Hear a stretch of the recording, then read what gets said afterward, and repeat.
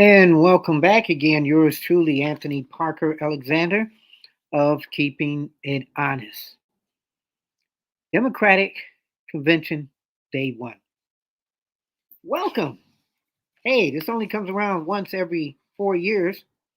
And since it's the first time we've ever done this, we welcome you to the show. You're watching Keeping It Honest. Yours truly, Anthony Parker Alexander. I'm yours truly, Anthony Parker Alexander. And we are live casting the Democratic National Convention Day One in Chicago. And what we're going to be doing for Parker Twist, we're going to have some speeches that they may not be showing on mainstream and even streaming. But these are some speeches from some politicians I think you need to hear. Some of them I haven't heard in years. I have one coming up from Maxine Waters. So, we try to get the left side, we try to do the right side. And at the end of the day, hopefully you decide, but we give you the truth. We covered the Republican convention, but unfortunately, we didn't do it as in depth as we're doing it now. But don't worry, we will still be talking about the Republicans as much as the Democrats. So it's going to be an interesting week. We're going to be coming on. We're trying to figure out what time to come on. So we got it for this time now. So Monday is for the people. These are different themes. Tuesday, a bold vision for America's future. Wednesday, a fight for our freedoms.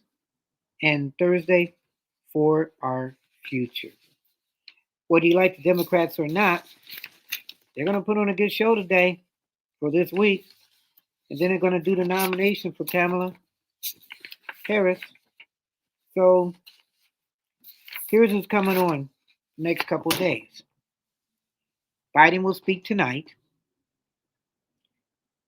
President Obama will speak tomorrow. Oh, and former Secretary Hillary Clinton will also speak today or Monday.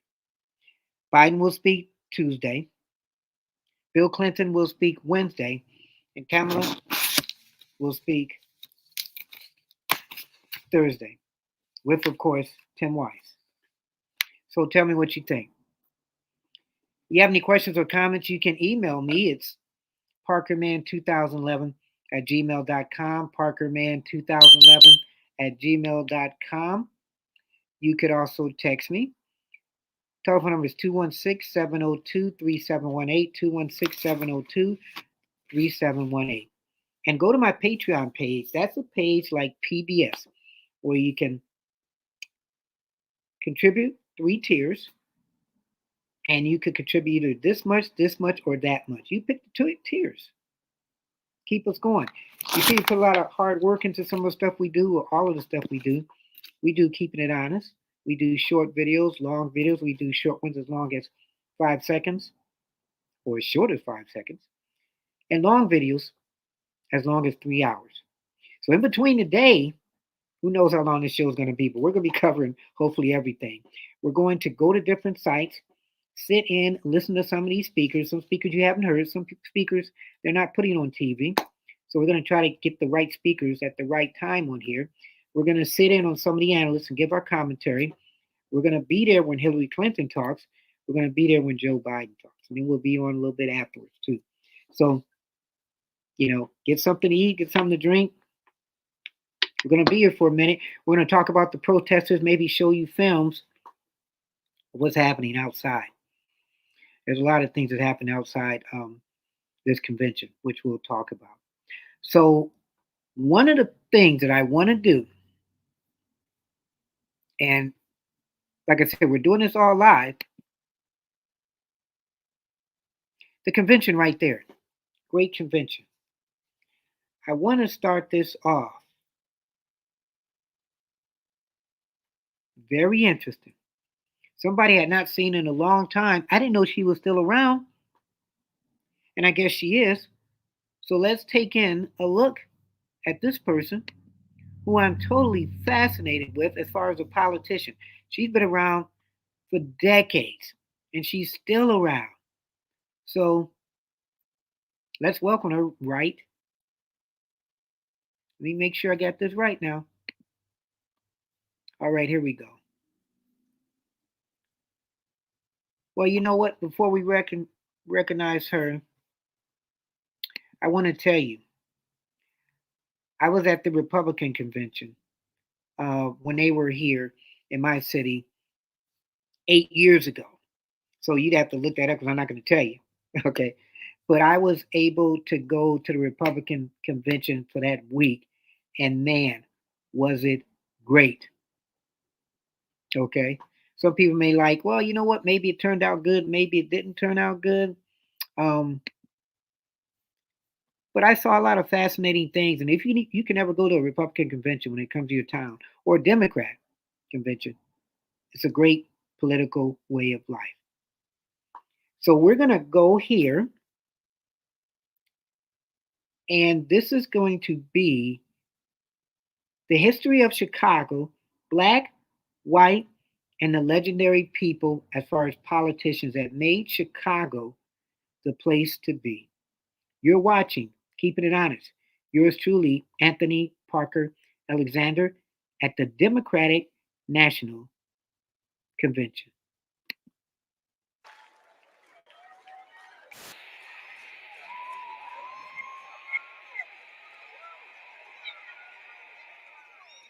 Please welcome President and CEO of the NAACP, Derek Johnson, and President and CEO of the National Coalition on Black Civic Participation, Melanie Campbell. And don't worry, this won't be boring. This will be very interesting. Good evening. I'm Derek Johnson, President and CEO of the NAACP, and I'm here to do my black job.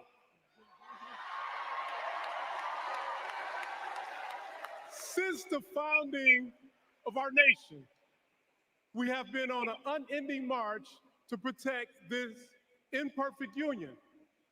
Tonight, we celebrate the power of the collective, of what is possible when we are all in for all people. But as we do, let us not forget the history that preceded this moment or the history makers who prepared us for it.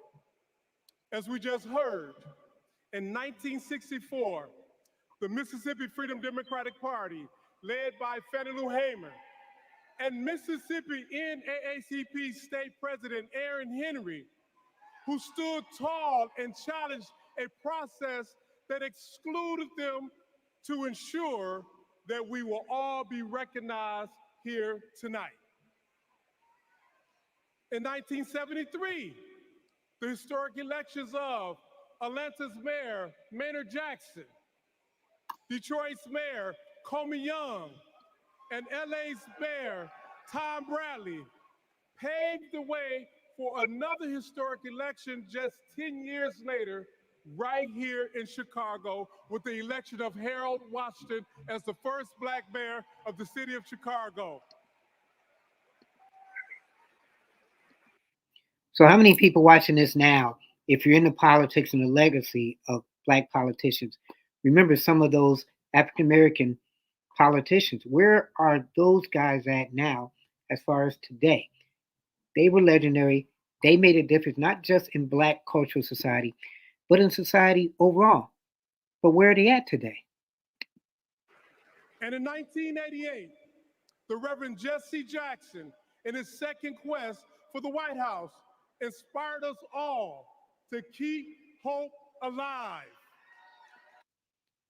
And what if Jesse Jackson would have won or somebody would have picked him as VP? What a difference maybe this world would have been. Now, this is important because we must all understand Black history is American history. Remember that black history is American history. And in this historic moment, we will write the next chapter together.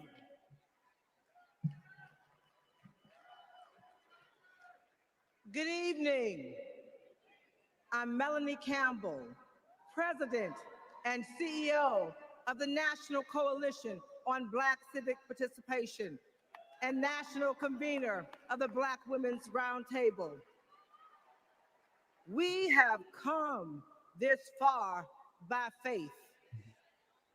And for Black women, this moment has been a long time coming. Vice President Kamala Harris's path to becoming the Democratic nominee for President of the United States has been paved by the leadership, sacrifice, faith, and patriotism of generations of Black women.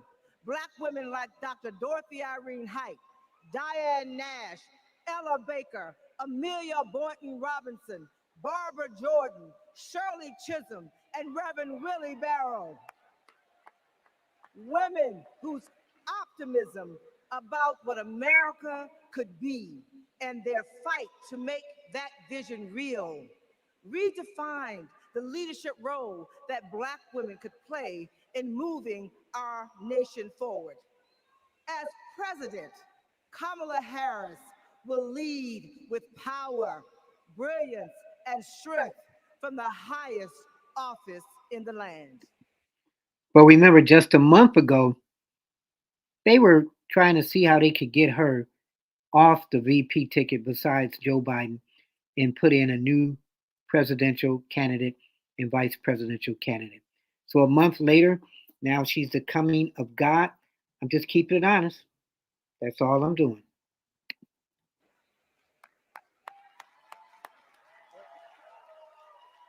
Now, here's something really interesting Brothers and coming up. sisters, I don't know what this world is coming to. We resist those attacks collectively, and we will stand together. Do we believe in freedom? Support human rights. We believe in that. Support self-determination. We're built on that. Stronger together is not just a lesson from our history. The institutions of this country belong to all of the people who inhabit it.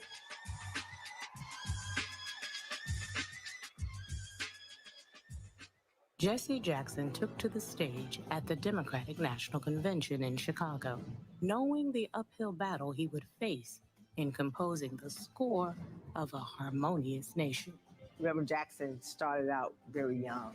He opened the door, and he continues to do that even now, that all of us have a responsibility for other generations to come behind us. Jesse Jackson's candidacy in 1984 helped to pave the way for Barack Obama's presidency in 2008. His 1988 candidacy helped to reshape the Democratic National Committee. His candidacy was before its time. Fueled by passion and determination and marching to their own beat, our civil rights leaders laid the groundwork for lasting change, dreaming of a country where equality and justice inspired the next generation. We need the energy of our young people. We need the wisdom of our elders. We all can be proud to say that we are truly a leading democracy and we respect people's ability to exist. Energy of the young people, wisdom of our elders. We need to get that together, whether you're Democrat, Republican, whatever party affiliation you are, for this country to continue to grow, to have the vision that we want America to be. The elders and the youth have to get together on that same page. America is not like a blanket, one piece of unbroken cloth, the same color, the same texture, the same size.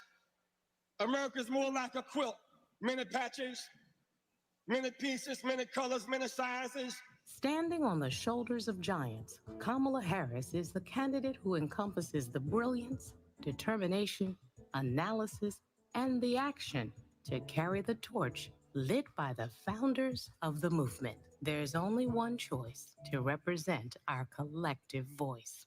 What kind of country do we want to live in? Value system of the modern Democratic Party has been shaped by the civil rights movement of the 1960s. There's a direct line from 64, the National Democratic Convention, where Fannie Lou Hamer asked to be seated, in 2024, where a Black woman is the Democratic nominee. It's been a long struggle and a long journey, but Fannie's going to be vindicated and Shirley Chisholm's going to be vindicated in the 24th Democratic Convention. I wonder if I could sit in a room with Shirley Chisholm, with Rosa Parks, with Coretta Scott King. What would they say about what's happening today? The civil rights movement has been a key part of organizing the agenda, not just of the Democratic Party, but of democracy. This is the hope that runs through Kamala Harris's leadership, one where hope, change, and freedom are the drumline of our democracy. I stand before you today as a candidate for the Democratic nomination for the presidency of the United States of America. I stand before you today to proudly announce I am now officially the Democratic nominee for President of the United States. Now, you look at that. That was Shirley Chisholm before her. Think of this legacy. I mean, it is really, really crazy, but crazy in a good way. You think about this. Is this a legacy for women's rights? Is this a legacy for Black women's rights? Is this the legacy of the United States just turning another page? I mean, not too long ago, we turned the page and we got a Black man for president. Not just one term, but 2 terms. Yes, we did. Yes, we can. You wonder, excuse me, does Kamala really know how much the weight of the world is on her? Even though she wasn't really picked by the people. Now, if she had to be picked by the people, would we have picked her or would we have picked somebody else? It's almost like LeBron in the covert years. Some people don't count that as a ring. Or if you have a football player that broke the record of yards in 20 games, where before that it was 16. He broke the record. But they're still questionable. So even though Kamala is getting the nomination to be the presidential candidate for the United States of America, was it well earned? I guess that's what people want to know. Almost like you give a minority a job back in the 80s, 90s, because they were a minority. When people do get in those situations, maybe because of a slight thing called favoritism, it's still up to them to prove that they were right for the job. So you think about this. You had Shirley Chisholm.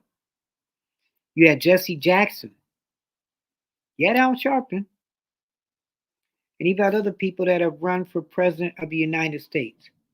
Now she's maybe close to being president of the United States, a female and a Black female. When she goes to bed at night, is she really taking what this position is really all about? So you have Trump, you have her. People say pray for your politicians. You have to pray every day for your politicians. But as you see this story and see who's coming up next, this isn't just about Kamala running for president of the United States. It's about the legacy that came before her. Never surrender. America will get better. Keep hope alive. Keep hope alive. Here we go. Welcome, founder and president of the Rainbow Push Coalition, Reverend Jesse Jackson.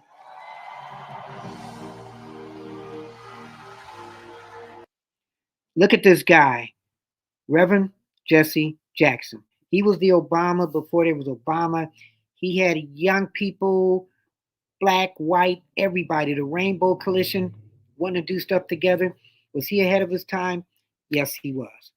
Go back, look at his announcement at the Chicago event. I think it was 1996, I think, the last time they were in Chicago. And you hear about this guy. and how he spoke about everybody getting together, loving each other. We need Jackson again.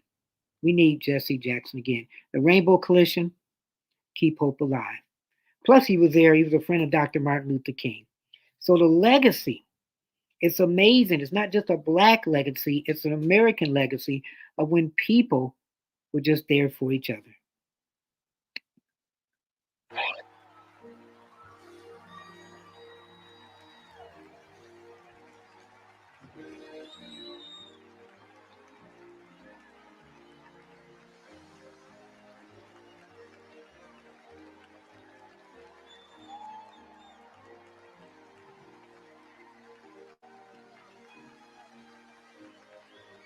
And he was a close friend of Dr. King. When Dr. King was assassinated, Jesse Jackson was there. The legacy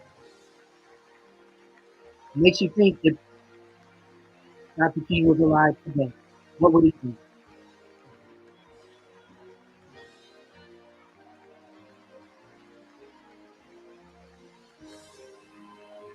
Almost 30 years ago, Jesse Jackson was on this same stage.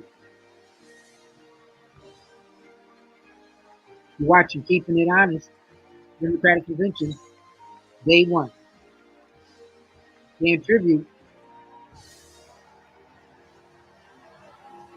to the Reverend Jesse Jackson Jr.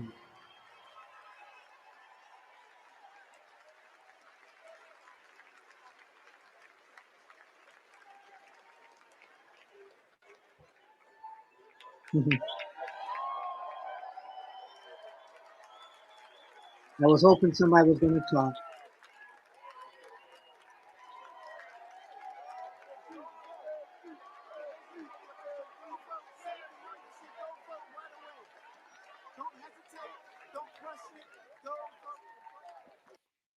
Go vote right away. Wow. You're watching Keeping It Honest. Yours truly, Anthony Parker Alexander. I said we're going to give you clips of certain things that I think people should be talking about, but not. That was Dr. Jesse Jackson. I mean, Reverend Jesse Jackson. You think about that. I keep talking about legacy. He was there when Dr. King was assassinated, 1968. In Chicago, well known for a lot of politicians. You had Barack Obama, you had Andrew Young, um, a very political, you had Mayor Daley, very political city. And it was kind of like the microscope of America. Things that we couldn't get, but then things African Americans that we were able to do, and that we were able to get along with each other. You look at the political scene now, you're not seeing that. Okay. We got people calling each other's names. One's pretty, one's ugly, one's weird. Okay. Why don't we just go with the policies? So on this show, we try to give you, like I said, things of Parker twist. Now, this person coming up, I was impressed with them because I was surprised, one, that they're still around and they're still very political. So it's kind of interesting when this person, they were older when I was growing up, and I was kind of surprised that they were still around politically. So I'm glad. I would love to have this person on my show someday. It's like I had Dr. Cornel West, and don't be surprised if you do see this person coming on my show on Keeping It Honest. Yours truly, Anthony Parker Alexander. So let's introduce her. A lifelong advocate for civil rights, Maxine Waters. And I love this lady, Maxine Waters. She looks good. She's been in office for decades, fighting that fight. And that's good.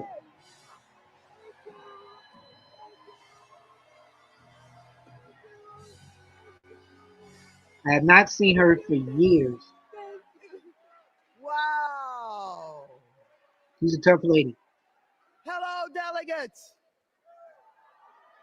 Now, you know, I've seen a lot in my lifetime. I was just 22 years old when Fannie Lou Hamer made her presence known at another Democratic convention. It was in 1964 in Atlantic City, and she arrived with a group of Black delegates from Mississippi. And she simply asked that her delegates be seated in place of the state's all-white delegation. She told the people in the room about the violence she suffered at the hands of white police because she, a Black woman, had demanded her right to vote. When she finished, she asked the country a simple but profound question. Is this America? So she's 84 years old, just to let you know. She looks very good for 84 years old. In 1964, she was 22. I think I got that right. Okay, so she's 82 years old. But she was 22. And listen to her story. She didn't get the outcome she was hoping for in Atlantic City. But you can bet that when the official Mississippi delegation was seated at the convention 4 years later, Fannie Lou Hamer was sitting there with them. Mm-hmm. Now here we are, 60 years later at another Democratic convention with Kamala Harris as our party's nominee. Oh, so I know there is no better leader to marshal us into the future. Kamala has been a courtroom prosecutor, a district attorney, an attorney general, a United States senator, vice president of the United States. And when the dust settles in November, and Americans of all stripes have elected her their president, I know she'll be thinking about Fannie Lou, who I happen to know is one of Kamala's heroes. In that moment, all of us, from New York to Pennsylvania to Arizona to California,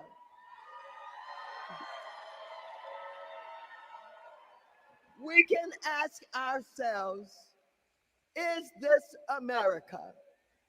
And we will be able to say loudly and proudly, you're damn right it is.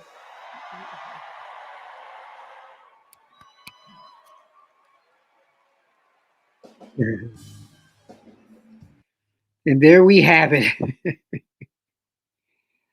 Oh, I love her. I haven't seen her in years. 82 years old. And if Kamala is elected president, the answer will be, is this America? I guess it is. Wow. You're watching Keeping It Honest. Yours truly, Anthony Parker Alexander, as we watch different clips that are taking place, speeches at the Democratic convention. And let me see, who did I have coming up here?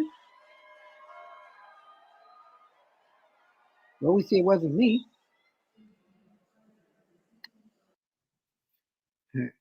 The interesting thing about doing live stuff, I tell you, when it's live, you just never know what's going on. You have any questions or comments, you can email yours truly, parkerman2011 at gmail.com, parkerman2011 at gmail.com. You can text me, 216 702 3718, 216 702 3718. We are trying to get back online. We're having a little online problems, and we're trying to see how this is going. I'm going to give you a live feed. This I think is interesting. This is taking place outside, and what they're doing outside, they're stopping people that are riding. We're trying to get with that film for you. What do you think about this show so far? Maxine Waters? Did you like that? To get to the other side where we know the DNC is occurring. And our officers responded swiftly. They responded professionally. They were disciplined, and it was effective. What kind of training are officers undergoing to de-escalate and prevent? Our officers have been through de-escalation training. That was the whole purpose of putting our officers through multiple hours of training, and having them go through repetitions. And this is So what you outside saw where there some of was the riders are de-escalation. at, the Our officers demonstrators. did not respond with any type of chemicals. We didn't respond with batons. Our officers responded with their hands the way that they were trained to do. If things had escalated to that point, then we would have used what we had to use. But we used the least amount of force to take these certain individuals into custody. And our officers, I just can't be more proud of the way that they responded. What's the planning for the rest of the week? Some of the protests are organized, and there's going to be protests that are not part of this group that planned this today. Stay the course. Our department is going to stay the course. Our department members, our officers proved today that the training works. Our officers also proved today that they can respond in ways that people are not giving them credit for. Again, the way that our officers responded, the way that the leadership team was on scene, calling the shots, leading the officers, I just can't be more proud of the way that these officers responded. And the group that was planning the march on DNC today, have they been, I guess, following all of the communication and all of the coordination with police so far? Well, listen, the group themselves and the organizers, they left the park. They marched, and a large portion of that group marched. So what I'm not going to do is associate the group that stayed behind and breached the fence with their planned protest. There different were group, peaceful he's saying. people in the crowd. There were people who just wanted to have their voices heard. But again, when you have people who infiltrate a crowd and they want to commit acts of violence, vandalism, we're going to stop them. Nobody is going to come to Chicago and destroy this city. No one is going to come here and hurt people in our city. We're going to protect our city. It doesn't always look pretty, but what you saw today was training in action. What you saw today was constitutional and effective policing to stop a breach where people could have been harmed. And finally, were there arrests today? Yes, there were arrests. I don't have that exact number right now, but we can get that to you. Thank you so much. Okay, thank you all. Thank you.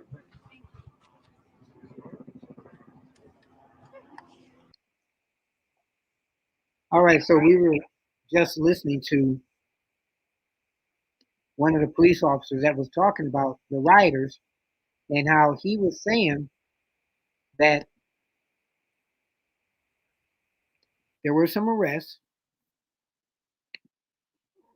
but the ones that are arrested pretty much were from the one group. The one that stayed, they're kind of peaceful rioters, but the ones that they arrested, they were with a group that needed to be gone.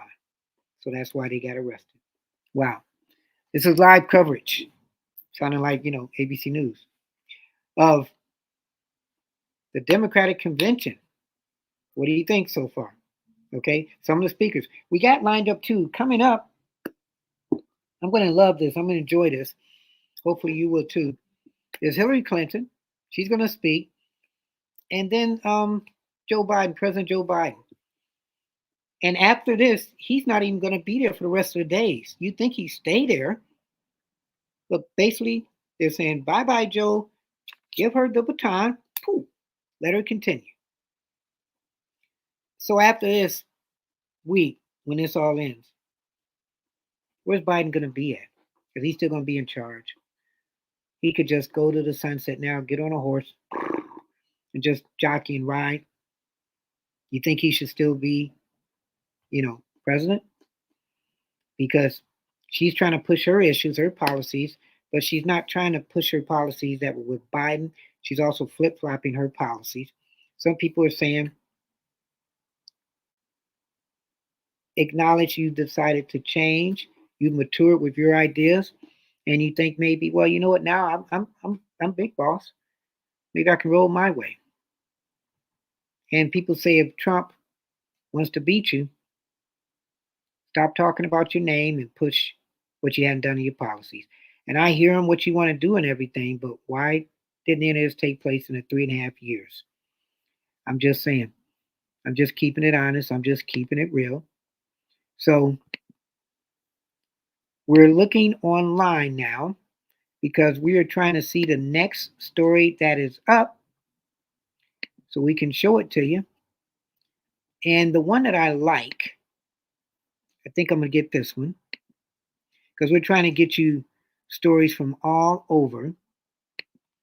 And you might say, okay, wow, I didn't see that. So I'm talking to you and I'm navigating. And you watch the show, hit the like, the share, and the subscribe button. And tell your friends. You're watching, keeping it honest. Yours truly, Anthony Parker Alexander. And we really love that you do hit the subscribe button. I thank you because also when you're leaving comments, I'm checking it on my phone right here. And I love the comments. We're going to read some of the comments sometime throughout the show, however long it goes. So we're going to peek in and listen and watch this person coming up now on Keeping It Honest.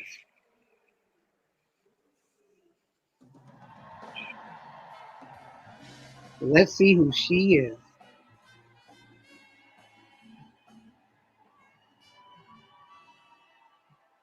Good evening. I'm Joyce Beatty, and I'm proud to represent Ohio in Congress. All right. I was born in the Buckeye State, and I've never left.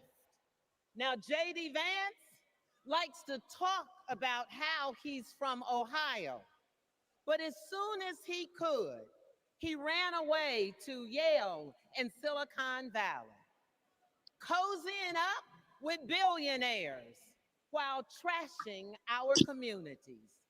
JD has been our senator for 18 months. And what has he done for hardworking Americans? Nothing. He's been busy writing the foreword to the book from the Project 2025 guy. Is that true? I have to find that Well, out. JD and Donald Trump have been sharing conspiracy theories from the darkest corners of our internet. Kamala Harris and Joe Biden have been busy expanding access to the internet, while the other guys have been criticizing women without children. Joe and Kamala have been expanding the child tax credit. And let me just tell you, cutting the poverty rate for our children.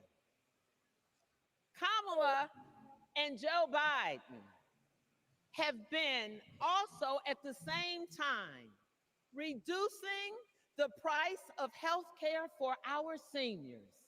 And yes, securing a cap of $35 on insulin. And as JD and Trump, they want to take us back to the past. Kamala and Joe have been bringing the jobs of the future to America today. With the CHIPS Act, a $280 billion investment. And that's not just a big number. It means new semiconductor plants and thousands of good paying jobs. You see, I worked with Kamala to pass it. and I saw her leadership style up close, a rare combination of brilliance, legal expertise, and patience. You see, it's simple. JD and Trump like to talk about states like Ohio, but Kamala and Joe actually get stuff done for us. And so does our next vice president and my good friend, Governor Tim Walz. America, are you ready to build on our progress? Are you ready to turn out for leaders who know that action speaks louder than words? Are you ready to vote for Kamala Harris? Are you ready to put people over politics once and for all? Well, the era of joy and freedom is up on us. And now it is on us to go seize it. Thank you. God bless you. All right. Woo-hoo. So, throughout the week, we're going to see a lot of that going on. If people come on, and I'm going to have to go back to this because this is going to be interesting, I think. Let's listen in.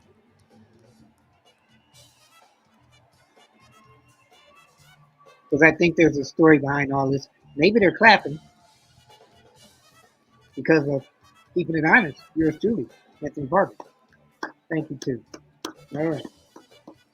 Okay, there's too much clapping. Let's hear somebody talk. And here he comes.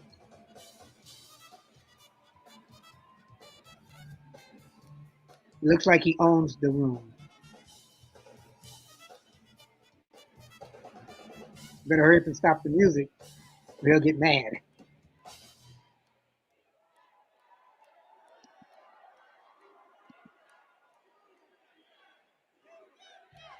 Union, yes. Union, yes. Union, yes. Union, yes.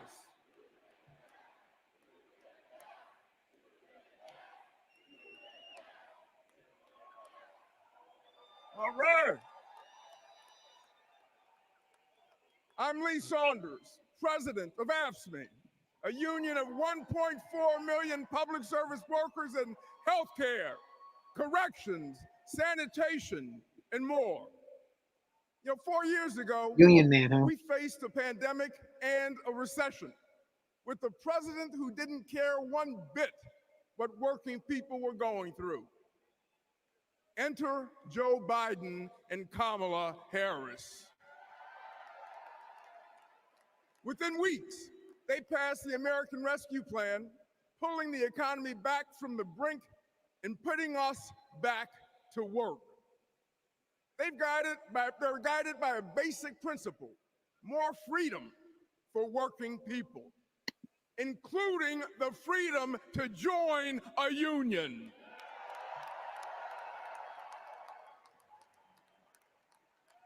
So this November, we're moving forward with Kamala Harris as our president.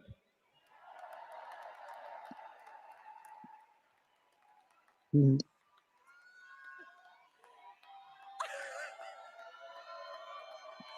I am April Verrett, and I am the president of SEIU, representing 2 million service and care workers. We're all in for Kamala Harris because Kamala Harris has always been all in for us. There you go. Vice President Harris joined fast food workers on the picket line, and she walked a day in the shoes of a home care worker. She shares our vision for a modern day labor movement, a movement that meets the needs of workers in the 21st century and an economy that is ready for the future. It is going to be together that we write new rules to make it easier for all workers to join a union. And we are going to build a younger, darker, hipper, fresher, sneaker-wearing labor movement. A movement that is going to be more inclusive and built for the middle class. And we are going to end poverty wage work for once and for all. So let's do the work. Let's elect Kamala Harris so that together we will usher in a new era of worker power, and together we will win the future. Let's go get it.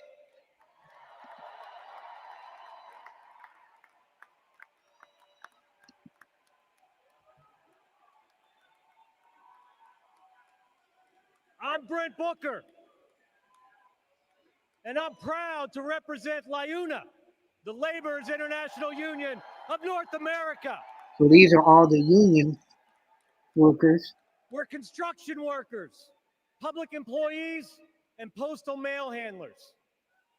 For decades, we've fought for more investment in our infrastructure. While Trump made empty promises, the Biden-Harris administration delivered. Now we're rebuilding highways, bridges, and tunnels, and powering a clean energy and manufacturing boom. Thanks to them, our members can buy a home, put their kids through school, retire with dignity.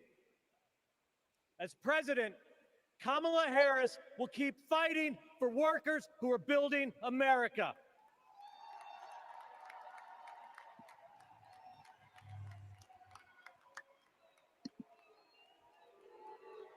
Okay, they're booing him. Hello. I'm Kenny Cooper, representing 840,000 IBW members. Already the booing him. International Brotherhood of Electrical Workers. Okay, now they're cheering. The IBW powers America, from fire alarms to solar farms, nuclear plants to battery plants, storm restoration to power lines, and we've been doing it for over 130 years. Today, we're building a new energy future while providing great paying jobs and a stable retirement for all working families. Every step of the way, Kamala Harris has been there for us. She's bringing back American manufacturing to forgotten places throughout our country. She cast the deciding vote to save our pension plans.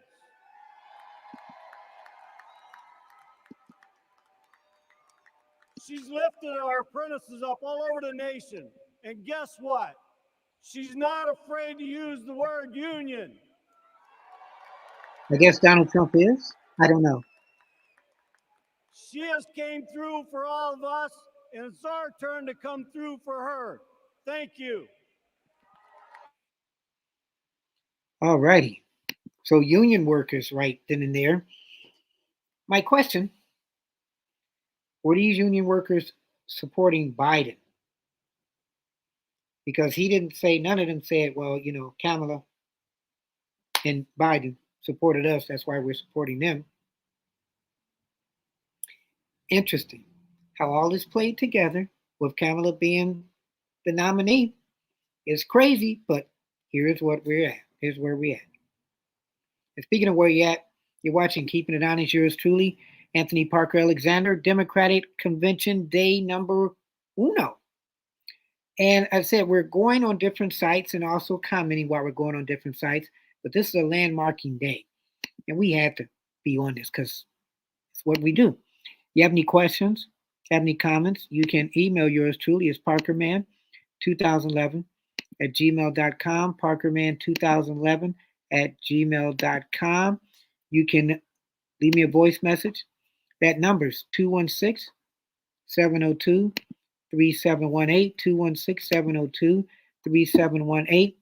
Some of the key speakers tonight, still got a while. Governor Beshear. We have Hillary Clinton. We have Dr. Jill Biden. Ooh yeah, can't wait for that one. And then the one, the only, you can't get enough of him. Maybe you can. I don't know. President Joe Biden. So now we're going to listen in and comment on some of this that we hear and see. And this is from NBC. Above us, want to show you, that's for the last night. Those are those balloons that are going to drop down on the floor behind me. I want to walk up a bit this way because up here, this is the California delegation. They are, I want to show you, we're trying not to block the aisles. That's really important. This is the front here, the California delegation, front and center, of course, the home state of Vice President Harris. I'm going to sneak around this way. I'm asking our photojournalist, Mark, to bear with me here. Sorry, folks, excuse us. We're going to keep it moving. This room has really filled up. Tom, you and I were here earlier in the night, right as that call to order happened. We saw a lot of empty seats. That has changed in a pretty significant way.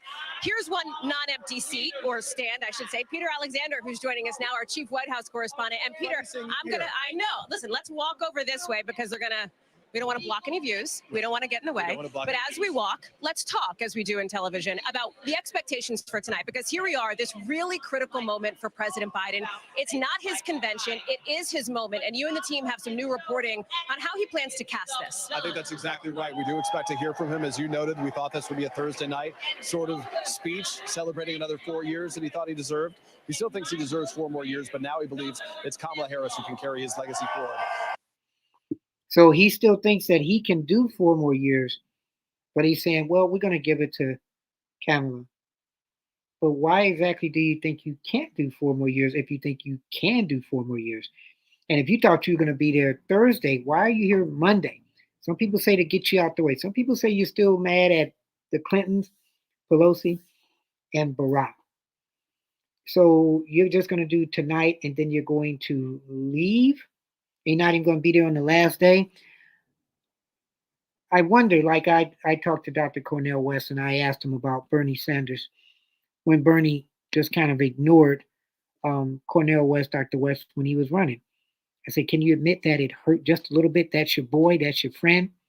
So Joe Biden, President Biden, can you admit just a little bit that it hurted you? And this may hurt you too, because this is literally you saying goodbye. There's no real other time that you're going to have this much of an audience, I don't think. So if you decide next 4 months that, you know what, I'm out,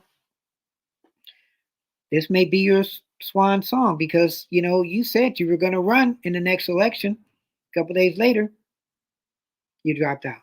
So who wants to bet that he may not still stick it in for the rest of the 4 or 5 months that are left? So what is Joe Biden going to do, literally, on his day tonight? We were told by those close to the president that he's going to focus heavily on the future, saying that she is the person to carry the party's torch going forward. To repeat a line that he has said repeatedly, that democracy was at stake in 2020, that he helped protect it alongside Kamala Harris, and that she will help preserve it alongside Tim Walz going forward. Those are some of the keys we'll hear tonight. But really, again, the focus is not about himself. He'll have other opportunities for valedictory speeches. This is really a focus on the future, and I think that's what we're going to hear from the president when we see him tonight. Thank you. I'm going to touch base with these two folks. I'm so sorry we've been blocking your view. Thank you for your patience. In a word, live here on NBC News Now, tell me how you're feeling about tonight. Exhilarated. How's that for a word?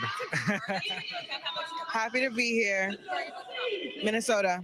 The great state of Minnesota, home of Tim Walz. We bring out the best in vice presidents from Minnesota. Thank you both very much. I appreciate it. What are your names? I'm Tom.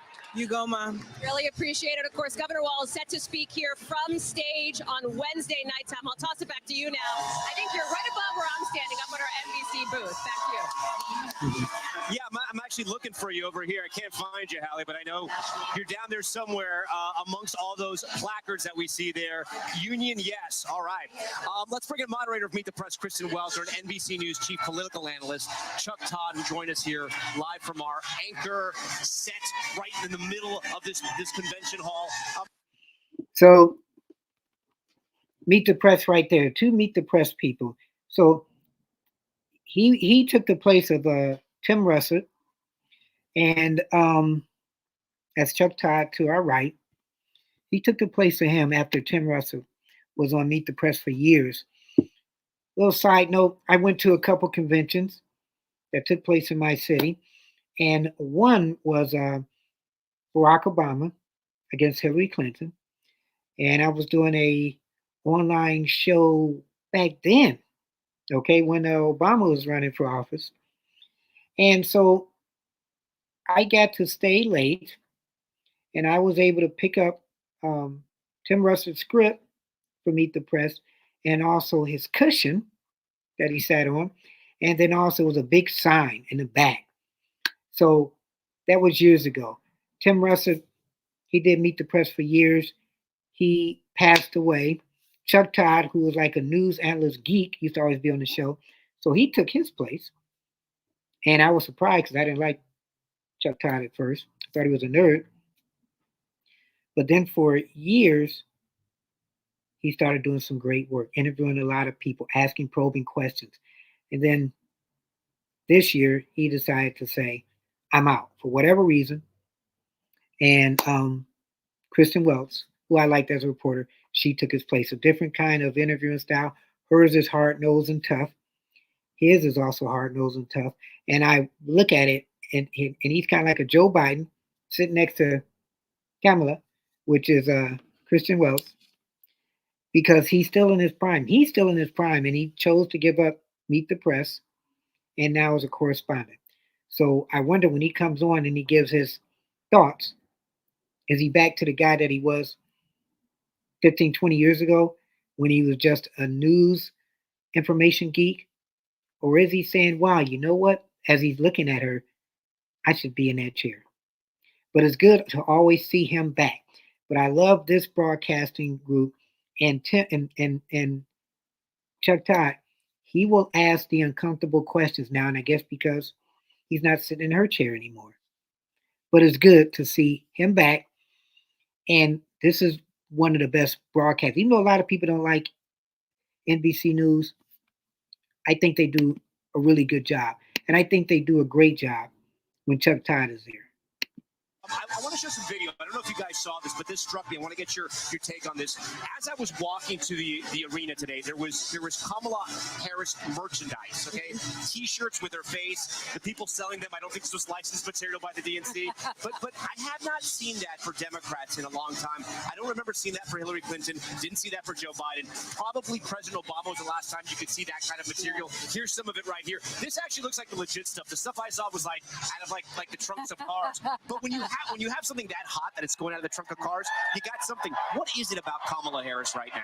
Well, I think it's the fact that she is to some extent casting herself as a shiny new object.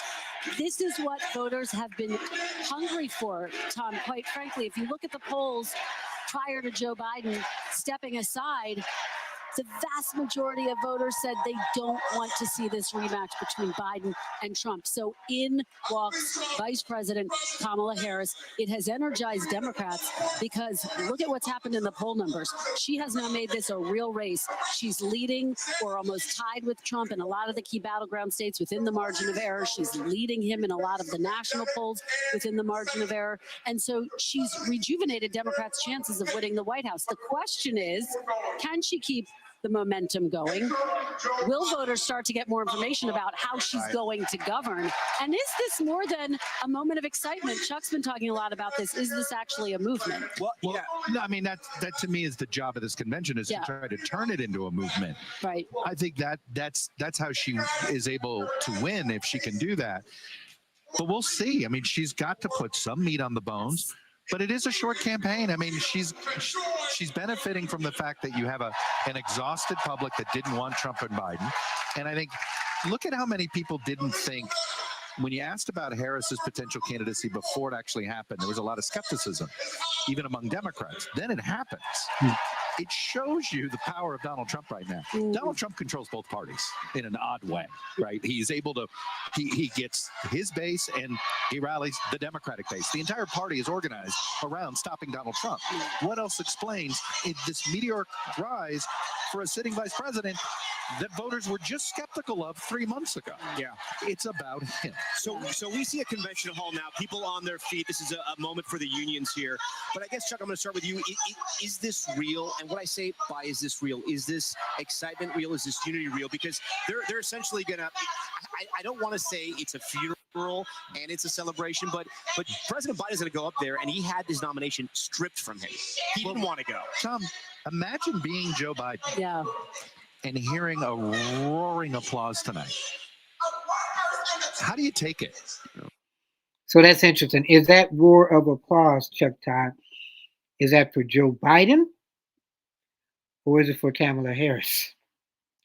And if you're Joe, you probably keep thinking, no matter what people thought of me, I'm still Joe. And I didn't want to go. But they told me, you got to go. But I'm still Joe. Do you take it as a tribute to your presidency, or do you take it as thank you for leaving? Right. It's real in that sense. It's an odd emotional moment for the party. But you're asking if this is real. I think what's real is Democrats think they can win. So the enthusiasm is for having a chance at winning. The enthusiasm is not for her yet.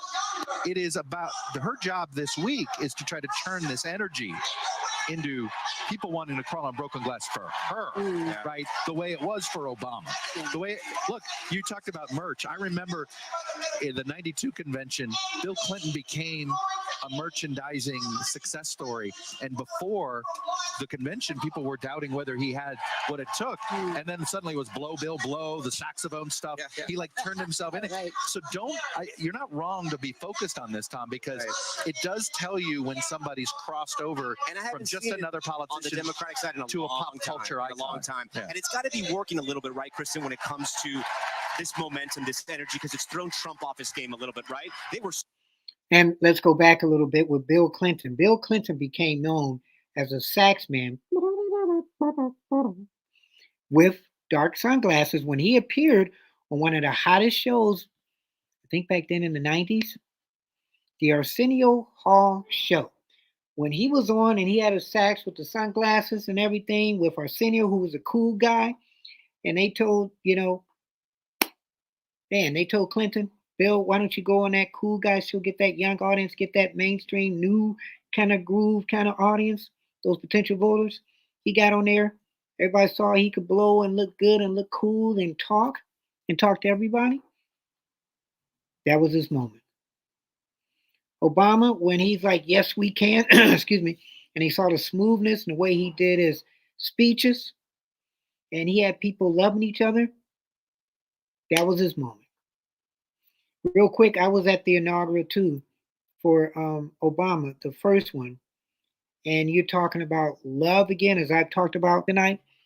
He had so much love, blacks and whites going on, unity. That was so weird. He had 2 terms. And then as those 2 terms ended, then Donald Trump came, and within that you saw division from everybody, whether it's Trump's fault or not. And you wonder, 8 years of love, 4 years of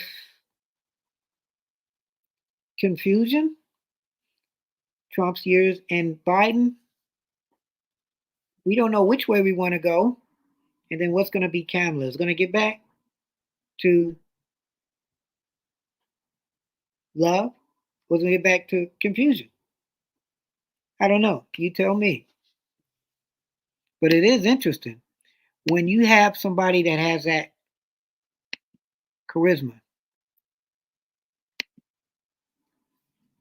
You can't stop that train from going. You can maybe slow it up, but you can't stop it. So there's more charisma. Is it Trump or is it Kamala?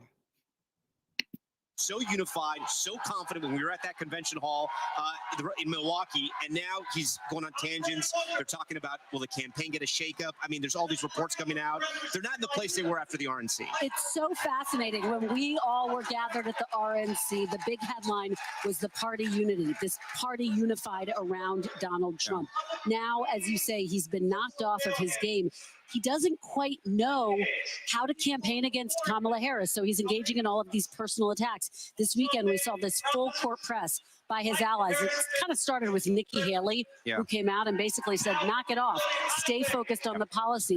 Senator Lindsey Graham this weekend told me Trump, the provocateur, cannot win the White House. Stay focused on drawing a sharp contrast with Kamala Harris. What's interesting is if I go back to my reporter's notebooks from 2020, I can tell you that back then, during the Democratic primary, Trump allies were saying the candidate he feared most was Kamala Harris because he didn't know back then what the strategy would be to go after her. And she initially had the largest crowd when she announced, right. even though he she was didn't most impressed by her rollout. We are seeing. We all know how he feels about crowd size. Yeah. Right. It is how he measures success. Getting under his skin, I am told. It's really not just crowd size, the headlines. Yeah. The fact that she is getting attention, the fact that he's not the only one who has big headlines. Speaking of headlines, Republicans are putting a lot of pressure on the Democrats for her to go out there to do an interview, to do a news conference. How long, I call it the Harris honeymoon, how long will the Harris honeymoon last until she does a significant sit-down interview, or has that moment where she's completely unscripted, where voters can maybe feel comfortable and say, okay, she's ready to go? Well, it goes back to, we were having this discussion in your earlier hour, I do think they're making a mistake of because she's done nothing to make the first one matter more than maybe it should. Yeah. They ought to flood the zone. They ought to do a round robin with 5. I say this, I don't want it for your sake or your sake, but if you're in their shoes, you should flood the zone so that no one misstep becomes overly magnified. But I don't know if that's how they'll operate. Based on my conversations, there are no plans to flood the zone. I think there is she has said there's going to be an interview at some point But after it's going to the be a convention. joint interview. It'll be a joint interview. The classic 60 minutes post-football interview. Exactly. And now here's the thing. Exactly what Chuck's saying. That's what Kamala Harris's allies are nervous about. They're saying, put her out there because we don't want this much buildup for her first interview. And will there be a second? I should have done one before the convention. That these sit-downs and news conference, as early voting is about to get started, that we don't hear from her. But again, it's their campaign. They're there to win it. They could figure it out. Kristen Welker, Chuck Todd, great conversation. I know we're going to have a lot more. So that's interesting too. Wow. So they're saying just do the interviews. That's what I'm kind of saying too. Whether you like her or not. She hasn't talked to anybody. She's given policies, haven't updated her website. Some people are saying, okay, well, if this convention goes, we give it another week or two to see how the polls are. If they're still good, then maybe we might do an interview right before the election or right before the debate. The thing that's going to hold her back and make her look bad is she hasn't talked to anybody. And if you're going to vote on people, but unfortunately you do, before they talk, then you don't know how that's going to go. So you're watching, keeping it honest. Yours truly, Anthony Parker Alexander. And we are going online to see what other things are out there that people are talking about. But right now, let's continue with what they're doing here. When we return, a top Biden advisor who just left the White House, what this moment tonight means for the president. You're going to want to watch this interview. Stay with us. All right. You just said we want to watch this interview.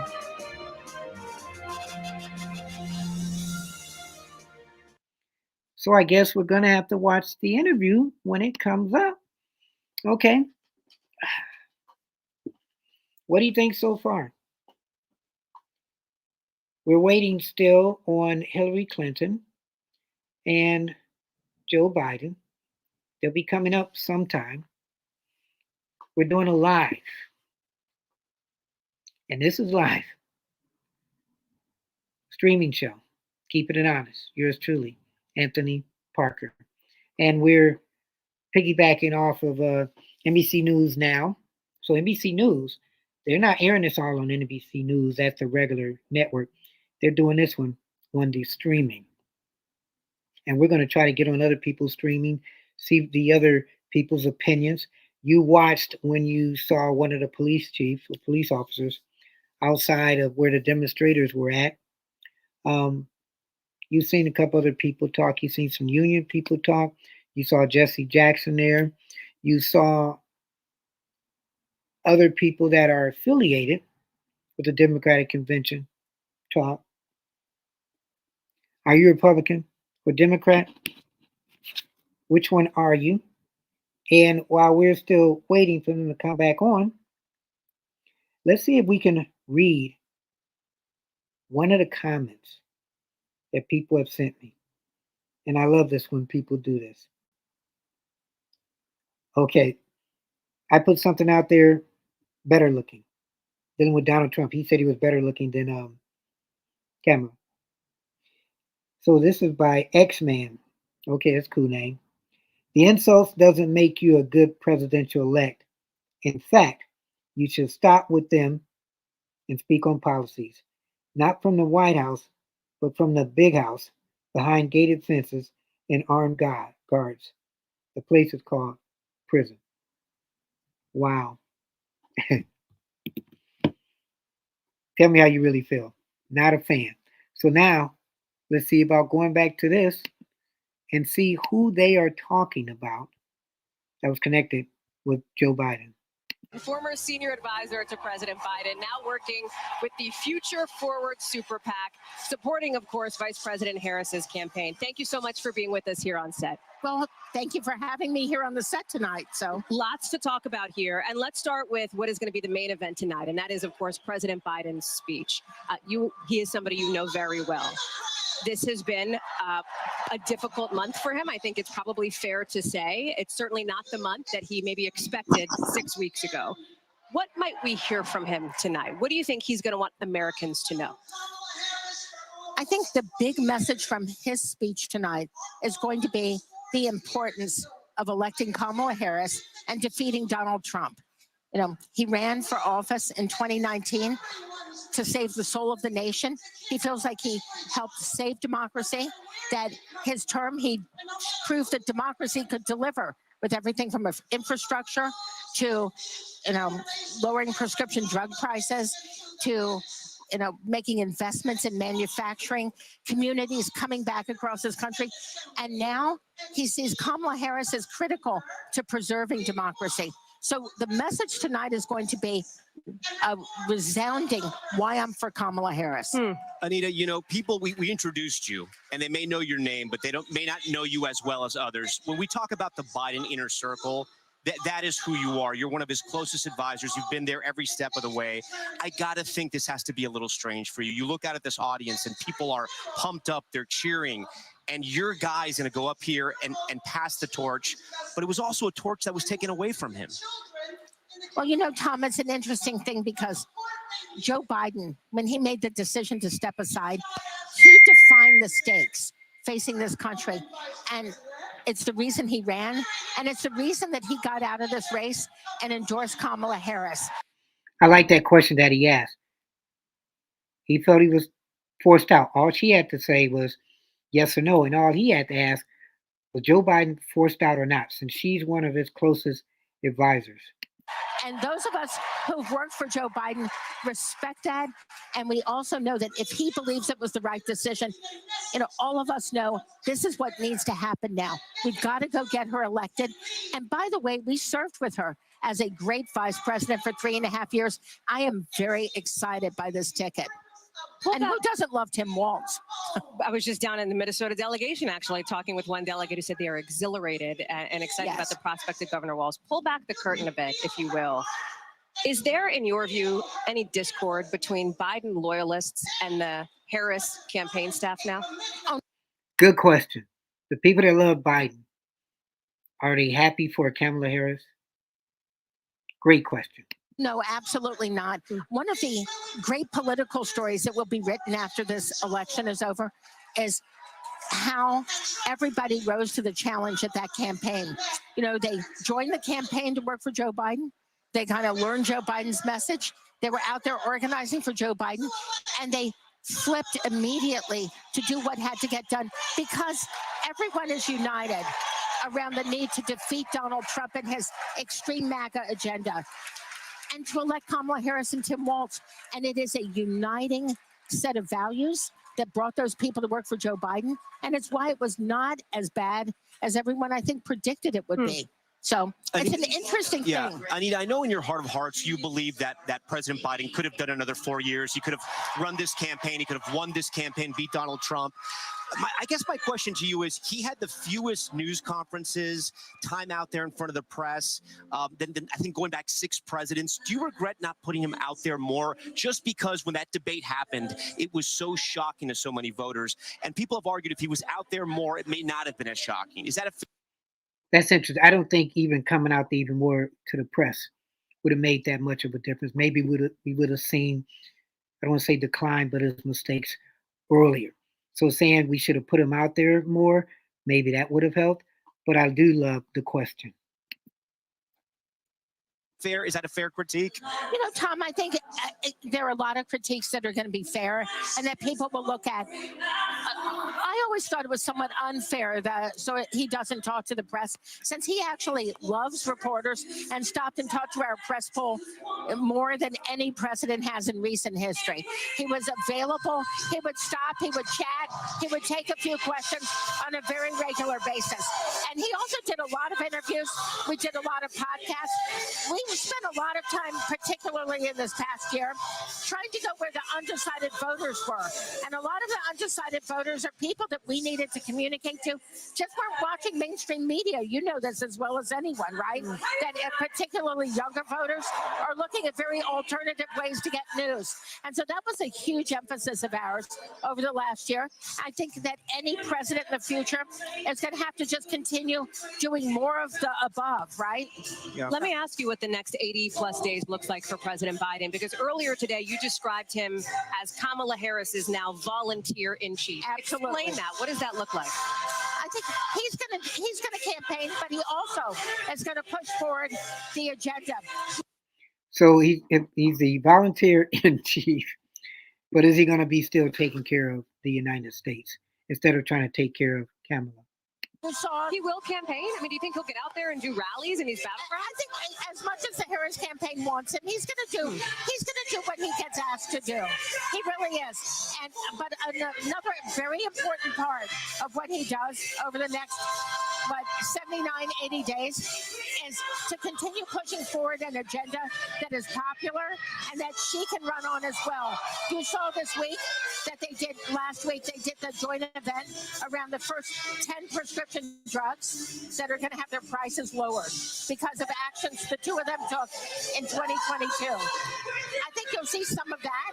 You'll see him continuing to talk about the implementation, but he's going to do whatever she asks him to do.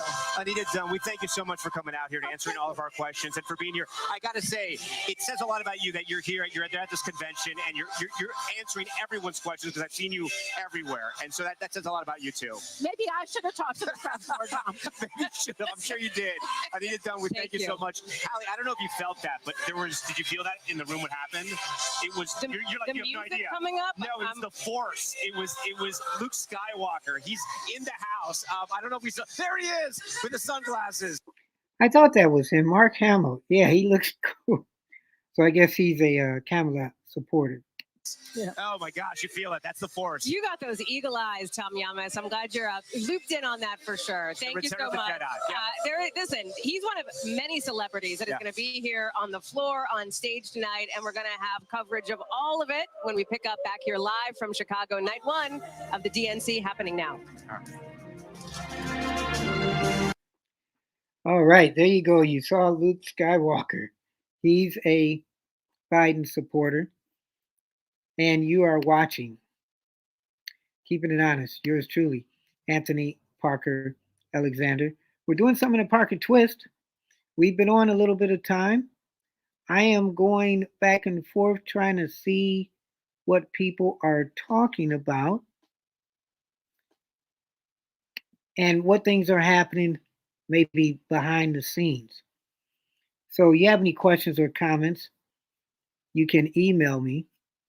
That email address is parkerman2011 at gmail.com, parkerman2011 at gmail.com.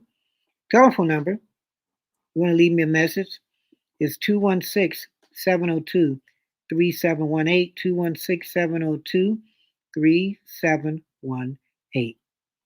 We thank you for supporting us. Continue to support us as we continue to do what we do. And right now, we're trying to find other parts of information that are covering this convention. Let me know if you would have been watching this. What would you be watching? Would you be watching ABC? Would you be watching NBC?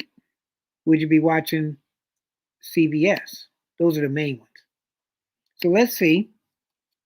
Going to go up and down.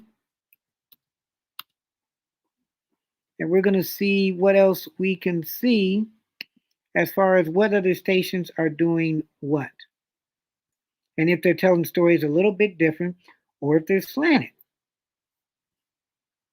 Right now, from what I see, there's a musician on, and I don't want to get them because then he's singing, and we're trying not to hear any singing in the background. You can also get on my Patreon page. And that page, I'm talking to you right now, but I'm also going up and down the streaming to see if I can get something that people are talking about. Right now, everybody's just playing music. And we don't want to hear just music. I think we got something coming up right here. Let me find out for you real quick. But my Patreon page. It's a page, it's kind of like PBS. You get on there and you subscribe. Okay, here we go. To the payment plans. I have 3 tiers. And basically you decide, okay, I want to subscribe to either tier 1, tier 2, or tier 3. And then you subscribe to that. And it keeps us going, which is good. And if you like what we do, we appreciate it. You join the family that way. We really enjoy it. I'm going up and down as I'm talking to you guys because I think there might be some more interesting people coming up as I'm about to pull it up for you.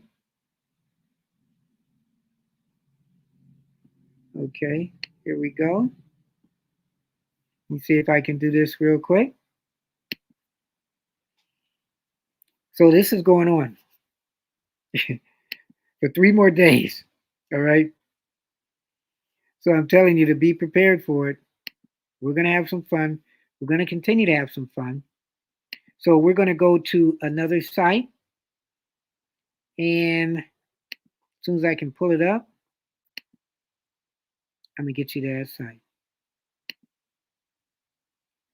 So while we're doing all this too, you can go, grab you something to eat. Might be something you're like, oh, wow, okay, I'm hungry. It's okay. So we got this coming up right here. And we're going to see what this is about. Who is she? Okay. She's about to speak. In the middle of speaking. But this is Keeping It Honest with yours truly, Anthony Parker Alexander. And treatment. It's about freedom. The freedom to make your own choices and the freedom to get the care you need without worrying about the cost. Kamala Harris is fighting for that healthy future. Investing in the future. Let me tell y'all about Texas leadership.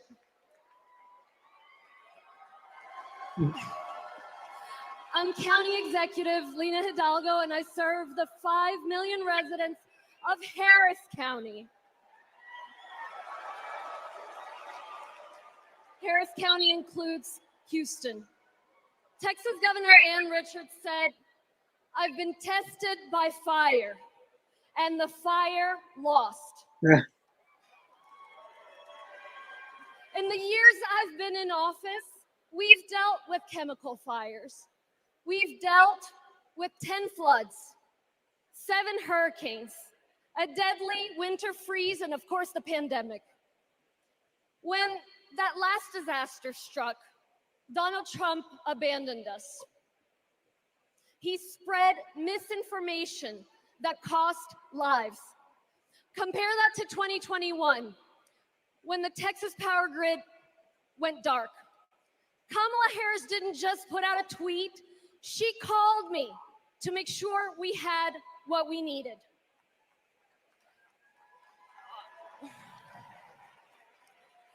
Over the years, I've learned that Kamala Harris always calls. And not only does she call, she delivers. The very week she launched her campaign, she was down in Texas with vital FEMA assistance right after Hurricane Beryl. Kamala Harris cares. She will never risk lives for the sake of politics. And she's leading the charge to protect our communities from extreme weather. The Biden-Harris administration have announced at least $1 billion to help us with just that. And Houston is thriving. We deserve leaders who acknowledge the threats, heck, the existence of climate change.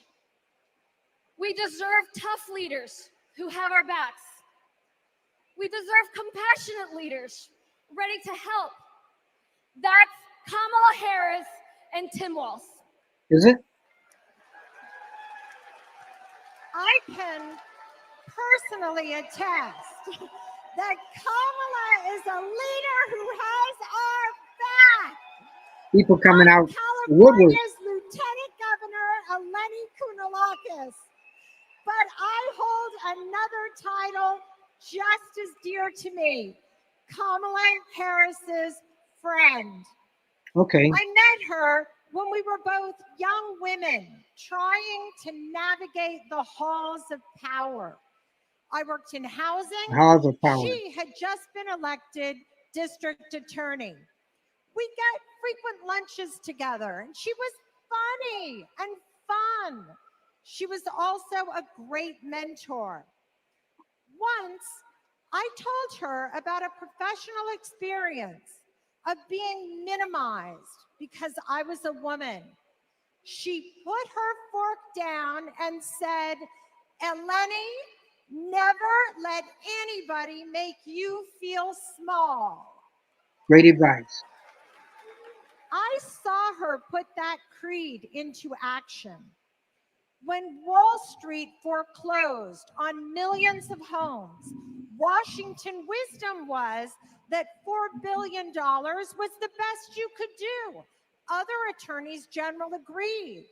But because Kamala Harris grew up in a middle-class home, she knew that wasn't enough for all the working families who got screwed over. So she put her foot down and refused to settle for less. Kamala Harris won $20 billion from the big banks for California homeowners. And that's because she cares. She cares so much that if you're lucky enough to be her friend, she calls you on her birthday, and sometimes she sings to you. She called me on mine right when I had decided to run for lieutenant governor. She asked tough questions. I promised I'd follow her lead and invest in the future. Together, we shattered that glass ceiling, California, and got to work. I am so glad the country is getting to see the Kamala that I've known for decades. For Californians and Pennsylvanians, for Texans and Wisconsinites, for states red and blue and everything in between, President Biden and Vice President Harris have been investing in our future and are on our side, and we are not going back. That's what Kamala is known for saying. We are not going back.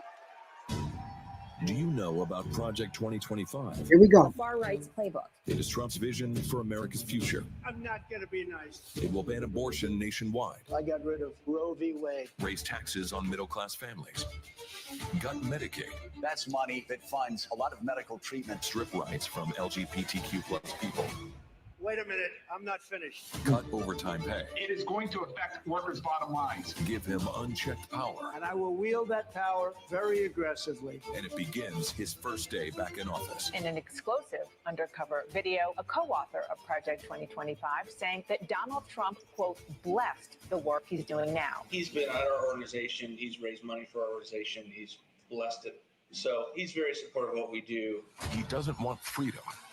He only wants control. I know Donald Trump's tight. These are the stakes. Project 2025 wants to take our country backward. This is our fight. We are not going back.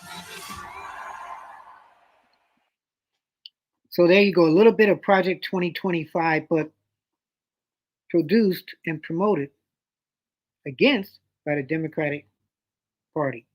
So I've done a couple stories on Project 2025, 900-page book. They've asked Donald Trump, does he know anything about it? And he said, no, I don't know anything about it. But some of the people that he's worked with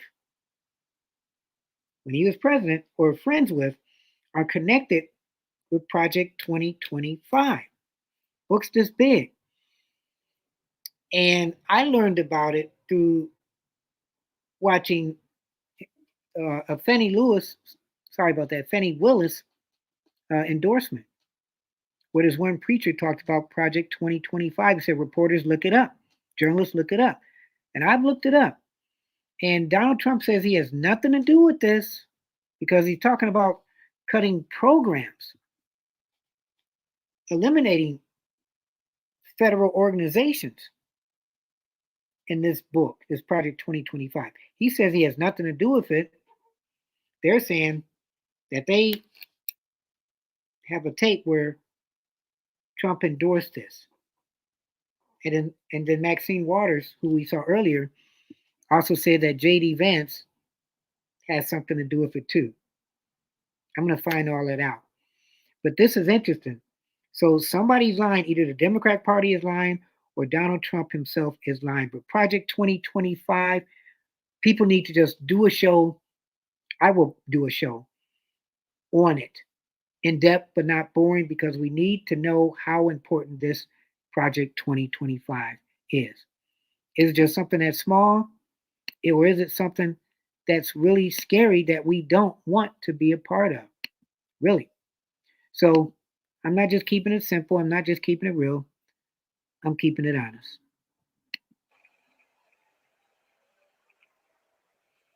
Please welcome Michigan State Senator Mallory McMorrow. Okay, let's see. Is that a Project 2025 book? It's a book. Please democracy. Let's see. Hello! That's not 900 people. I don't know.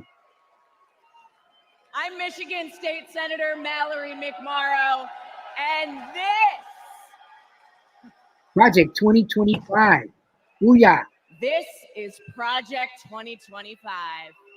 Pay attention. Pay attention. Now, over the next 4 nights, you are going to hear a lot about what is in this 900-page document. Why?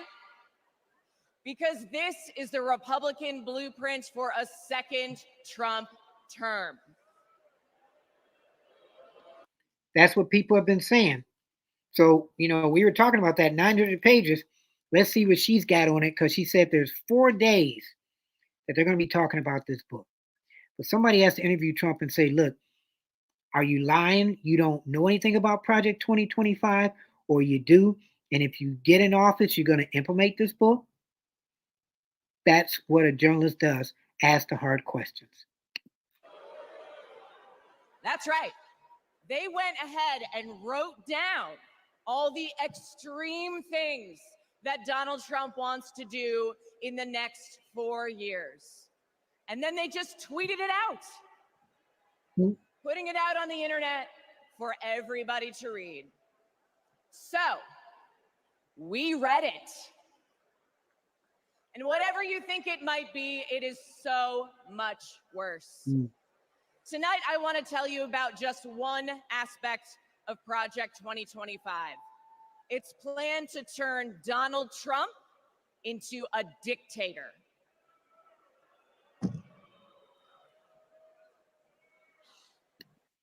Big book. Let's sit back and be informed. Okay, right here on page 535, it says, quote, reissue Trump's Schedule F executive order to permit discharge of non-performing employees. Now that doesn't sound that scary, right? No. But here's what it actually means in plain English. If Donald Trump gets back into the White House, he's going to fire civil servants like intelligence officers, engineers, and even federal prosecutors if he decides that they don't serve his personal agenda. That's what I had heard, that if he got in office, that's what he would do. My question is, if Trump wouldn't have ran, would they still have Project 2025? They're talking about replacing the entire federal government with an army of loyalists who answer only to Donald Trump. That right there is a dictatorship. And why isn't this section right here on the mainstream media? Well, because they're not going to put it out there. Should they put it out there? I think they should. You're watching Keeping It Honest. Yours truly, Anthony Parker Alexander. As somebody talks about Project 2025. So if this isn't true, then somebody should dispute it. Now, all right, then. Okay. Page 873.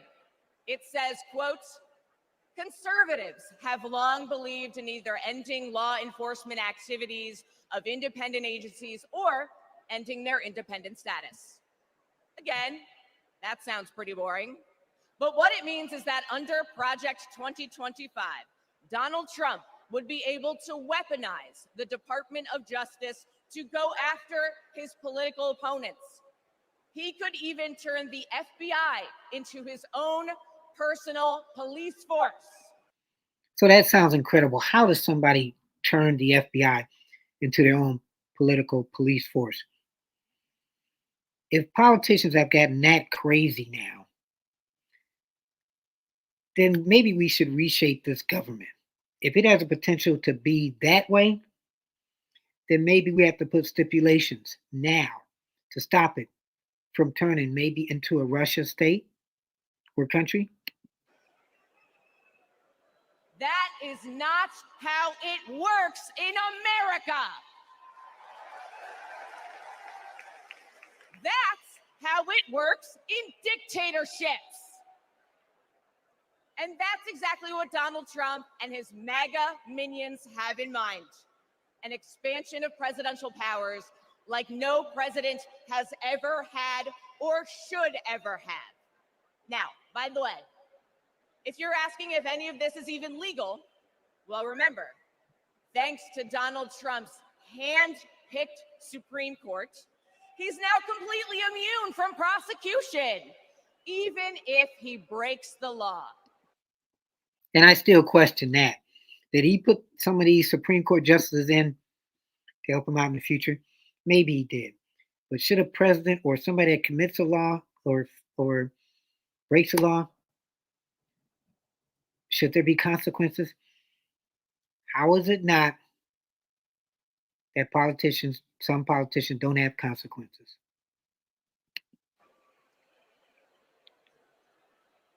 But that's not who we are. because we believe in a government of the people, by the people, and for the people. Not the government of Donald Trump, by Donald Trump, and for Donald Trump. But if you pick them, you get what you deserve. We believe in the separation of powers and the rule of law. Oh, but wait a minute. We didn't pick Kamala. So, do we get what we deserve? We believe in a system built up to serve everyone, not breaking a system to serve one petty, selfish man. The truth is, there's only one way to stop him, and to stop Project 2025. And what is that way? Is it the American way? I'm just asking. How do we do it? Yes. We elect Kamala Harris this November. Well, it's either her or Project 2025. We'll be back tomorrow night to tell you what Project 2025 means for your pocketbook. So each night, I guess we're going to get a lesson on Project 2025. So if you're a Democrat or an undecided voter, make sure you tune in every day on the book Project 2025. I hope you're loving this because I'm loving this. This is crazy. Okay.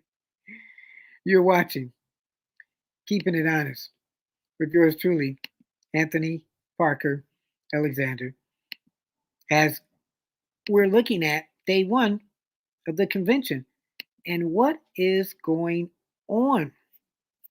Wow. So is this going to make you guys like want to really go out and vote now? I hope it does. I hope it does.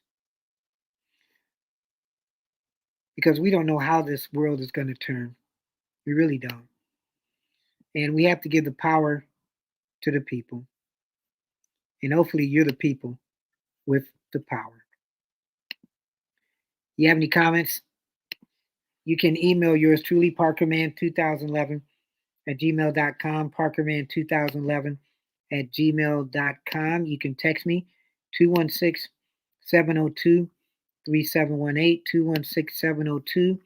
216-702-3718. And we're looking to see what's happening next now at this convention. We got Hillary Rodham Clinton coming up and Joe Biden coming up. And we are trying to give you the best views and opinions of what's happening.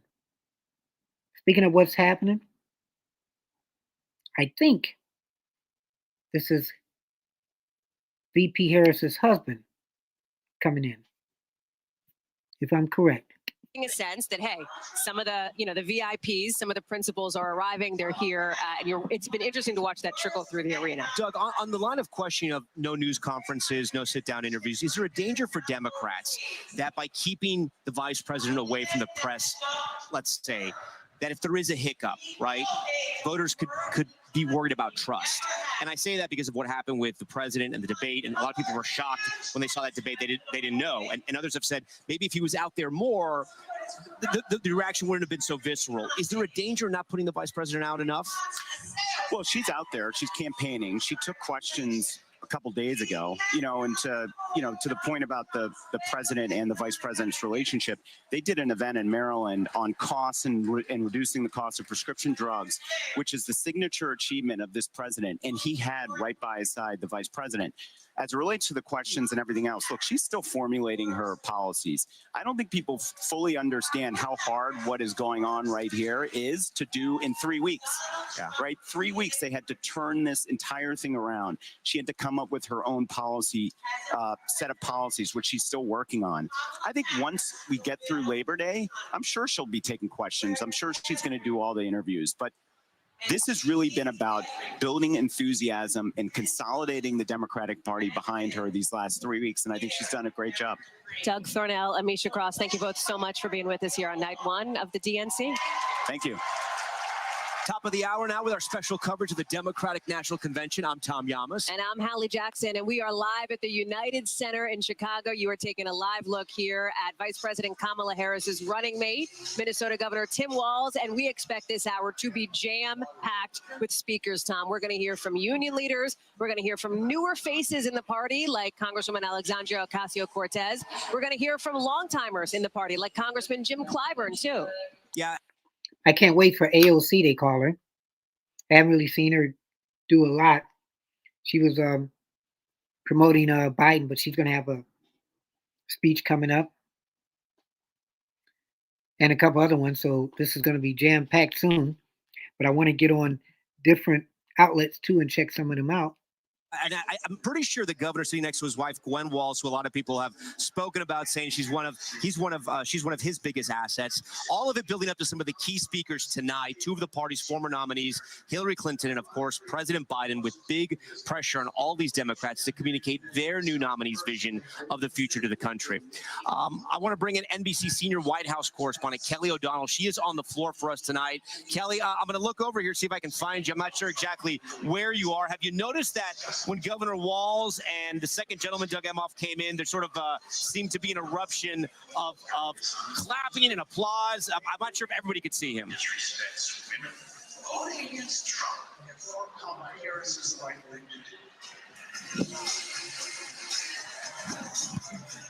All right, Kelly, it's a little chaotic down there, but it's all great. We can see the Washington delegation now lighting up. It was like, tell me again, it was the Beehive to the K-Hive, to the WH Hive. Yeah. Let me just, if you're looking here at this wide shot, you see all these cameras in front of Governor Walz. I'm going to ask our control room if we have any of our correspondents or crews up that way. It looks as though maybe the governor is making a couple comments. Not clear if it is blocked off that stairwell, but it is definitely the focal point here. It is in some ways, Tom, somewhat reminiscent of the Republican National Convention just last month when former President Trump and other members of the GOP had that kind of VIP box that was right there, and you could sort of watch the reactions, watch them watching what was unfolding on stage. Slightly different just because, like you mentioned, it was a VIP box. Yeah. Now you have sort of a suite. They're kind of popping, coming in, coming out. There's got to be a reason for this. Who could explain the strategy to us? Maybe the chairman of the DNC? I don't know. Jamie Harrison, who joins us now. So talk to us about this. Are these little teasers you're giving to all the Democrats out there, all the delegates? Oh, listen, we are having a great time. This is a party here as we celebrate the hope and joy in the Democratic Party and our nominees, Kamala Harris and Tim Walz. Everybody's having a good time. It's a lot of fun. One of the things that we've been having some coverage of here and Right talking about are those protests that are happening outside the United Center here, which you knew were coming. Of course, the DNC knew. Has it disrupted anything logistically here at the DNC? Did it slow down those buses coming in, or has it been, from your perspective, business as usual outside? Well, listen, usually you have on the first day, people are a little slow to get in anyway. And I think we're filling the hall up, particularly for the big speech. And that's the speech for Joe Biden. I can't wait until Joe Biden steps on that stage. And I have a seat right there on the stage, and I'm going to be there because this arena is going to be filled with love. Take me into the moment when you realized you were going to have to sort of flip the script on this convention and go from a convention that was going to be about President Biden to a convention that was going to be about Vice President Kamala Harris. Well, listen, the convention was always going to be about Biden and Harris because they didn't get a traditional convention in 2020. They didn't get an inauguration like you normally do. And so the story about them really never was told. But it was a big change, and you only had 3 weeks. Yeah. So there was a shift. But the shift was more of, okay, we're going to celebrate Joe Biden and all of the accomplishments of this administration. I believe, hands down, that Joe Biden's the most transformational president of my lifetime. I think about his legislative accomplishments, and probably the only person that rivals that in the near term would be LBJ. And he did it with a much bigger majority in the Senate and the House. Joe Biden had the 50-50 Senate on a good day, and then less than a 5-seat majority in the House. So we defined that the first night was going to be dedicated to him, to giving him his flowers. But the other night was to tell the story of Kamala Harris and to add the story of Tim Walz. the MVP of our team and our coach of this team. And so I'm just really excited about it. I think you will see we have woven together a great patchwork, and everybody that gets on that stage will represent the great diversity of our party, but most importantly, the diversity of our nation. What about the apparatus of the DNC itself? Yes. Because it is one Big Ten, of course, but there had been different teams under here. There was the Biden team, there's the Harris team. Have you noticed or felt any discord of those teams coming together But here? this thing has always been one team. And that is from day one of Joe Biden and Kamala Harris becoming president and vice president, they have invested more resources into building a strong Democratic Party infrastructure than any president of modern times. You know, we have invested more resources in our state parties, more so than even the golden days of Howard Dean's 50-state strategy. And that is part of the magic of how we beat back the red wave. It wasn't just issues. It was actually having boots on the ground in battleground states. Mind you, these are the same battleground states that we are dealing with right now. How did we win Pennsylvania? We had boots on the ground, a year and a half, voter protection teams, folks registering folks, knocking on doors. Many of the same people that we had in the ground for the midterms are also the same people who are on the ground right now for the president. Jamie, if we're all adults here, right, and we can be very frank, you talked about the love for President Biden, and I believe it when you say that. I believe it when the governor from Delaware just said that.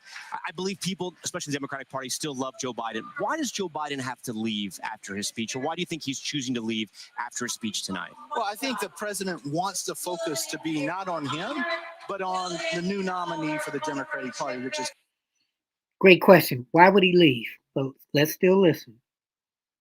Kamala Harris. And that is a part of what I love about Joe Biden. This man is probably the most selfless political figure that I've ever seen. When you think about it, look at the contrast between him and Donald Trump. Donald Trump was willing to risk the life of his vice president in order to hold on to power. Joe Biden, understanding that democracy was at stake, that you know, the freedoms and rights of the American people were on the line, and said, well, you know, if I can't carry this torch, I'm going to give this baton over to my very able and capable vice president. That's a selfish, Joe Biden was selfless. Donald Trump was selfish. But it wasn't so smooth. I mean, it was a little messy and a little complicated. You have to admit to that. What was? Yeah, it was kind of messy, giving a baton. It's like he kind of, whoa, almost dropped it. And then he got it. At least admit that. The transition. He didn't necessarily want to go at A week before he stepped down, he suggested he would be campaigning. No, understood. But Joe, when he made a decision, it was as smooth as silk. I mean, Joe Biden made his decision, he made his announcement, and the next tweet was announcing that he was supporting Kamala Harris. And as you saw with that, the Democratic Party got in formation. And now we have seen a lot of electricity and energy in this hall across this country like we have never seen. Not even with Barack Obama in 2008? I think this rivals Barack Obama in 2008. Okay. You look at the number of volunteers, you look at the money. Barack Obama did not raise the money that Kamala Harris has raised. I mean, and that's grassroots donation. So are you saying there's more utopia, energy, passion with Kamala's than it was with Barack Obama's? I was out there when Barack ran. I know if you were out there, there was more energy, less confusion. He was an underdog, but he had that charisma. No question about it. So I really, she is a phenomenon. She really is. And having Tim Walz on her team, they complement each other. Just real quick, Beyonce, she's allowed you to use her music, her likeness. Beyonce's all in on this ticket? Well, she loves the VP. You think an endorsement's coming? I don't know, but I know she loves the VP. Jamie, you know, Donald Trump won't use freedom. Jamie Harrison, thank you very much. Thank you for being here. It's the sound of freedom from Beyonce rings out behind us here, which has become the unofficial official theme song here for the Harris campaign. NBC News senior White House correspondent Kelly O'Donnell is on the floor. Now let's try again, Kelly. What's it like down there? You got it? You got us? I do have you now, There you go. and that's part of what Okay, makes great. this so exciting. It can be a little unpredictable, and right now there's a real energy that is ramping up in more ways than we certainly saw as the day began. So now we're really getting into the key time. I'm sure you were able to point out Tim Walz being in the house, Doug Emhoff being in the house. There have been crowds pressed against the box where the families are sitting as they're going to take in this night. And certainly we also know it's a night about Joe Biden, but it's also a night for the party to unite around what it believes is the ticket for the next chapter, weaving together the legacy of Joe Biden, the accomplishments of the Biden-Harris administration, and pushing forward in ways that they think can be competitive come November. No one is unaware of how tight this race could be and how many perilous moments could still come. But as you hear the enthusiasm in the room, this is a night about the past and the president of the and the introduction of this important ticket. Tom Haley. Kelly O'Donnell. Kelly, we're listening here to the cheers, to the applause of people watching this video, a pre-produced video, of course, featuring Beyonce, Governor Walz watching, Kamala Harris's husband, the second gentleman, Doug Emhoff there. And now a look at the stage. Let's listen in for just a second here to the sound in the room, to the video, and to the moments. All right, let's listen in and watch. Well, that was the end of it. Okay.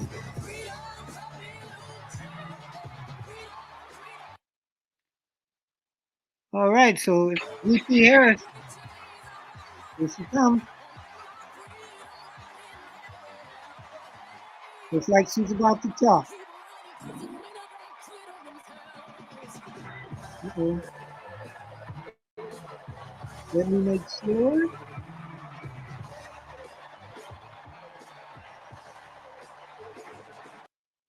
All right. Vice President Harris, she's arriving. She looks like she's about to talk. Let's hear her. Good evening. It is so good to be with everyone this evening in this hall and everyone at home. This is going to be a great week. And I want to kick us off by celebrating our incredible President Joe Biden, who will be speaking later tonight. Joe, thank you for your historic leadership, for your lifetime of service to our nation, and for all you will continue to do. We are forever grateful to you. Sounds like a kiss up to me. Thank you, Joe. Where's Joe? And looking out at everyone tonight, I see the beauty of our great nation. People from every corner of our country and every walk of life are here, united by our shared vision for the future of our country. And this November, we will come together and declare with one voice, as one people, we are moving forward. With optimism, hope, and faith, so guided by our love of country, knowing we all have so much more in common than what separates us. Let us fight for the ideals we hold dear, and let us always remember, when we fight, We fight and we win. I gotta stay together. When we fight, we win. I guess I'm not making a fight. There you go, Kamala Harris. We'll see her in 3 more days. She disappeared just like that.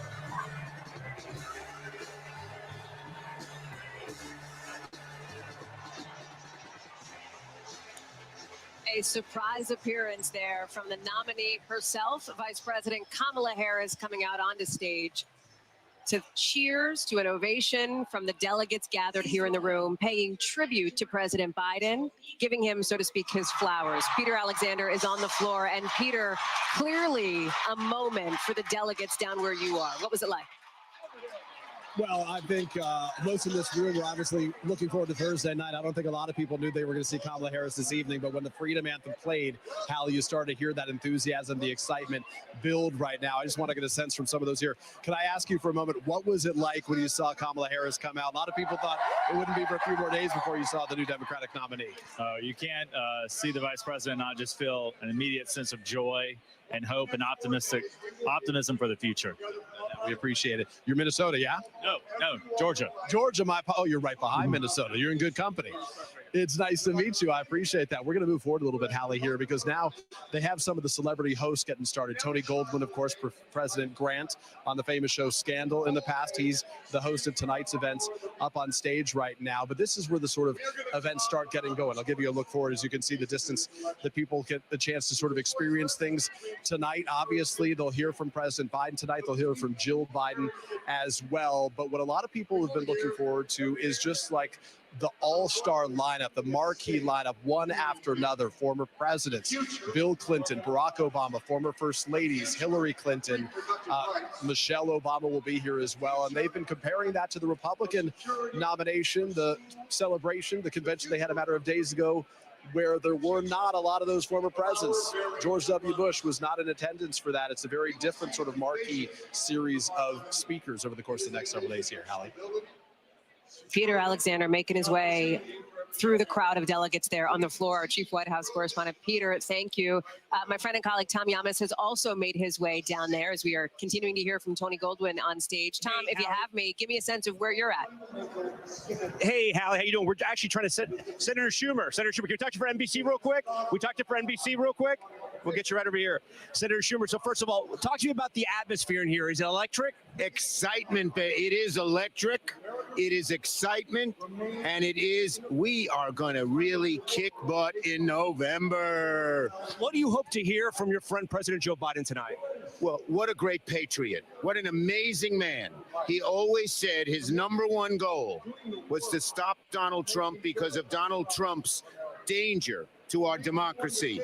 And he actually, when he decided not to run, he showed what a great American he was and what an unselfish, wonderful man he is. I've known him for 45 years. It didn't surprise me. What's your message to former President Trump tonight? You can't always get what you want. Senator Chuck Schumer, the senior senator from the great state of New York there for us. Hallie, just a taste of what's going on. Hallie, I'll be completely honest with you. I just got down here. I saw Senator Schumer and I ran over to him. There's a lot of people here, including some people that are trying to get out. I'm going to send it back to you for the time being and then come check back with me in about 30 seconds, okay?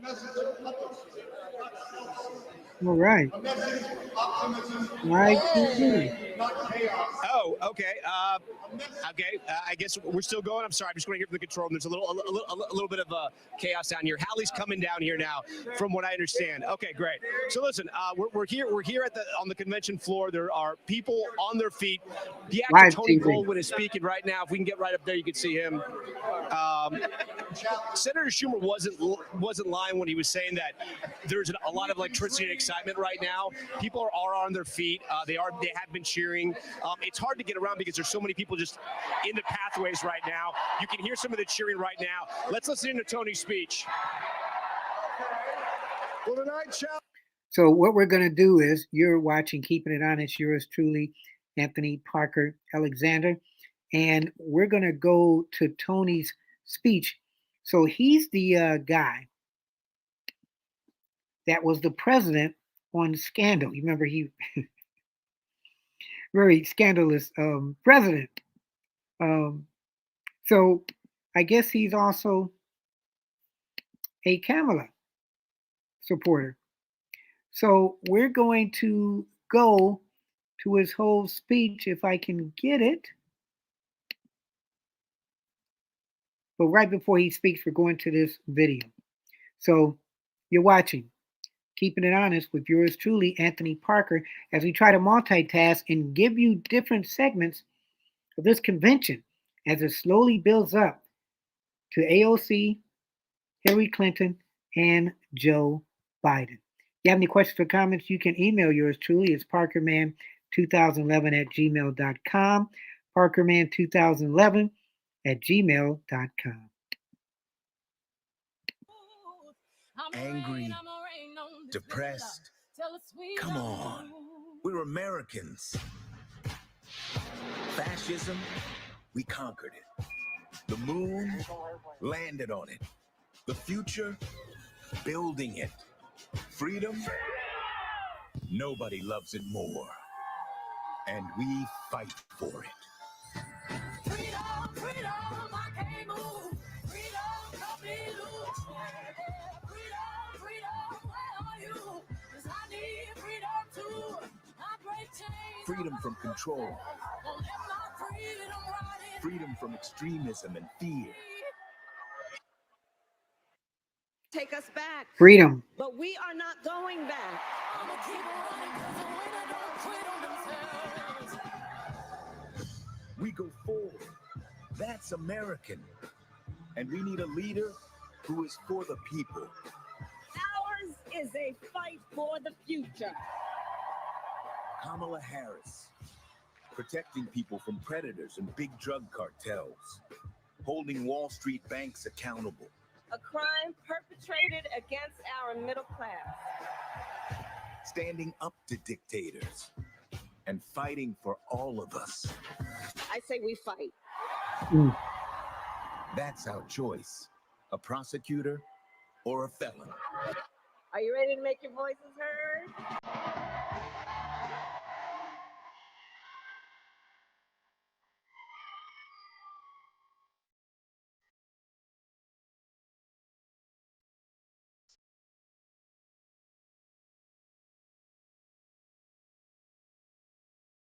Do we believe in the promise of America? And are we ready to fight for it? I'ma keep running 'cause the winner don't quit on themselves.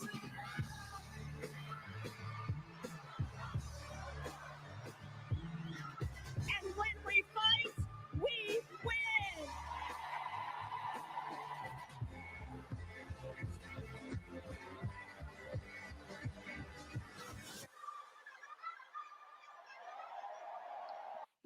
So, real quick, it was a great production. She looked good in there. We like how they put the video together. So, one of the producers of this Democratic convention is Steven Spielberg, the guy that did Indiana Jones, the guy that did E.T., guy that did all those movies that you love so well. He must be a Democrat. He is one of the producers of this convention. So watch it, Hollywood friends. Okay, because people say Hollywood is Democratic. Well, you got Steven Spielberg, a well put together video.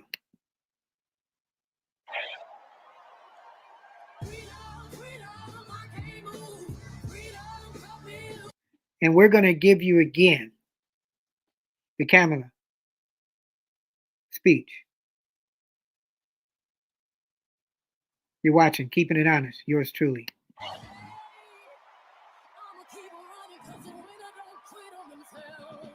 Look at all the people. Look right there. All the signs. Fight, fight. We believe. There's her husband. There's the first husband, I guess. Good evening, everyone.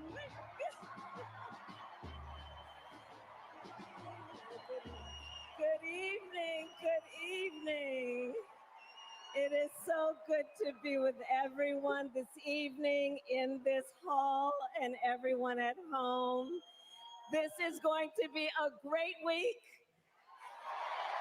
Remember everything she says now, so I'm replaying this. And I want to kick us off by celebrating our incredible President Joe Biden,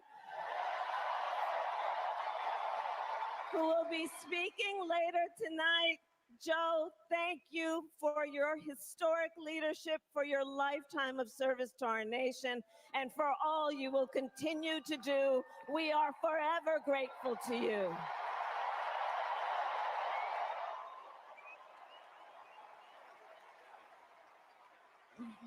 Thank you, Joe. And looking out at everyone tonight, I see the beauty of our great nation.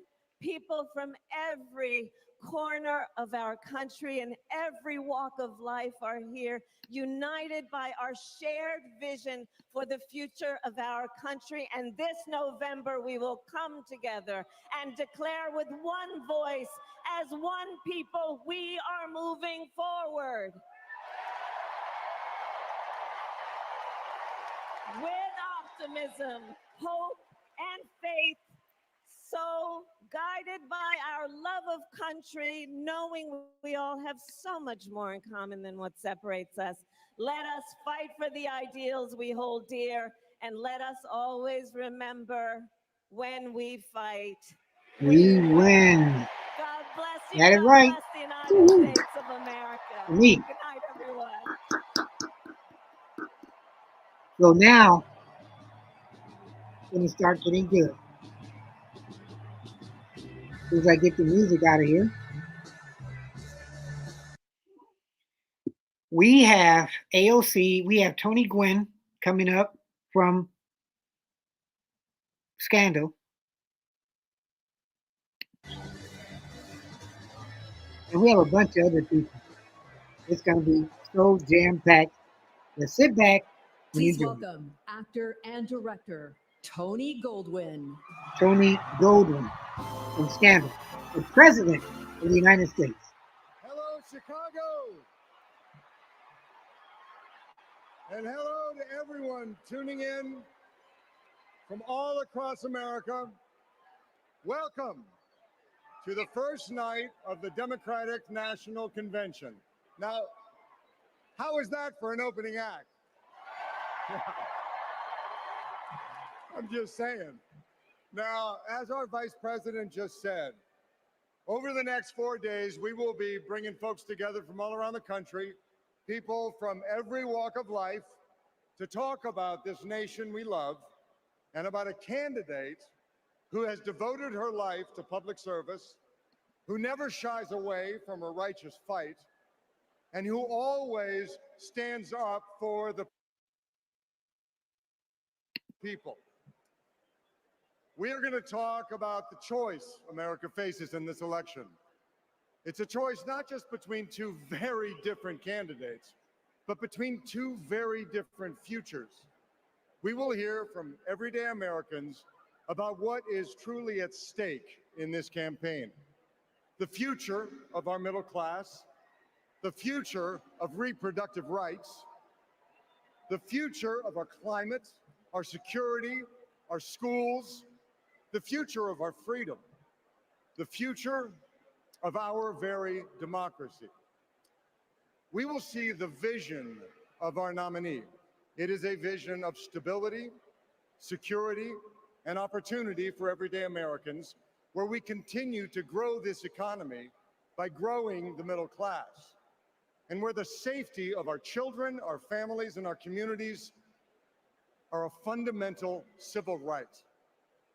It is a future where, instead of scoffing at allies and fawning over dictators, our president stands up for our friends, faces down our adversaries, and American democracy remains a beacon of hope and inspires the world to take on our biggest challenges together. We'll learn the story of a leader who has dedicated her life to doing the work of making good on the promise of America. A leader who understands the middle class because she grew up in the middle class. A leader who has taken on powerful interests at every step of her career and fought for the rights and freedoms of all of us. And then, of course, we will hear again from the Democratic nominee herself, the next president of the United States of America, Kamala Harris. Now, wouldn't you want to vote for him for president of the United States? We saw what he did on, like, I don't know, 5, 6, 7 years of Scandal. When they say art imitating life, he is talking about the person running for president. He played a person that ran for president. He gave speeches as that actor running for president. Now he's giving speeches as not an actor, but a real person promoting the person that's running for president. So if you had him, Donald Trump, and Kamala, which one would you want for president? Something to think about. I think I'd pick that guy because we've already seen him in work, and he was great as a president. I think it was even better as a if he went up against Jack Bauer, who played a president. And you look at this. Okay, she's almost like the person that Jack Bauer played that became president when all of the politicians who went to the safe house or whatever got killed, and he went, but he lived and he became president totally out the blue.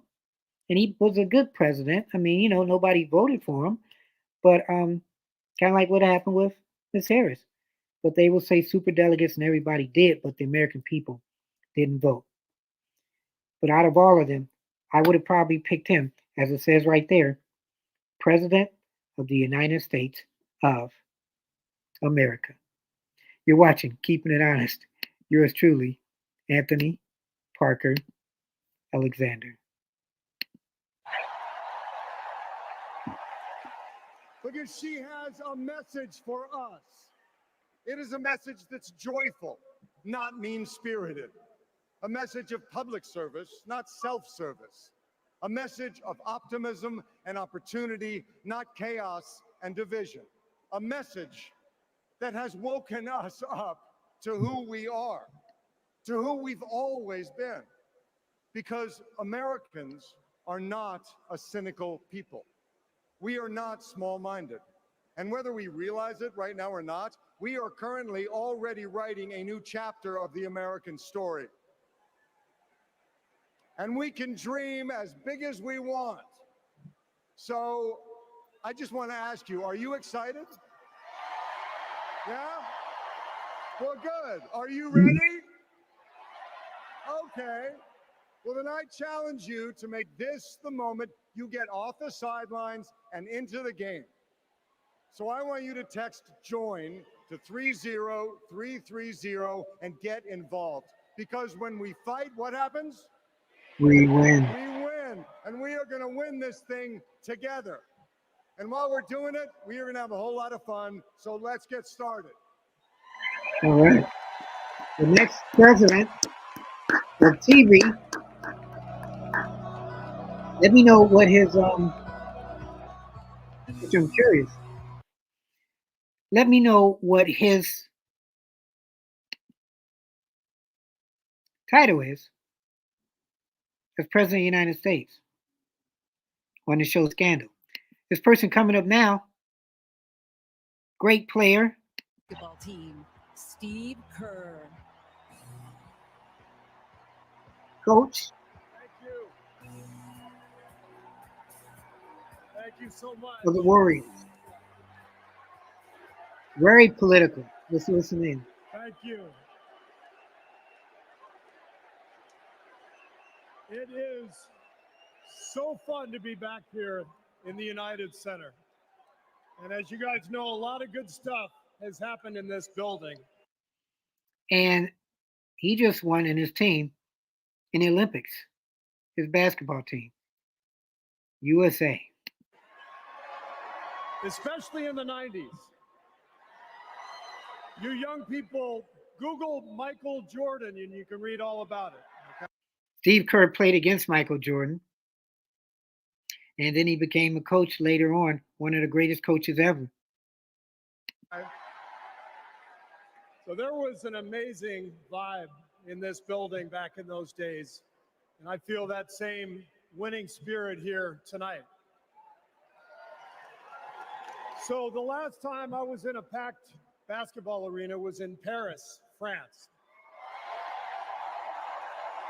9 days ago, some of the best players on earth, 12 incredible American men, came together to win Olympic gold. And the next night, I was back in that same building watching 12 more of the best players on earth our incredible American women do the same thing. Oh, yeah. And I cannot think of a better metaphor for what this country is all about than the way Team USA came together at the Olympics. We had players from across our wonderful country, players who have trained and fought relentlessly, shed tears trying to beat one another throughout their careers, joining forces to wear the red, white, and blue. And when we won, the American flag raised to the rafters, the national anthem playing, gold medals draped around the necks of our players, whose hands were held over their hearts. It was the proudest moment of my life. Thank you.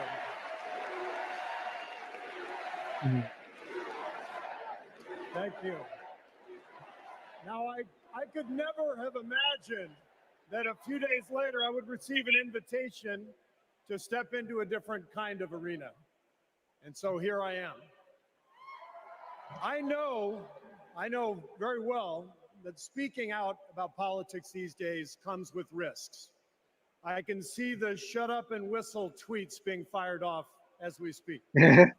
But I also knew as soon as I was asked that it was too important as an American citizen not to speak up in an election of this magnitude. Should athletes or people in the sporting arena have political viewpoints, or should they, as some people say, just shut up and be entertaining? What do you think about that? Drop me a line. Let me know. You're watching Keeping It Honest. Yours truly, Anthony Parker Alexander.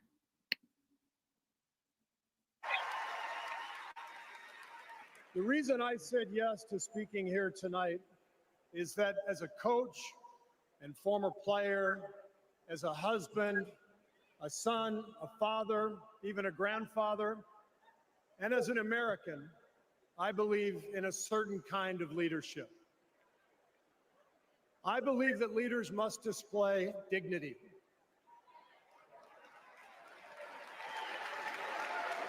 I believe that leaders must tell the truth. I believe that leaders should be able to laugh at themselves. I believe leaders must care for and love the people they are leading. I believe leaders must possess knowledge and expertise, but with the full awareness that none of us has all the answers. And in fact, some of the best answers often come from members of the team. Mm-hmm. And if you look for those qualities in your friends or your boss or an employee or your child's teacher or your mayor, then shouldn't you want those same qualities in your president? Yes. And when you think about it that way, this is no contest. With Kamala Harris and Tim Walz, I see all those qualities. They have devoted their lives to serving other people. Whether Vice President Harris was defending her community in the courtroom, or Governor Walz was inspiring the next generation in the classroom, or on the field, for that matter. By the way, coach to coach, that guy's awesome. Mm-hmm. Although, I have to say, Coach Walz, way too much reliance on the blitz in '99 against Mankato East. You had a strong defensive line. I would have played more press coverage with your corners and then dropped the safeties into a Tampa 2.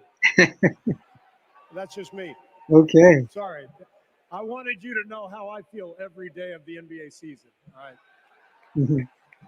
But listen, the joy, the compassion, the commitment to our country that we saw at the Olympics, that is what Kamala Harris and Tim Walz have.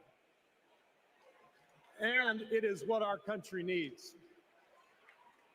Leadership, real leadership. Not the kind that seeks to divide us, but the kind that recognizes and celebrates our common purpose. Think about what our team achieved with 12 Americans in Paris, putting aside rivalries to represent our country. Now imagine what we could do with all 330 million of us playing on the same team. That would be so great. Not as Democrats, not as Republicans, not as libertarians, but as Americans who know the greatness of this nation doesn't come from any one of us, but from each of us doing our part to build a more perfect union. That vision is what this campaign is all about. It's why I'm here tonight. And it's why I'll be getting out every day to help people get out and vote on November 5th and elect Kamala Harris and Tim Walz as the next president and vice president of the United States.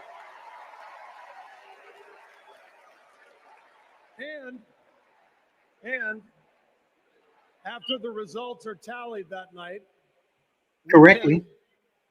In the words of the great Steph Curry, we can tell Donald Trump, night, night. Thank you.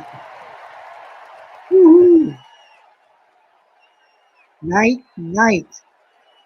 All right, there we go. Steve Kerr. What a very interesting person. Coach. Man, he really is the original, I guess you would say, coach. There was a TV show back in the 90s, I guess, called Coach. But he is our everyday coach. Wow. You're watching Keeping It Honest. Yours truly, Anthony Parker. And it's Democratic Convention Day 1. Here is one of the ones I really wanted to see. She's been out there for a couple years. She's been taking flack. She stood by Joe. She stood by Bernie. I guess she's standing by Kamala. The one, the only person with 3 initials. You know her. I guess you love her. You can't get enough of her. AOC.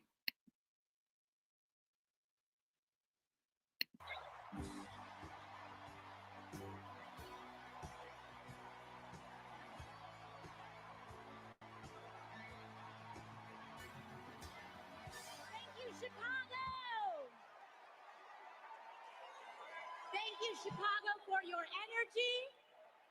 Thank you, Kamala Harris and Tim Walz, for your vision.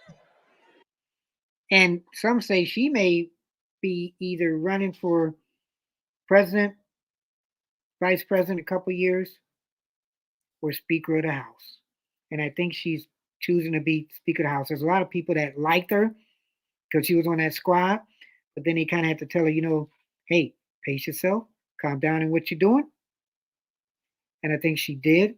Most people from her squad run out of office, and it was usually AOC and the squad. It's almost like she was a solo act. So when Biden was up against the wall and she still backed Biden, I gave her a lot of credit because she said it should be an open convention. Okay. And now I guess she changed her mind because they could have said to her, look, if you don't calm down with this open convention, you won't be around too much longer in politics. So now she's speaking for Kamala.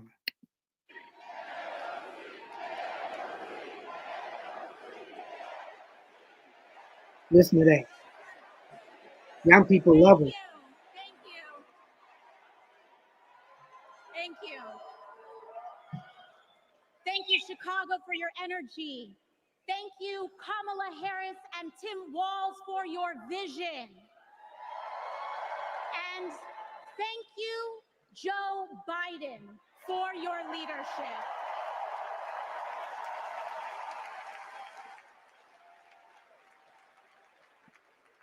6 years ago, I was taking omelet orders as a waitress in New York City. I didn't have health insurance. My family was fighting off foreclosure, and we were struggling with bills after my dad passed away unexpectedly from cancer. Wow, just 6 years ago. Look how far she's come. You have to give her credit. Like millions of Americans, we were just looking for an honest shake. And we were tired of a cynical politics that's seen blind to the realities of working people.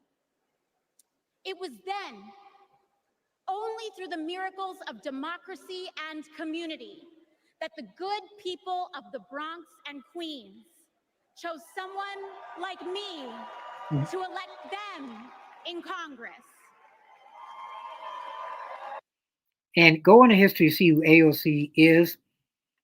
Was she one of the hardworking people? Yes, she was a waitress, but supposedly her family did have some money. Check it out. I'm only at Cliff Notes. Then let me know what you think about AOC. And America, in my heart, I know from that same cloth of hope and aspiration, we will also elect Kamala Harris and Tim Walz as presidents and vice presidents of the United States of America. I am here tonight because America has before us a rare and precious opportunity. In Kamala Harris, we have a chance to elect a president who is for the middle class because she is from the middle class. She understands the urgency of rent checks and groceries and prescriptions. She is as committed to our reproductive and civil rights as she is to taking on corporate greed. And she is working tirelessly to secure a ceasefire in Gaza and bringing hostages home. So that's the thing that people are going to be talking about. Okay, is Kamala and Joe Biden trying to do this ceasefire now? And they're pushing it now more because of this election coming up? Or some people think they really don't care. That's why there's a lot of protesters outside of this convention.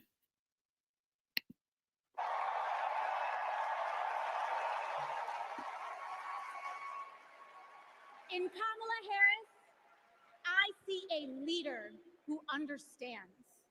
I see a leader with a real commitment to a better future for working families. And Chicago, we have to help her win. Because we know that Donald Trump would sell this country for $1 if it meant lining his own pockets and greasing the palms of his Wall Street friends. Okay, but then let's also look at Bernie Sanders. Bernie Sanders, a lot of people say it's sold out, but yet AOC really backed him. So a lot of the independents and people that were looking for change voted for Bernie Sanders.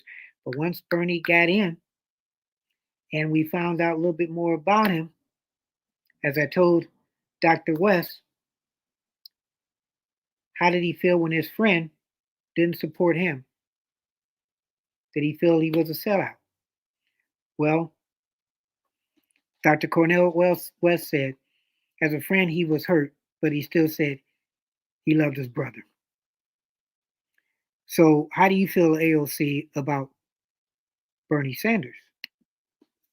And I, for one, am tired of hearing about how a two-bit union buster thinks of himself as more of a patriot than the woman who fights every single day to lift working people out from under the boots of greed, trampling on our way of life.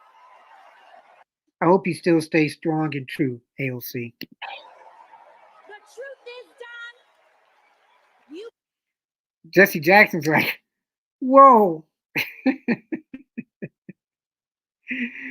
I'm sorry. I'm just keeping it honest. Is that a man? I'm surprised she said that, or wow, I'm surprised she said that. Jesse Jackson, we love you. You cannot love this country if you only fight for the wealthy and big business. To love this country is to fight for its people, all people, working people, everyday Americans like bartenders and factory workers and fast food cashiers who punch a clock and are on their feet all day in some of the toughest jobs out there. You know, ever since I got elected, Republicans have attacked me by saying that I should go back to bartending. Mhm. But let me tell you, Go ahead, tell us. I'm happy to any day of the week because there is nothing wrong with working for a living. Amen on that. You said you'd be happy to. Right now, you're one of the few from the squad. You're still working. Imagine having leaders in the White House who understand that. Leaders like Kamala and Tim. But Chicago, just because the choice is clear to us does not mean that the path will be easy. Over the next 78 days, we will have to pour every ounce, every minute, every moment into making history on November 5th. 78 days. But we cannot send Kamala and Tim to the White House alone. No, we can't. You want to go too. Together, we must also elect strong Democratic majorities in the House and in the Senate so that we can deliver on an ambitious agenda for the people. Politicians to make a You difference. are a working parent trying to afford rent and childcare. Kamala is for you. If you are a senior who had to go back to work because your retirement didn't stretch far enough, Kamala is for you. Yep. If you're an immigrant family just starting your American story, Kamala is for you. And if you're trying to get an office job, When we knock on our neighbor's door, organize our communities, and elect Kamala Harris to the presidency on November 5th, Kamala's just we for will you. send a loud message that the people of this nation will not go back. We choose a new path and open the door to a new day, one that is for the people and by the people. Thank you. Thank you very much. God bless. God bless you all. And there you have it. AOC's possibly greatest speech ever. She is looking at that speech to be involved in the Kamala administration even more. Maybe an appointed job, maybe again, a couple years from now. How about that AOC? Okay, a couple years from now, Good look at Lord. house. Now back to the So teacher's Kamala president. Harris's story begins in a middle-class neighborhood in the East Bay. Yeah, in a modest apartment above a nursery school, in a close-knit community where people looked out for one another, with a mother who instilled in Kamala Harris the core principles that have defined her life in public service. These are the experiences that made her the leader she is today.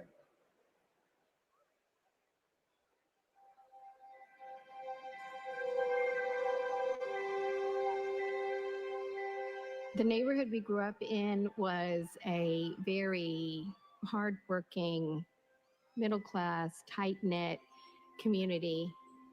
Families going to church on Sunday, kids playing in the front yard.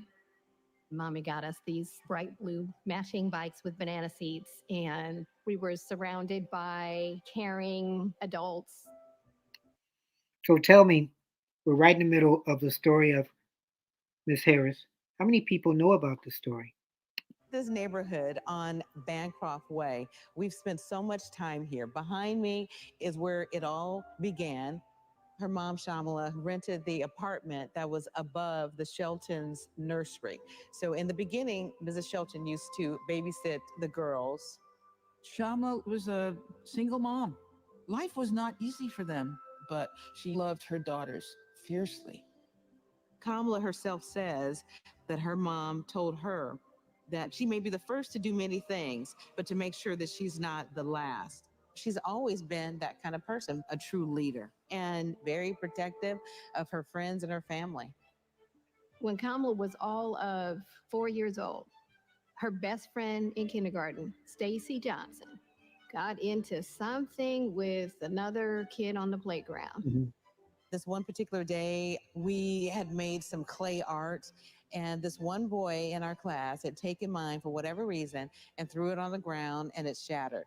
So Kamala, being very protective, just jumped in front of me and stood up to him.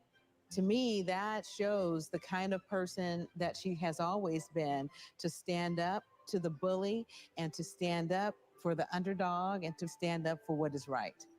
Kamala carries the lessons of our mother, the fighting spirit of our mother, the compassion. And I have seen it over and over again in our growing up. When we were in high school, my sister's friend, Wanda, was being molested by a family member. And Kamala just jumped in. She wanted her to come and stay with us. And mommy said, of course. That is Kamala. She can't help herself from. So we're going to go back a little bit because there was a sign that I want us to read together. If I can get to it. You're watching Keeping It Honest, yours truly, Anthony Parker Alexander, as we're on the first night of the Democratic Convention. Let me see if I can find this. Okay. Let me go back here. Let's see if we can find this so we can read When it together. Kamala was all of 4 years old, her best friend in kindergarten, Stacy Johnson, got into something with another kid on the playground. This one particular day, we had made some clay art, and this one boy in our class had taken mine for whatever reason and threw it on the ground, and it shattered. So Kamala, being very protective, just jumped in front of me and stood up to him. To me, that shows the kind of person that she has always been, to stand up to the bully and to stand up for the underdog and to stand up for what is right. Kamala carries the lessons of our mother, the fighting spirit of our mother, the compassion.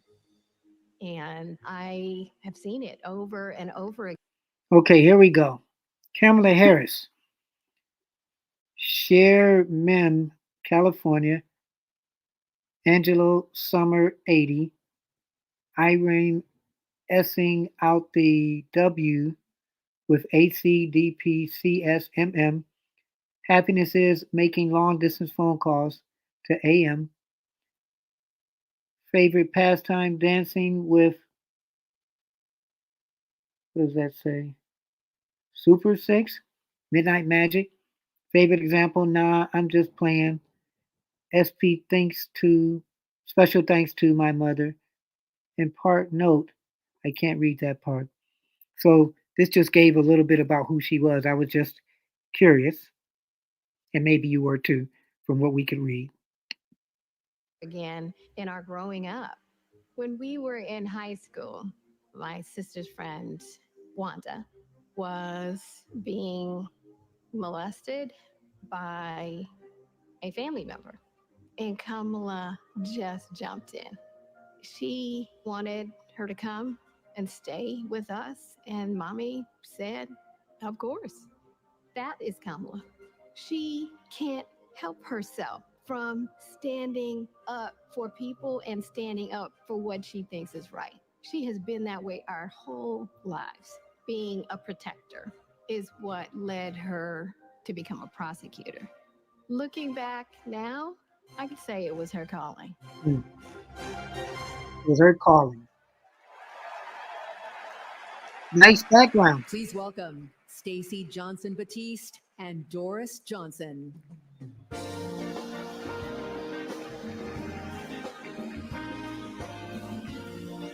You're watching Keeping It Honest, yours truly, Anthony Parker. Good Alexander. evening. I'm Stacy Johnson Batiste, and this is my mom, Doris Johnson.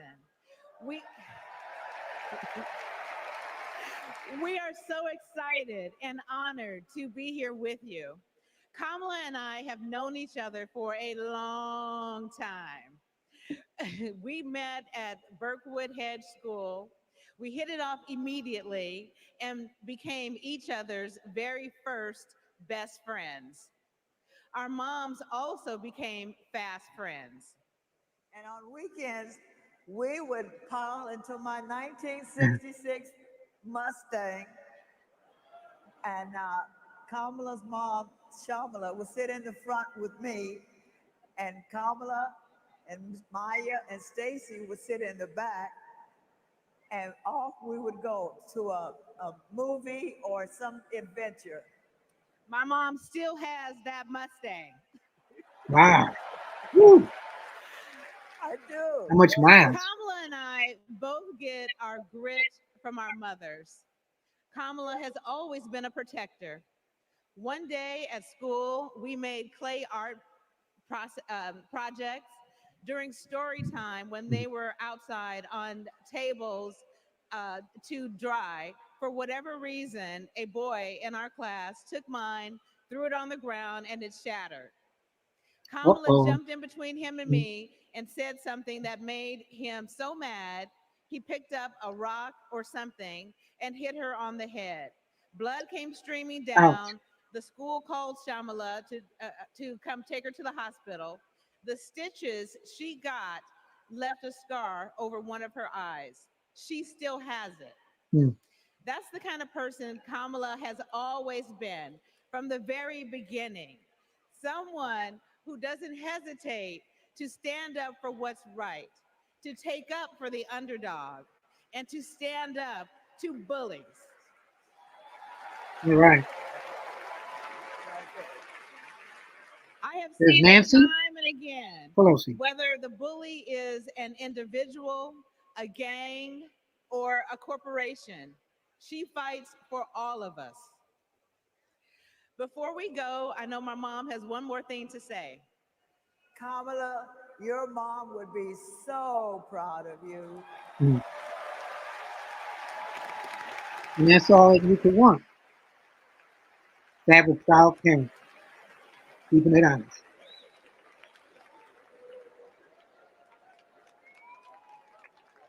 Coming up should be Miss Clinton, Hillary Clinton soon. Please welcome former Secretary of State Hillary Clinton. Here we go. He also ran against Donald Trump.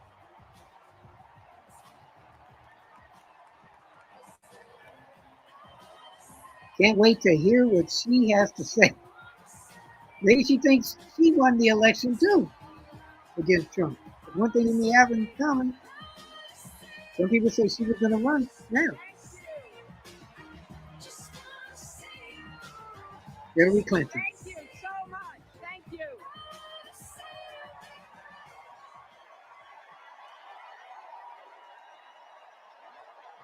Some people say what could have been. Thank you.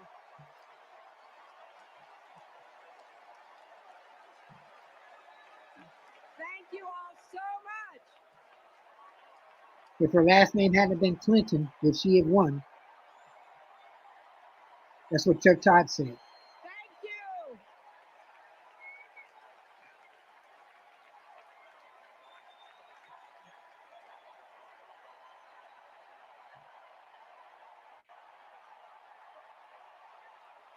She could have been the first lady president My fellow Democrats. in the Trump era. Thank you, my fellow Americans.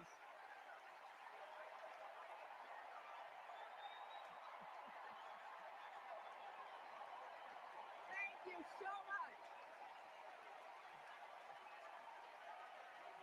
You know, Mhm. Would you have liked to have seen her president?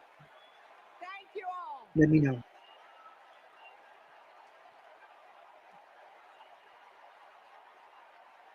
Thank you. Thank you. Thank you.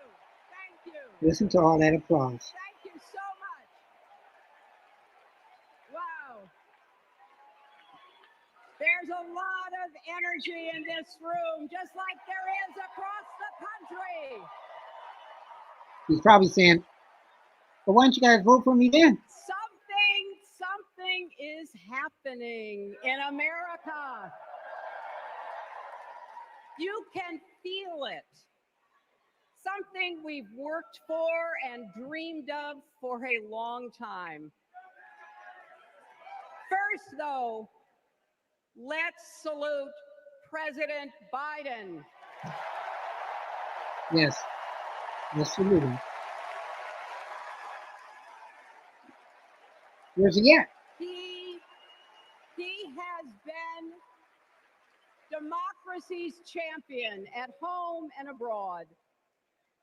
He brought dignity, decency, and competence back to the White House. It couldn't have anybody in some ways after Donald Trump. And he showed what it means to be a true patriot. Thank you, Joe Biden, for your lifetime of service and leadership. And I wonder, does Joe get a gold watch? What do you get? Or a library? Probably a library. Thank you, Joe.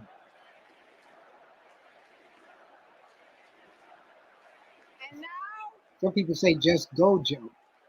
and now we are writing a new chapter in America's story. You know, my mother Dorothy was born right here in Chicago before women had the right to vote. That changed 104 years ago yesterday. Think about it. Tennessee became the final state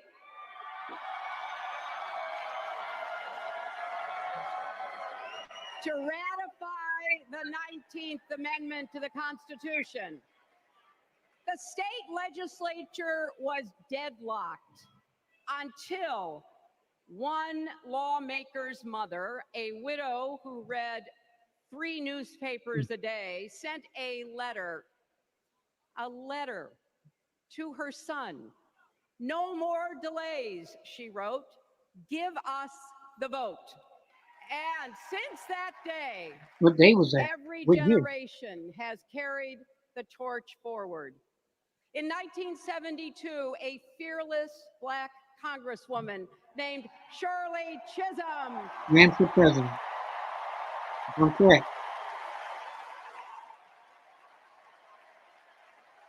She ran for president. And that was 52 years ago.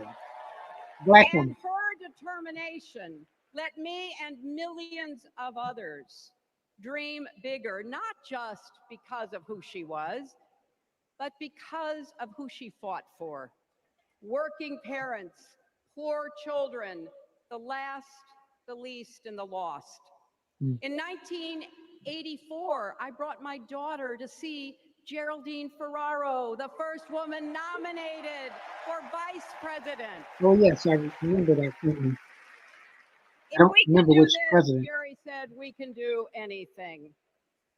And then there was 2016, when it was the honor of my life to accept our party's nomination for president. It was only 8 years ago. 2016. It's 8 years ago. Jeez, that's not long. And nearly 66 million Americans voted for a future where there are no ceilings on our dreams. 66 million. But unfortunately, we still lost. And Or afterwards, fortunate. we refused to give up on America. Millions marched, many ran for office. We kept our eyes on the future. Well, my friends, the future is here.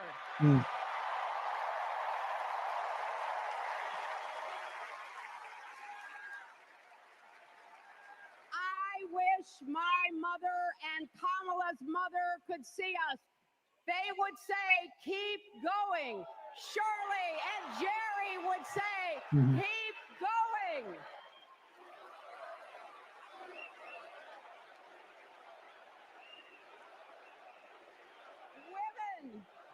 Women fighting for reproductive health care are saying, keep going. What do you think of her speech? Families building better lives. Parents stretching stretching to afford childcare, young people struggling to pay their rent. They're all asking us to keep going. Keep going. Keep going. So, with faith in each other and joy in our hearts, let's send Kamala Harris and Tim Walz to the White House. 3 generations. AOC, Kamala, and Hillary Clinton. You know, the story of my life and the history of our country is that progress is possible, but not guaranteed. Hmm. We have to fight for it and never, ever give up. There is always a choice. Do we push forward or pull back? Come together as we the people, or split into us versus them? That's the choice we face in this election. Kamala has the character, experience, and vision to lead us forward.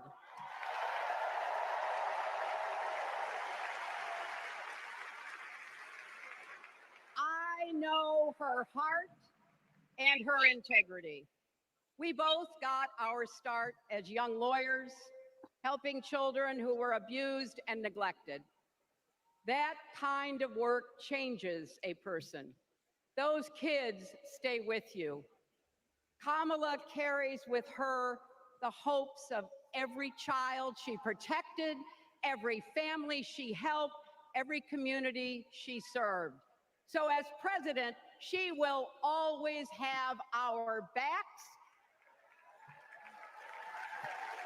and she will be a fighter for us. She will fight to lower costs for hardworking families, open the doors wide for good-paying jobs, and yes, she will restore abortion rights nationwide. Yeah, that's going to be a big one.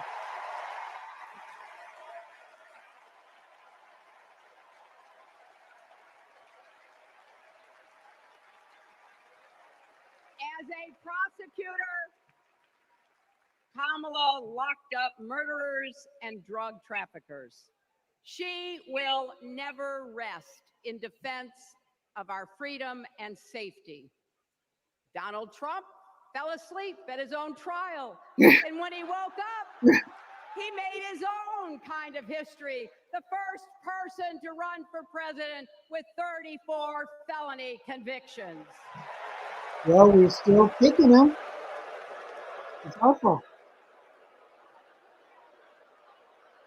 Talk about policy. As vice president, Kamala sat in the Situation Room. They say lock him up. Where Trump and then used to say lock her up. So it's ironic. Who's getting closer to being locked up? Nobody's moving.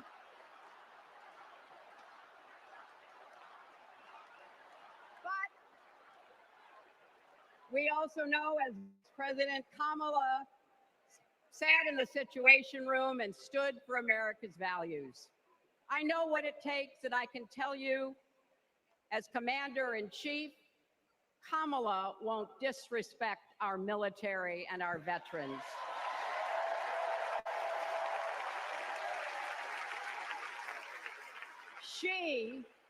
She reveres our Medal of Honor recipients.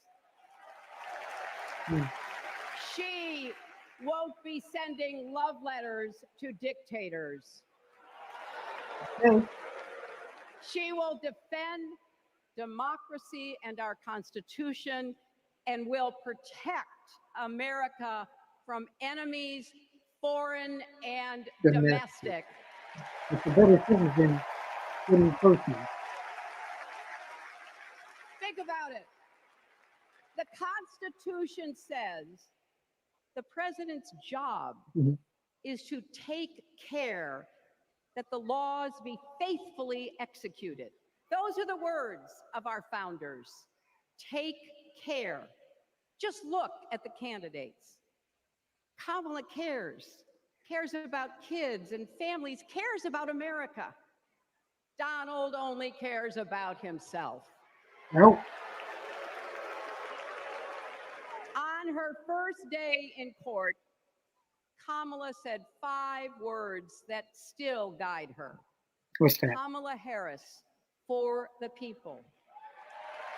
Kamala Harris for the people. There you go. That is something that Donald Trump will never understand. Or say. So it is no surprise, is it? Because he's not that he Kamala. is lying about Kamala's record.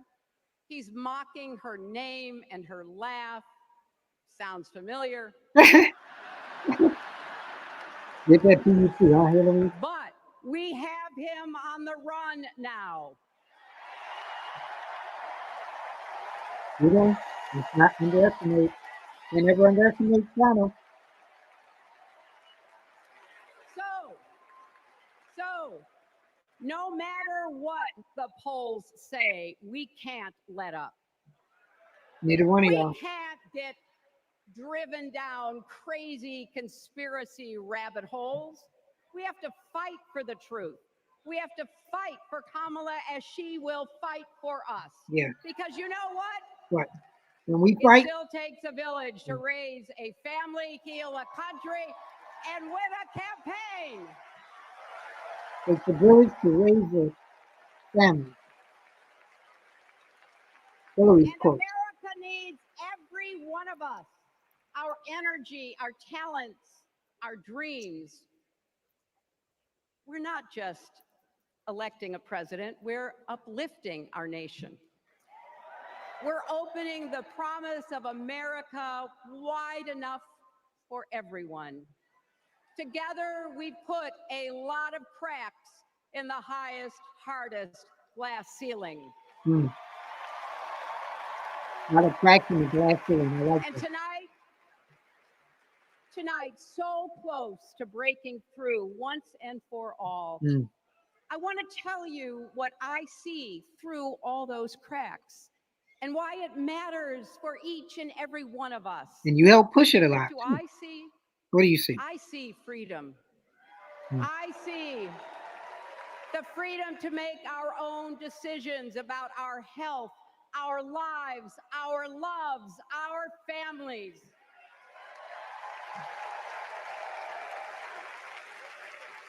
The freedom to work with dignity and prosper, to worship as we choose or not, to speak our minds freely and honestly. I see freedom from fear and intimidation, from violence and injustice, from chaos and corruption. I see the freedom to look our children in the eye and say, in America, you can go as far as your hard work and talent will take you, and mean it. And you know what? On the other side of that glass ceiling is Kamala Harris raising her hand and taking the oath of office as our 47th President of the United States. The great dream. Keeping it honest. Yours truly, Anthony Parker. Because, my Alexander. friends, when a barrier falls for one of us, it falls. It falls and clears the way for all of us. So for the next 78 days, we need to work 78. harder than we ever have. We need to beat back the dangers that Trump and his allies pose to the rule of law and our way of life. Don't get distracted or complacent. Talk to your friends and neighbors. Volunteer. Be proud champions for the truth and for the country that we all love.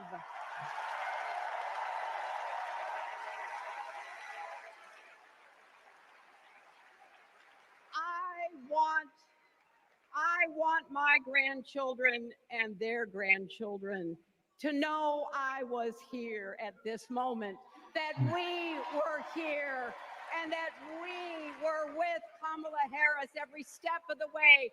This is our time, America. This is when we stand up. This is when we break through.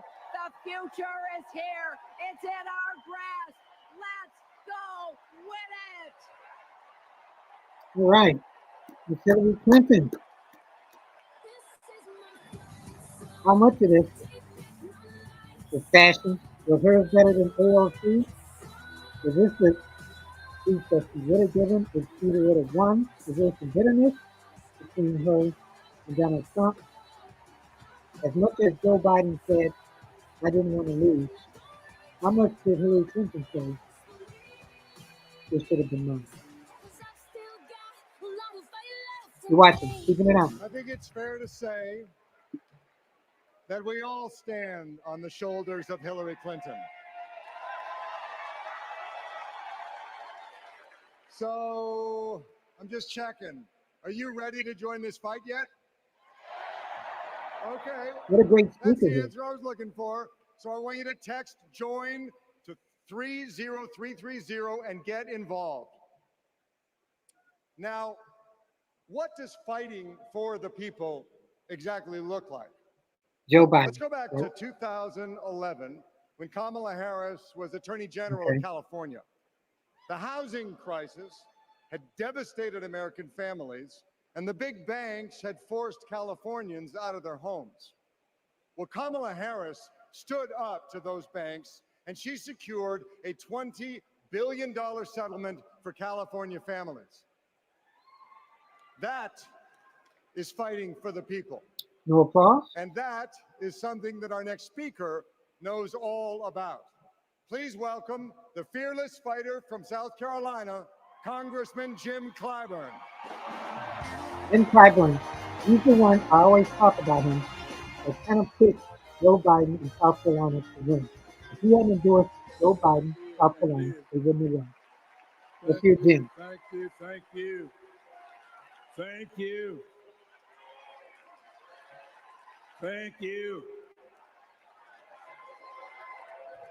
He's Joe Thank Biden's you. legacy that made him literally president. Thank you and good evening.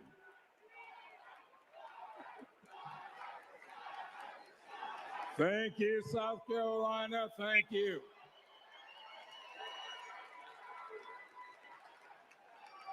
Four years ago, Americans were experiencing high anxieties and great uncertainties.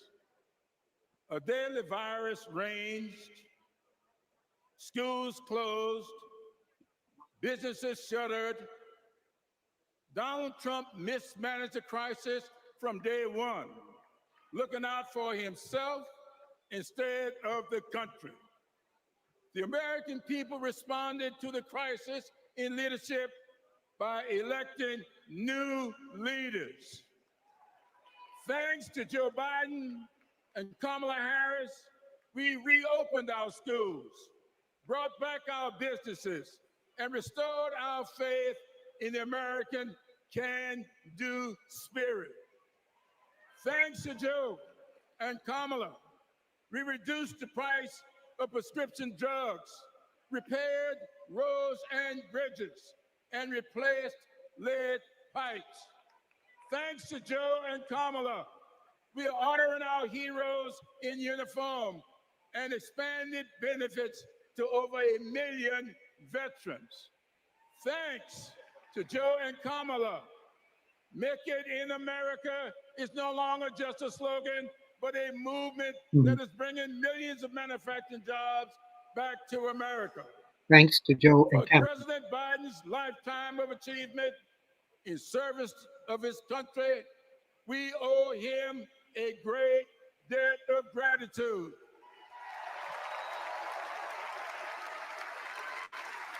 And we're all grateful for one of the best decisions he made, To drop out? selecting Kamala Harris as his vice president and endorsing her to succeed him.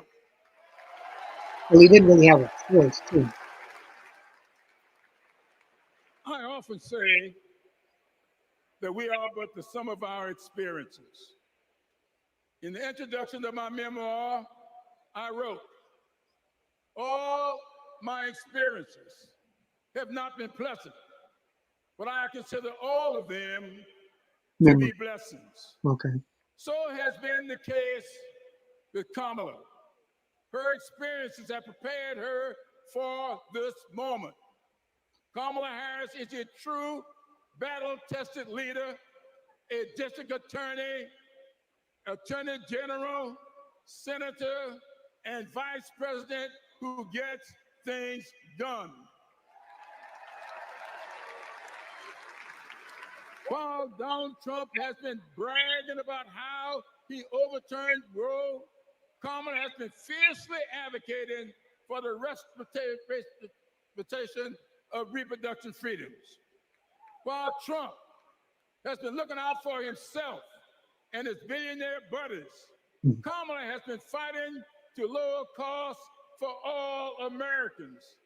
And while Trump falsely pleads ignorance of Project 2025, Here we go. which in my opinion is Jim Crow 2.0. That's what some people say. Check it out for yourselves, people. Really. Kamala has been offering the American people enlightening proposals and visionary leadership. Having grown up in a parsonage, I often look to the good book for understanding and guidance. As 2 Corinthians informs, we are troubled on every side, yet not distressed. We are perplexed, but not in despair. Persecuted, but not forsaken. Cast down, but not destroyed. Our great democracy has been tested, and so has the basic goodness of the American people. But our resolve to remain a great country with freedom and justice for all will not falter. We will continue our march toward a more perfect union, united in our common purpose and emboldened by our resolve to elect Kamala Harris and Tim Walz as the next president and vice president of these United States of America. Thank you and Godspeed. Senator Claiborne. When Biden was in the basement because of COVID in South Carolina. In the criminal justice system, the people are represented by two separate yet equally important groups. Law and order? The police who investigate crime and the district attorneys who prosecute the These are their offenders. stories. This is the story of Donald Trump.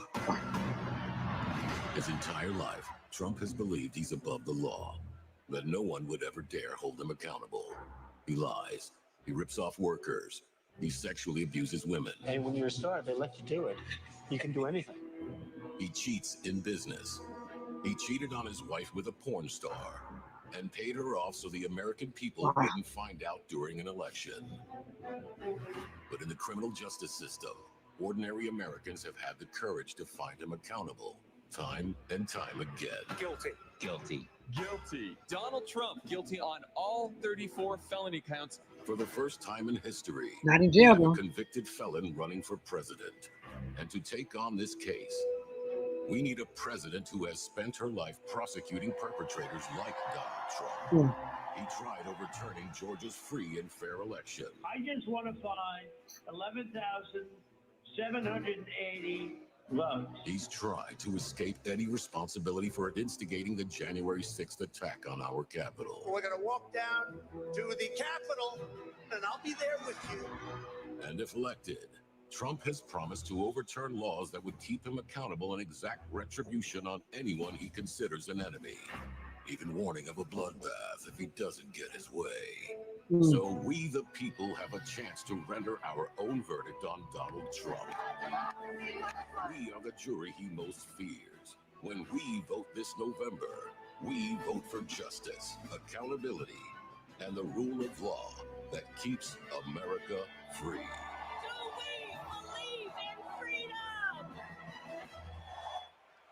Big commercial. Big ad. Tacky. Please welcome Maryland Representative Jamie Raskin. All right, let's see what Jamie is up to. You're watching. Keeping it honest. Introduction, maybe, to Joe Biden. Let us see. People love Jamie, I guess.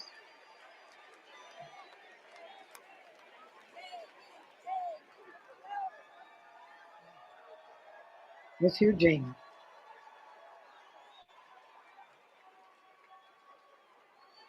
Hello, America. And welcome to the Democracy Convention. Mm. Welcome to the Freedom Convention. And thank you for the beautiful weather, Chicago. It's been a little rough on Capitol Hill, where it's not just the heat, it's the stupidity. That's funny. Now, we meet in this great city tonight where Abraham Lincoln was nominated in 1860 to save the Union from fanatical insurrectionists, and where Franklin D. Roosevelt was renominated by Democrats in 1940 to defeat fascist dictators. Now, we fight in our time to defend our freedom and our democracy against the banana Republicans who have converted Lincoln's party into a dangerous cult of personality.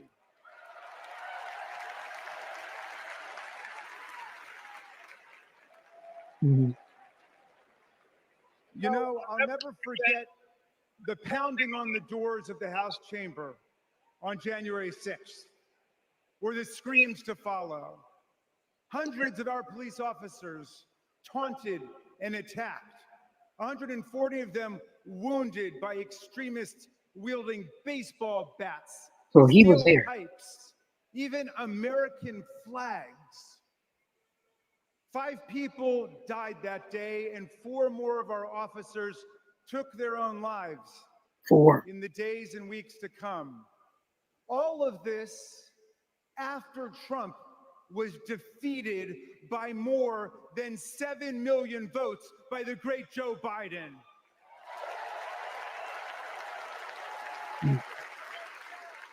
It was after 80 judges rejected every ridiculous claim raised by this sore loser who does not know how to take no for an answer from American voters, American courts, or American women. Mm. Whoa.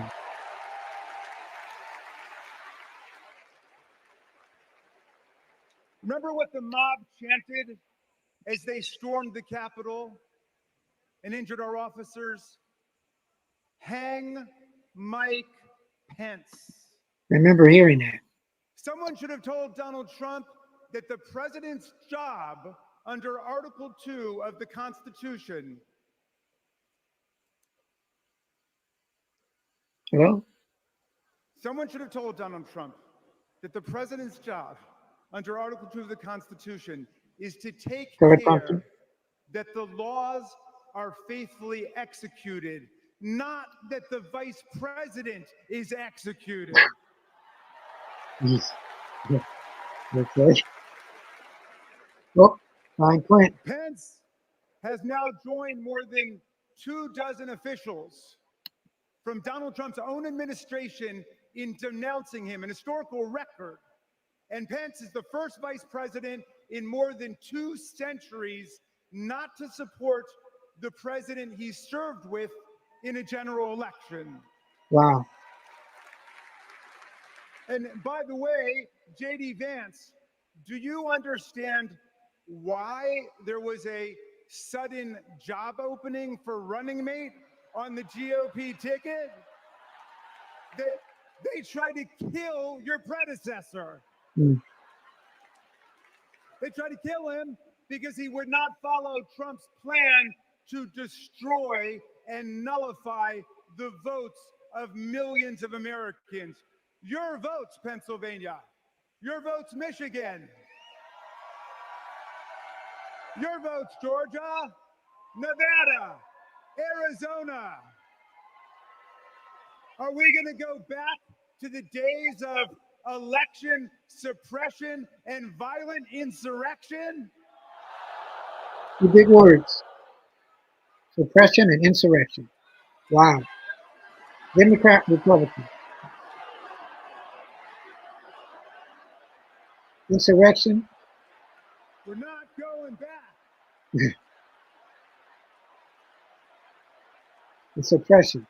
Well, look, 1 week after that beautiful day, as Trump calls it, the Republicans, 10 Republicans, joined all of the Democrats to impeach Trump for the worst high crime and misdemeanor ever committed by a president, inciting insurrection against our own Constitution.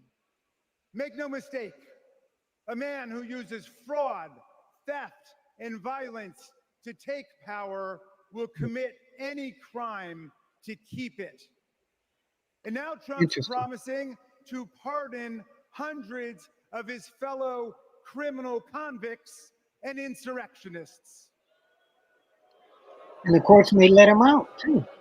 He calls for, quote, the termination of all rules, regulations, and articles, even those in the Constitution.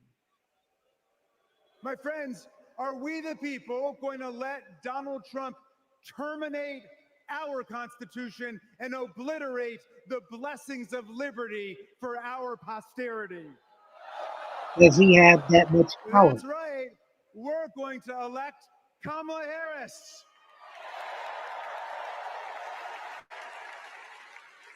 We're going to elect the career prosecutor and inspiring public servant and Coach Walls.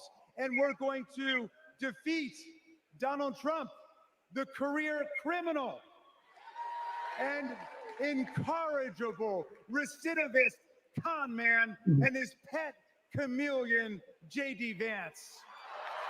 Pet chameleon. Wow. And America, let's make it a landslide so big that Donald Trump and his kangaroo Supreme Court justices cannot even try to steal it. Yeah, you can't make it close, either or. Republican, Democrats, landslide. Let's make every vote count. Let's make sure every vote is counted. Let's let freedom ring, and let's let democracy work in America. All right. Interesting take. So now we're going to see if Joe Biden is coming up. Please welcome Texas Representative Jasmine Crockett. Okay, I heard from her. I think we did a little bit of something on her, Jasmine Crockett. Right now, people love her. Good evening, America.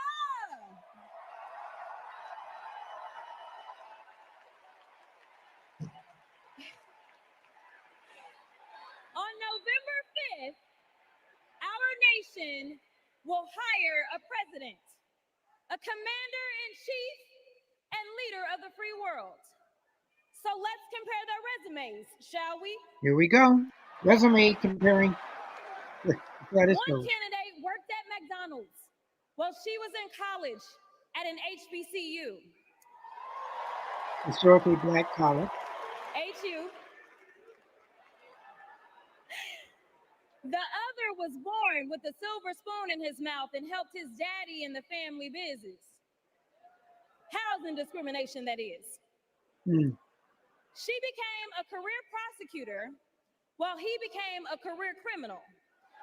With 34 felonies, 2 impeachments, and 1 porn star to prove it.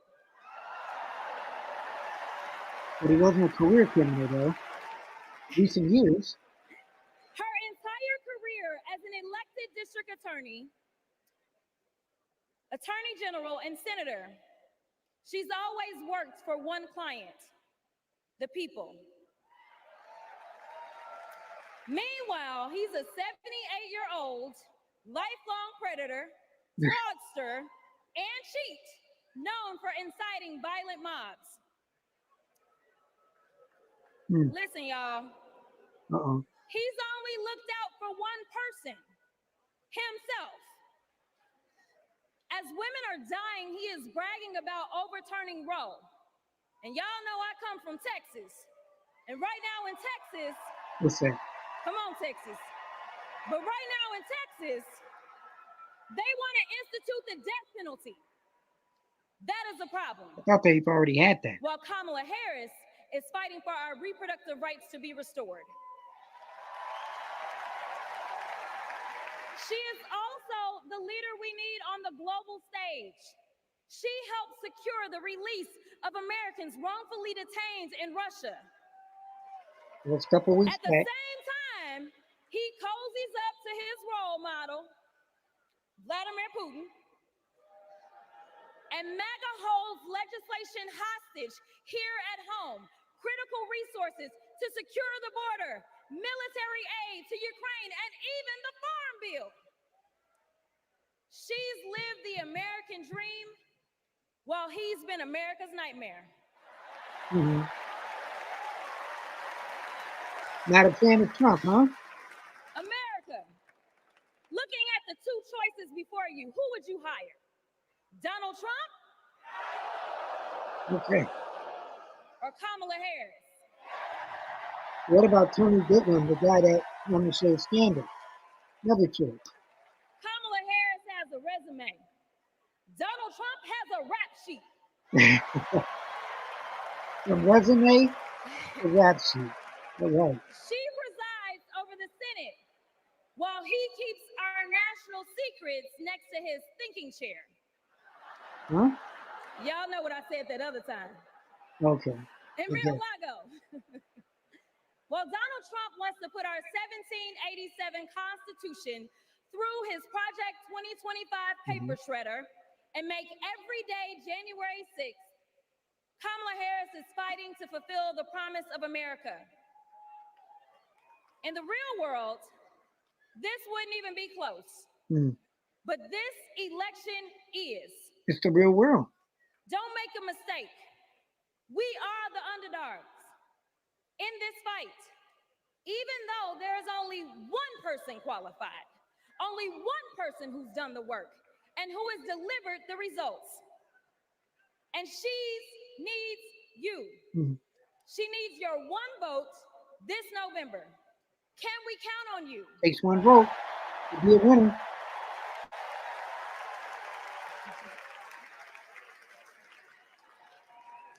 Some of you know a little bit of my history. Some of you don't. So I let me don't. tell you. So here we go. I was a public defender. Okay. I did criminal defense as well as practiced civil rights law for almost 2 decades. Wow. I know a good prosecutor when I see one.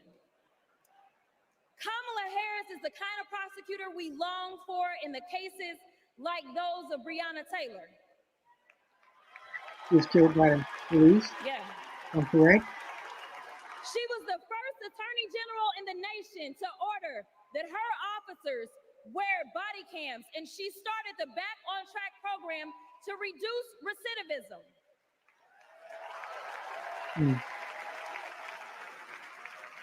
Listen, y'all, she did all these things because she genuinely cares about people. She sees each person as just that, a person, not a statistic. She's proven that since the first day she stepped into a courtroom and said what y'all already heard Hillary say, I did not copy out for her speech. I just want y'all to know. She walked into that courtroom and said, Kamala Harris for the people. And she meant that. Okay. Many of you know her credentials, but what I love about Kamala Harris goes beyond her resume, is that she sees the humanity in everyone. She's the only candidate in this race who is capable of empathy. When I first got to Congress, I wasn't sure I made the right decision. The Chaos Caucus couldn't elect a speaker, and the Oversight Committee was unhinged. I was going through all of this when I visited the vice president's residence for the first time. As I approached Vice President Harris for our official photo, she turned to me and asked, "What's wrong?"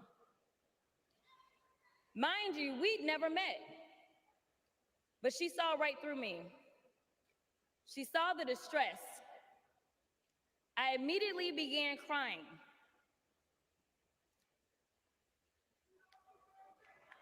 Okay. All right, she's crying now. Very touching. And the most powerful woman in the world wiped my tears and listened. Mm-hmm.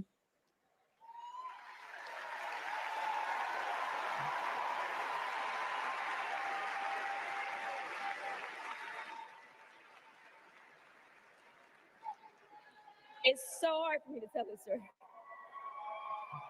She then said, All right. among other things, "You are exactly where God wants you. Your district chose you because they believe in you, and so do I." Mm.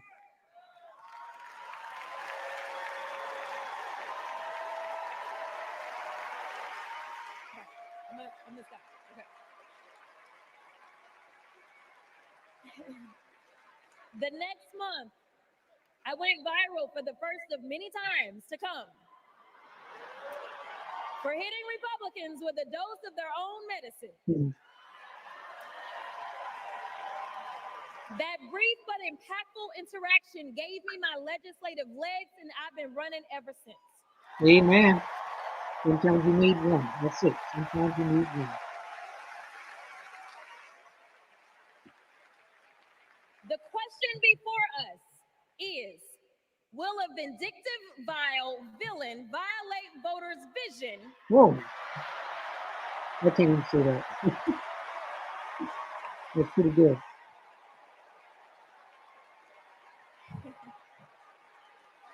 For a better America or not? I hear alliterations are back in style. Mm. It's funny. We deserve better. We deserve a president who can be a bright light in a sea of darkness. One who will pull us forward, because we won't go back. Don't go back. Don't go back. Amanda Gorman said it best. There's always light if only we are brave enough to see it. I've heard that. If only we are brave enough to be it. Kamala Harris showed me that light. And America, when she is our president, together we will shine as that beacon of hope and freedom around the world once more. God bless y'all. Thank you. You're watching Keeping It Honest. Yours truly, Anthony Parker Alexander. Convention, Democratic Convention, day one. What do you think? There's Joey. This is one of our willow boxes. This is the outfit that she was gonna maybe wear home from the hospital. There's her little the blanket that she was in. It's okay. No. For 54 years, they were trying to get Roe v. Wade terminated, and I did it. And I'm proud to have done it. I was punished for 3 days having to wait for either my baby to die or me to die, or both. I was stuck in this horrific hell of both wanting to hear her heartbeat and also hoping I wouldn't. There has to be some form of punishment. For the woman? Yeah, there has to be some form. I almost died because doctors were forced to follow Trump's abortion ban. Kamala will protect a woman's right to choose. We trust women to make decisions about their own body and not have their government tell them what to do. I have so much faith in her. And when Congress passes a law to restore reproductive freedoms as President of the United States, I will sign it into law. We have to fight for Kamala Harris. Our rights, our freedoms, and frankly, our lives. Everything is on the line. That was interesting commercial.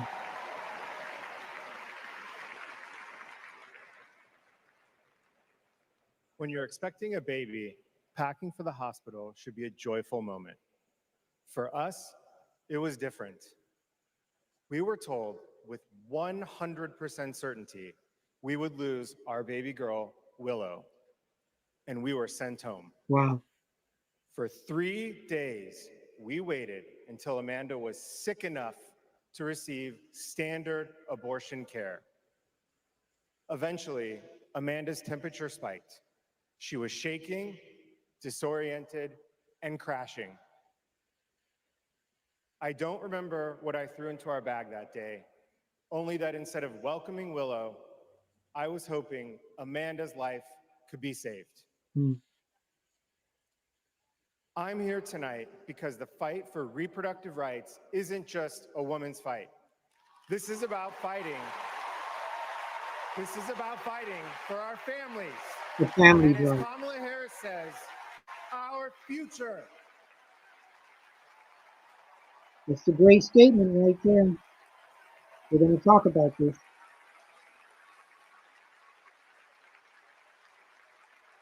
Every time I share our story, my heart breaks. For the baby girl we wanted desperately, for the doctors and nurses who couldn't help me deliver her safely, for Josh, who feared he would lose me too. But I was lucky. I lived. So I'll continue sharing our story, standing with women and families across the country. Today, because of Donald Trump, more than 1 in 3 women of reproductive age in America lives under an abortion ban. Wow. A second Trump term would rip away even more of our rights. Passing a national abortion ban, letting states monitor pregnancies and prosecute doctors, restricting birth control and fertility treatments. We cannot let that happen. Wow. We need to vote as if lives depend on it, because they do. The different takes. You're bringing people that are feeling the pain, telling their story. 2 years ago, my husband and I were expecting our second child. Our daughter, Lauren, couldn't wait to be a big sister. I was getting ready for her 4th birthday party when something didn't feel right. 2 emergency rooms sent me away. Because of Louisiana's abortion ban, no one would confirm that I was miscarrying. I was in pain, bleeding so much my husband feared for my life. No woman should experience what I endured, but too many have. They write to me saying, "What happened to you happened to me." Sometimes they're miscarrying, scared to tell anyone, even their doctors. Our daughters deserve better. America deserves better.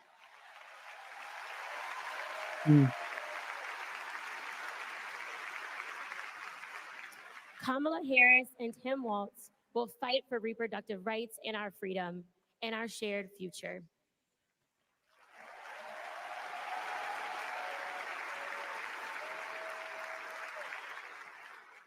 Growing up, I was an all-American girl. Varsity soccer captain, cheerleading captain, homecoming queen, and survivor.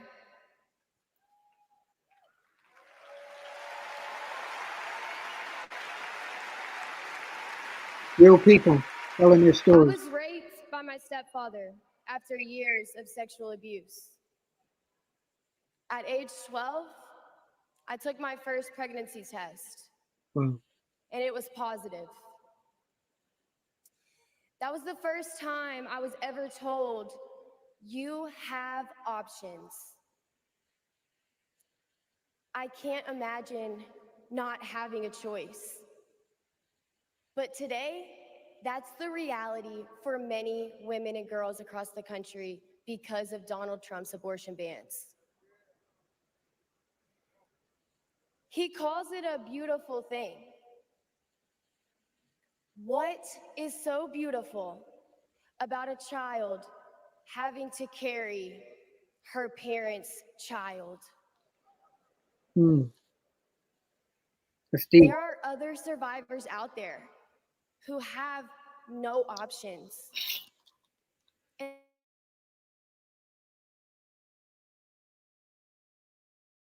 we see you. We hear you.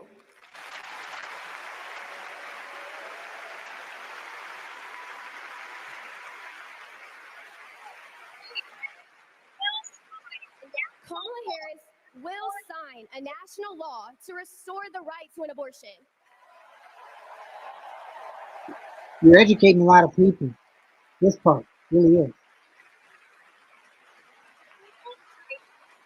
She will fight for every woman and every girl, even those who are not fighting for her.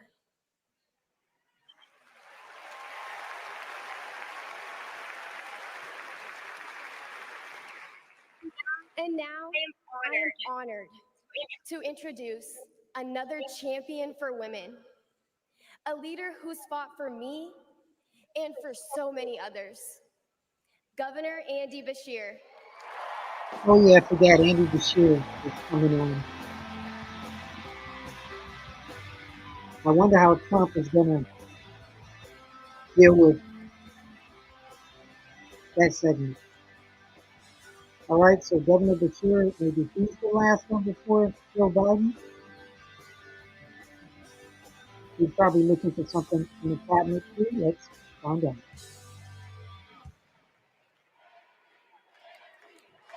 He was also the VP Hadley consideration. Duvall is one of the bravest people I've ever met.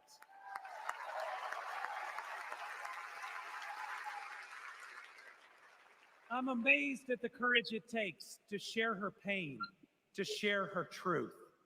Yet Donald Trump brags about tearing a constitutional right away from Hadley and every other woman and girl in our country. That's why we must tear away any chance he can ever be president ever again.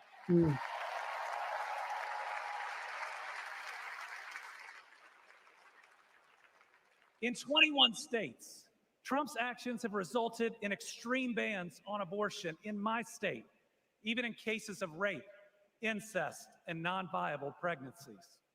That leaves 12-year-old girls like Hadley with no options. That fails any test of humanity, any test of basic decency, any test of whether you have any underlying empathy. Thankfully, this extremism is being soundly rejected all over our country.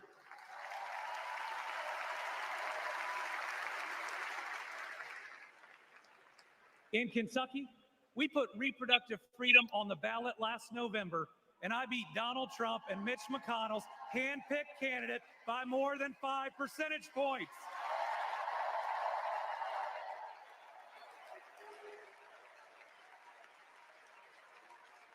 This November, we're going to beat them again. Elect Kamala Harris and Tim Walz and protect reproductive freedom. Folks, Donald Trump appointed the Supreme Court justices who got us into this mess. His Project 2025 goes even further. Here's the thing. Trump and Vance simply don't believe in your freedom. Trump says people are absolutely thrilled that women have their basic rights eliminated. J.D. Vance says women should stay in violent marriages and that pregnancies resulting from rape are simply inconvenient. Their policies give rapists more rights than their victims. That's not inconvenient, it's just plain wrong.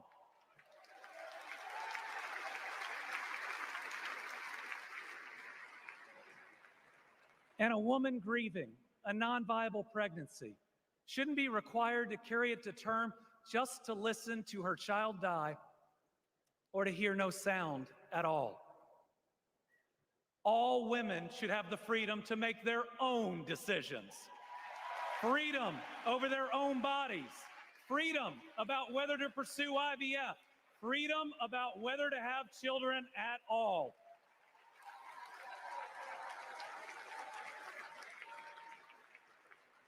How we treat people transcends party lines. It goes right to the heart of who we are. My faith teaches me the golden rule that I am to love my neighbor as myself.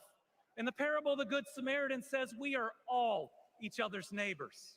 So I want anyone watching tonight, Republican, Independent, Democrat, to know that you are welcome here. All voting people.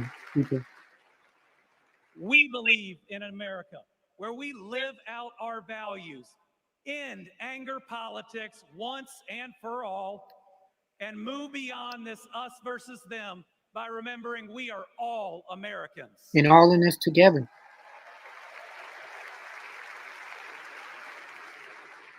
That's how Joe Biden and Kamala Harris lead. They both called to ask how they could help Kentucky in recovering from natural disasters. They helped us improve our roads, our bridges, and invested in our people. They didn't ask me who Kentuckians voted for. They asked me what Kentuckians needed, and folks, they delivered. That's good.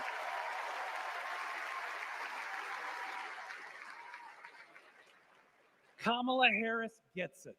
She knows we must move beyond anger, extremism, and division, that everyone has dignity and deserves respect. Mm-hmm. America, we're going to win.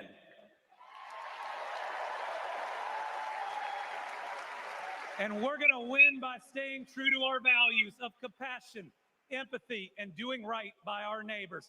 I'm so proud to be all in for the next president of the United States, Kamala Harris. Thank you. Governor Bashir, he was also one of the ones that they were thinking about being Kamala's running mate. So now maybe Joe Biden? President Joe Biden. Sorry Please about that. welcome Georgia Senator Raphael Warnock. And they're putting all these people up there that will potentially run for another office. He's well liked too. You're watching Keeping It Honest. Yours truly, Anthony Parker Alexander. Well, hello, America.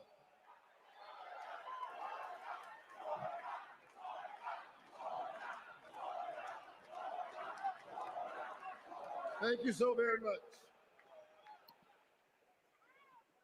On January 5th, 2021, the people of Georgia did an amazing thing.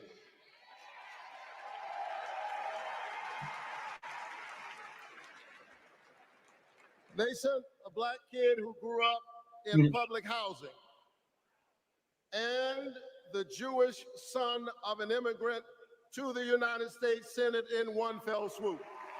Yeah. Okay, yes, you here. And among those Georgians was my then 82-year-old mother. She grew up in Waycross, Georgia. Do you know where that is? It's Waycross, Georgia. She grew up in Waycross, Georgia, where she picked other people's cotton and other people's tobacco. But because this is America, the 82-year-old hands that used to pick somebody else's cotton and somebody else's tobacco picked her youngest son to be a United States Senator. She was around that long that she used to pick cotton. Wow. And her son is senator. This is my America. Thank you, Mom. Thank you, Georgia. Thank you, America, for raising your voice and using your vote. A vote is a kind of prayer for the world we desire for ourselves. and for our children, and our prayers are stronger when we pray together. Amen. Amen. And so together we flipped the Senate, held the House, and we sent Joe Biden and Kamala Harris to the White House. Together we vaccinated our citizens, we fortified our cities and our towns, and we stood by our small businesses. Together we set out to heal the land.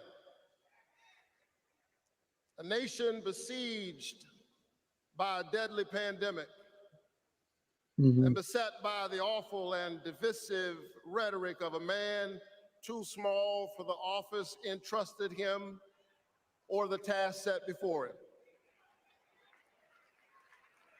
Too small for the office. The day after my January 5th election, he instigated an insurrection, a violent assault on our nation's capital and the peaceful transfer of power, all driven by the big lie.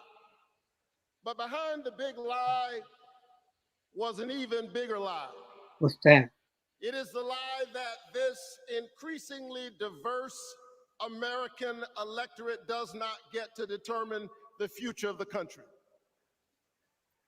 The lie and the logic of January 6th is a sickness. It is a kind of cancer that then metastasized into dozens of voter suppression laws all across our country. And we must be vigilant tonight because these anti-democratic forces are at work right now in Georgia and all across our country. And the question is, who will heal the land? Is he going to say Project 2025 in this? And so here we are, America. Are you ready? Amen. Are you ready to stand up in this moral moment? Stand up for the best in the American covenant.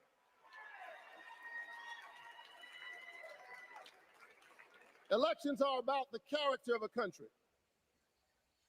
And we must decide, again, we are the latest generation of Americans who get to decide what kind of country we want to be. And we must choose between the promise of January 5th and the peril of January 6th. A nation that embraces all of us or just some of us. Donald Trump's America is the America of January 6th. Wow. People who have no vision traffic in division. He does not know how to lead us, and so he wants to divide us. America, make no mistake, Donald Trump is a plague on the American conscience. Plague on the American country. Donald Trump. That's what he's saying. Wow. He is a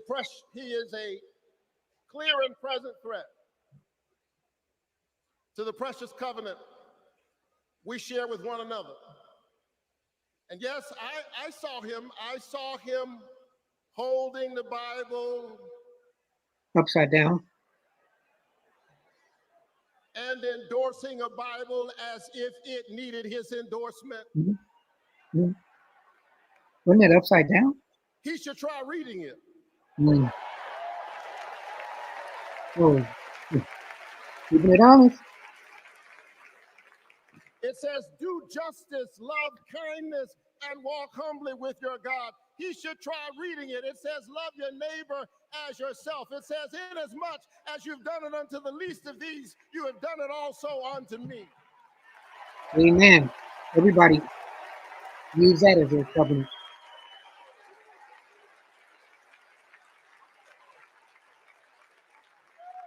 I choose the American covenant. E pluribus unum, out of many one. I choose January 5th. I choose a nation that provides a path for ordinary people and gives every child a chance.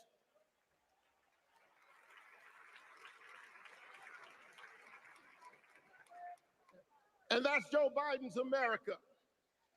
And he's been fighting for it for more than a half 50 years. century. President Biden, America is so much better because of you, a true patriot who has always put the people first. Where is Joe? Thank you, Joe. Where is Joe?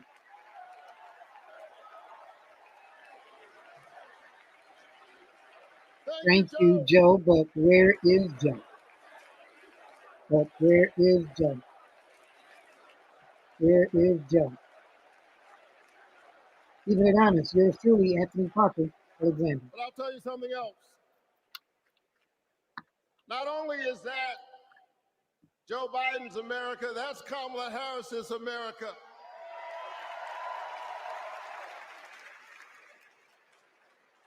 She was leading with Joe Biden when we expanded the child tax credit, cutting child poverty in America nearly in half. We ought to renew it.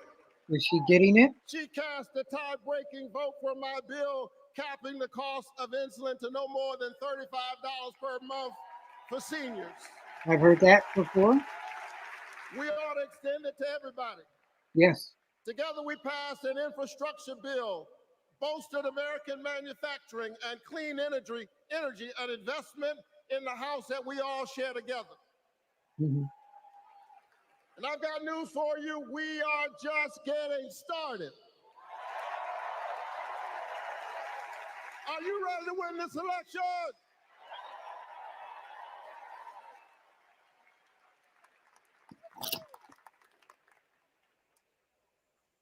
Kamala Harris and Tim Walz represent the new way forward. We're not going back.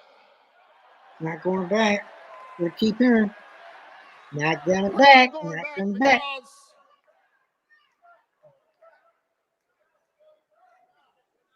We are the United States of America. We always dream about the future. And so forward on women's reproductive rights, because we believe that a patient's room is too small and cramped a space for a woman, her doctor, and the United States government. That's too many people in the room.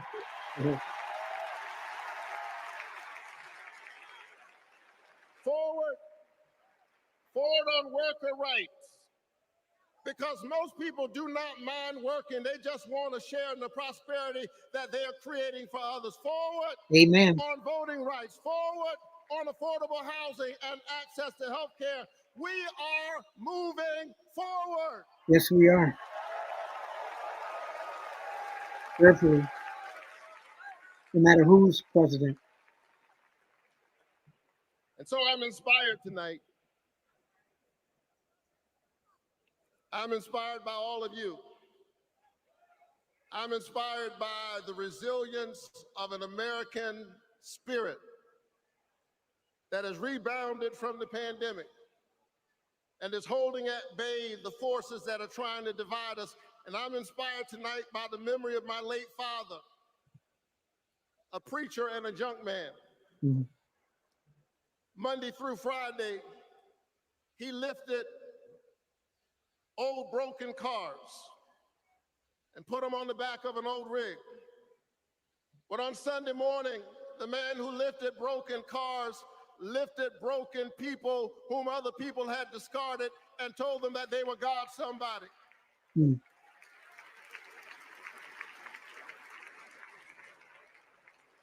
My dad discovered strength in the broken places, a power made perfect in weakness. And so I'm convinced tonight that we can lift the broken even as we climb. Amen. I'm convinced tonight that we can heal sick bodies. We can heal the wounds that divide us. We can heal a planet in peril. We can heal the land.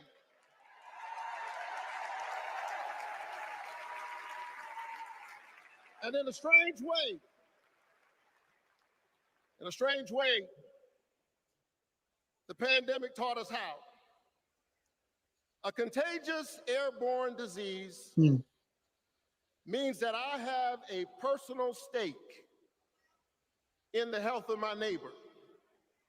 If she's sick, I may get sick also. Her health care is good for my health. I'm just trying to tell you that we are as close in our humanity as a cough. I need my neighbor's children to be okay so that my children will be okay. I need all of my neighbor's children to be okay. Poor inner city children in Atlanta and poor children of Appalachia. I need the poor children of Israel and the poor children of Gaza. I need Israelis and Palestinians. I need those in the Congo, those in Haiti, those in Ukraine. I need American children on both sides of the track to be okay. One of the biggest blogs. God's children. And so let's stand together. Let's work together. Let's organize together. Let's pray together. Let's stand together. Let's heal the land. God bless you. Woo. Keep the faith. Keep the faith. Everybody's on here auditioning. Because remember, Obama did it. Anytime there's a convention, everybody puts out their best. That was the best. Please welcome Delaware Senator Chris Coons. Okay, let's see about this one. Chris Coons. Keeping it honest, there's Philly Anthony Parker. Where is Joe? Good evening, folks. Good evening, America. Good evening, Chicago. Are there any Democrats in the room tonight? Question is, are there any Republicans? Folks, we are on the verge of making history. We are on the verge of an historic election. And I want to talk with you for just a few minutes about my dear friend, our president, Joe Biden. I think he's introducing him. Joe Biden's mom had a saying: you are defined by your courage and you are redeemed by your loyalty. 4 years ago, I had the honor of helping introduce Joe Biden to our national convention. Oh, wow. I spoke about Joe's faith, his love of family, his determination to restore the soul of our nation. Back in 2020, America was nearly flat on our back from a deadly pandemic, an economic collapse, and then in January, an assault on our democracy. All of this, because the drama and chaos of our former president had knocked us down. But folks, Joe Biden's courage, Joe Biden's faith in us, Joe Biden's determination to heal the soul of our nation gave us hope and gave us confidence. Someone who has himself been knocked down by life time and again. Joe Biden knows the grit and determination of the American people. He believed in us, and Joe Biden helped us get back up again.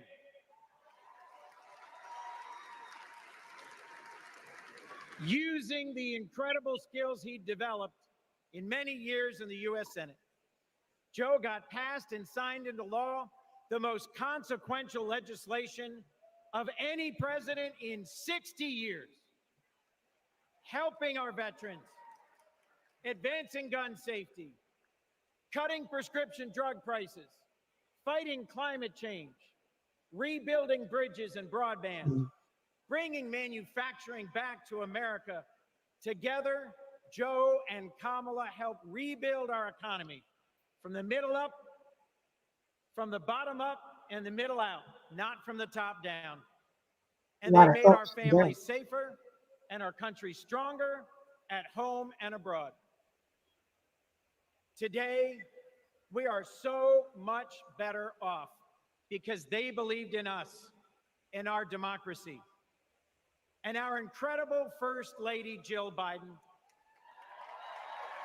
Yeah, come on, hater. Incredible First Lady, Jill Biden haters. Jill Biden. Come on. Applaud. Our incredible First Lady, Jill Biden. Wait a minute, she might be talking next. Was at Joe's side every step of the way, fighting for education, advancing the cancer moonshot, determined to improve women's health care, honoring military families. Joe and Jill together, you have done so much for us. And there's so much more you will do and we can do together. Mr. President, thank you. Thank you for elevating a great leader in Kamala Harris. You did give her a chance. You have to give her credit. Vice President Harris, thank you for choosing a great running mate with a heart for the middle class like yours in Sergeant, Congressman, Coach, Governor Sergeant. Tim Walz.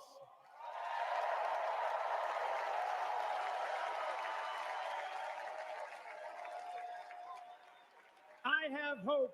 Do you? I have hope. Do you? I have hope. Do you?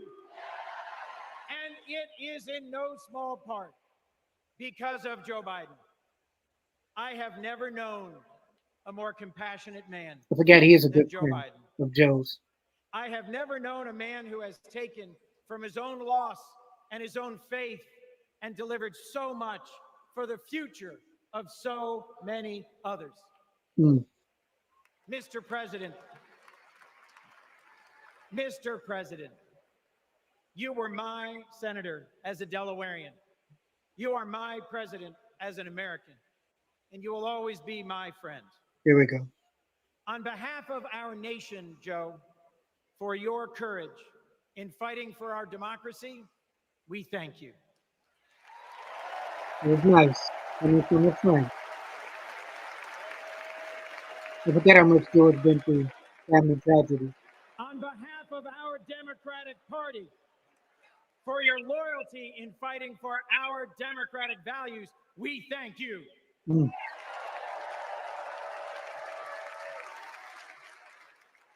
And on behalf of Delaware, thank you, Joe, and God bless you.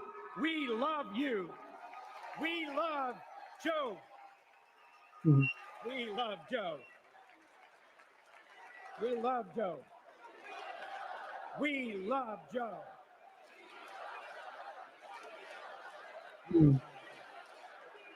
Thank you all. It was we nice. love Joe. God bless you, and thank you very much. All right, maybe he's not going to introduce Joe Biden. I think maybe Jill Biden's coming in, and she's going to introduce Joe Biden. Let us see. Watching Keeping It Honest. Hi, I'm Vivian Weirwell, and I'm a 4th grade student at Kristen McAuliffe. I've been bouncing around all week excited for this moment, and last night I could barely sleep. Jill Biden. I remember the day that we heard that President Biden had won, and the whole neighborhood started celebrating. So when I heard you were coming, I really wanted to meet you. I adore you because you embrace change from my generation and the ones to come. I look up to you. Joe Biden.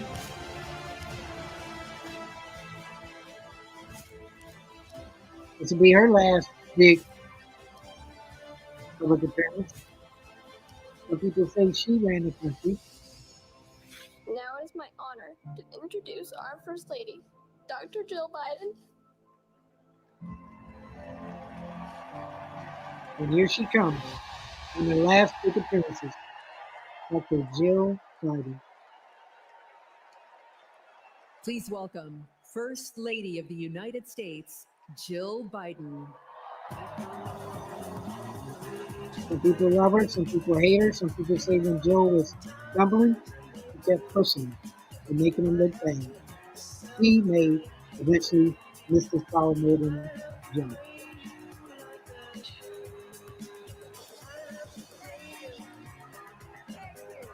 I bet she's soaking it in.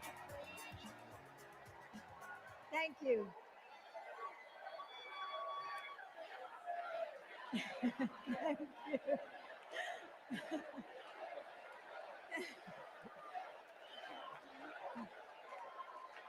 Thank you. Thank you so much. Love you too.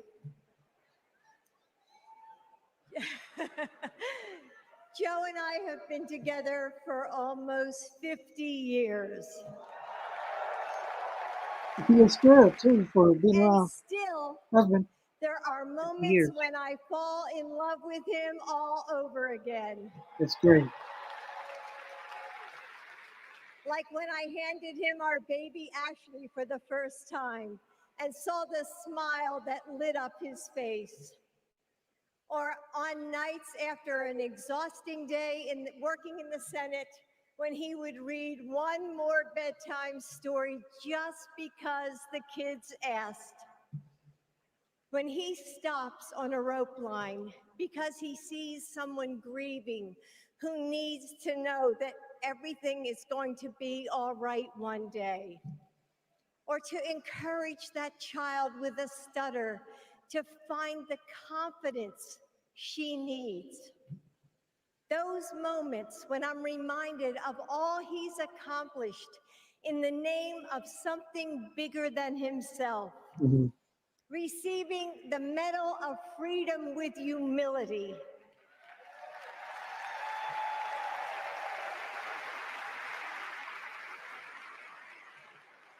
Placing his hand on our family Bible to take his oath of office. And weeks ago, when I saw him dig deep into his soul and decide to no longer seek re-election and endorse Kamala Harris.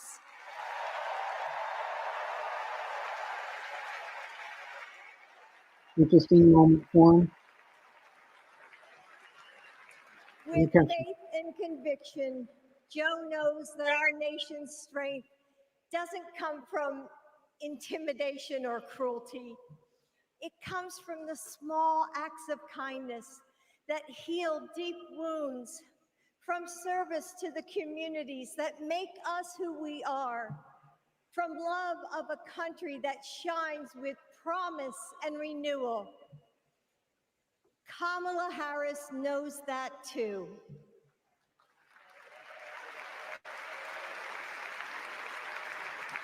Our son, Bo, first worked with Kamala when he was Attorney General of Delaware. He told me at the dinner table one night, "Mom, she's special, someone to keep your eye on." And he was right. Joe and I know Kamala. We have seen her courage, her determination, and her leadership up close.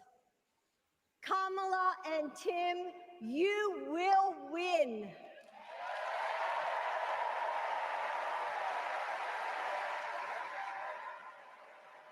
He's always going to touch his chest. And you are inspiring a new generation. We are all a part of something bigger than ourselves, and we are stronger than we know. The future of our country is in the hands of those in this room and all of you watching at home. It's going to take all of us, and we can't afford to lose. With faith in each other, hope for a brighter future, and love for our country, we will fight and we will win together. Thank you. That's it? Wow. So now, what if she ran for office? Reminds you a little bit of Hillary Clinton, too. Keeping it honest. Joe Biden coming up next, I think. Jill.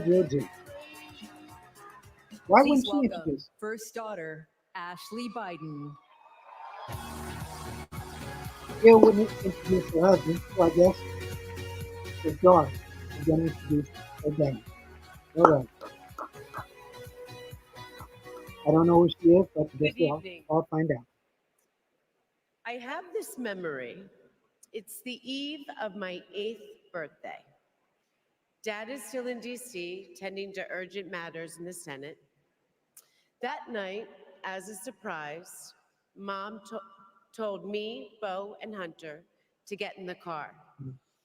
I remember pulling up to the Wilmington Amtrak station, riding up the escalator to the platform. The train stops, doors open, and Dad steps out. As soon as I saw him, I run down that platform and jump into his arms. Like magic, Mom brought out a cake, they sang happy birthday, and I blew out the candles. Dad hugged me, and he said that he had to get back to work. He crossed to the southbound train, and off he went to DC. Hmm. That was a snapshot of one moment, of one day, on this extraordinary journey of being Joe Biden's daughter. She didn't really have a lot of flying forward, it looked like, but she did enough to give her hug and say Joe happy birthday. Biden is the OG girl dad. There you go. He told me I could be anything and I could do anything. As a child, I would sit on the leather chair in his office doing my homework, and he would sit next to me doing his work, drafting the Violence Against Women Act.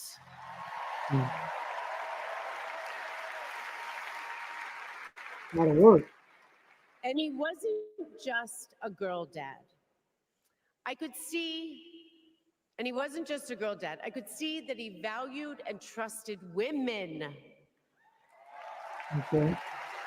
How he listened to his mother, how he believed in his sister, and most of all, how he respected my mother's career. Dad was always there doing everything he could to be a true partner to her. Dad, you always tell us, but we don't tell you enough, that you are the love of our lives and the life of our love. Love of our lives, the lives of our love. I like that. Beautiful. I had my wedding reception in my parents' backyard. At the time, my dad was vice president. But he was also that dad who literally set up the entire reception. He was riding around in his John Deere four-wheeler, fixing the place settings, arranging the plants, and by the way, he was very emotional. I thought that I would be a mess, but he was the one crying, and I was the one who had to comfort him. Before he walked me down the aisle, he turned to me and said that he would always be my best friend. All these years later, Dad, you are still my best friend. All right. Well, His example in service inspired my career. I'm a social worker in Philadelphia. woohoo. Woohoo. I support formerly incarcerated women as they heal from past trauma and they reclaim their lives. All right. That's great. Dad always told me that I was no better than anybody else and nobody was better than me. He taught me that everyone deserves a fair shot and that we shouldn't leave anyone behind. That's what you learn from a fighter who has been underestimated his entire life. When I look at Dad, I see grace, strength, and humility. I see one of the most consequential leaders ever in history.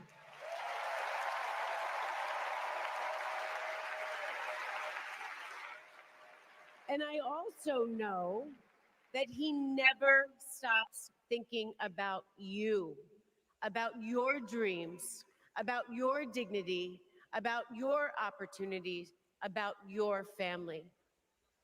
Dad knows that family is everything. Mm-hmm. When Hunter and I lost our brother Bo to cancer in 2015, the grief and the pain felt like it might never end. Dad had the capacity to step out of his own pain and absorb ours. 9 years ago. And I know that Bo is here with us tonight, as he is always with us.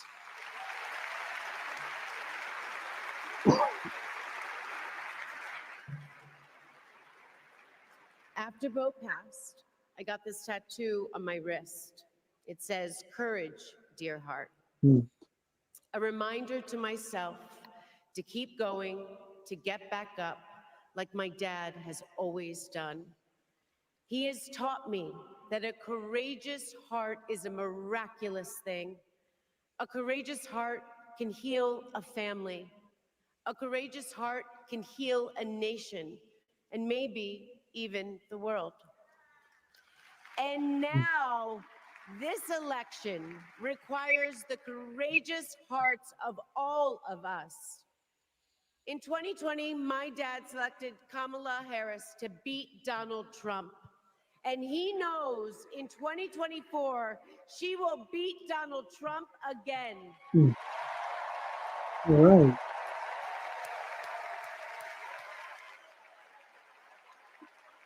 We believe. So tonight, I am asking you, if you stood with us in 2020, call upon your courageous heart. Stand with us today. Work harder than you have ever worked before in your life. This is the fight of our lifetime. Our freedom, our democracy, our reproductive rights.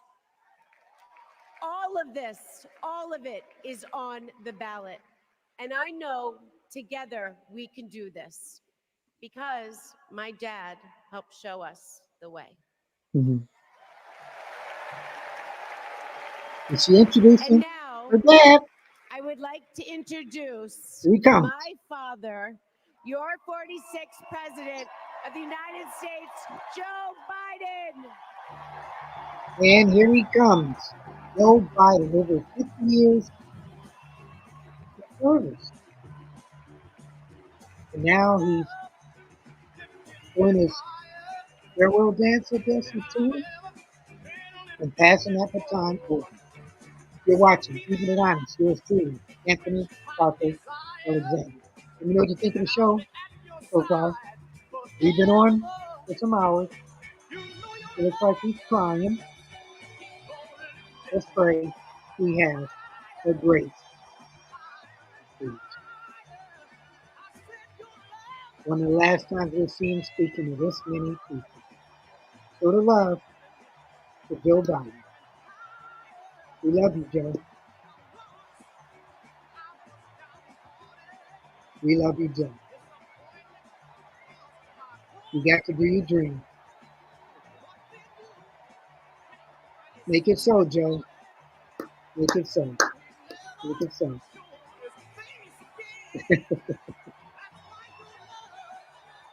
This is the first night for the Democratic convention. We won't see Joe no more this week. He decided to back out. Let's give him all the cheers he deserves. President Biden, we thank you.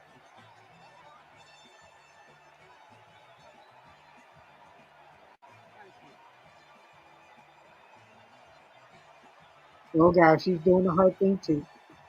Man, everybody does that.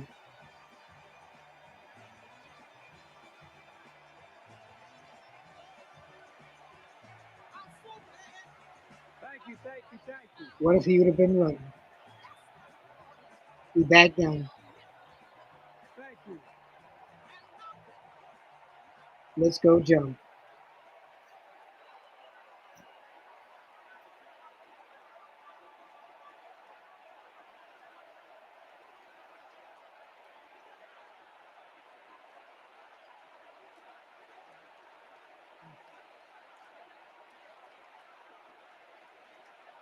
Thank you. Let's go, Joe.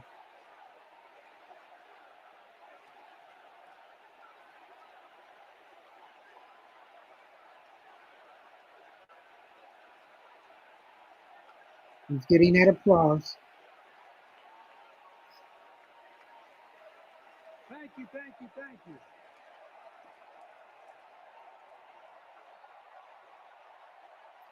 We've been on almost 4.5 hours at the Democratic Convention. Let me know what you think. Told you it would be a long one. But it was worth it because we got Joe.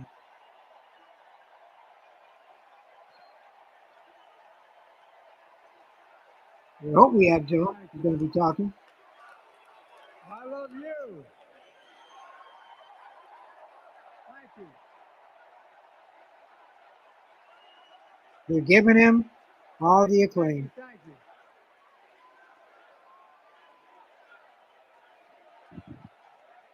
That was my daughter. There you go.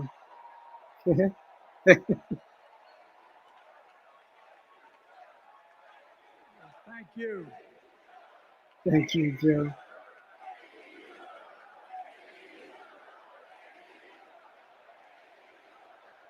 These people, no matter what, especially they do love Joe. Thank you, thank you, thank you. Thank you. He was in the White House for 12 years. I tell you what.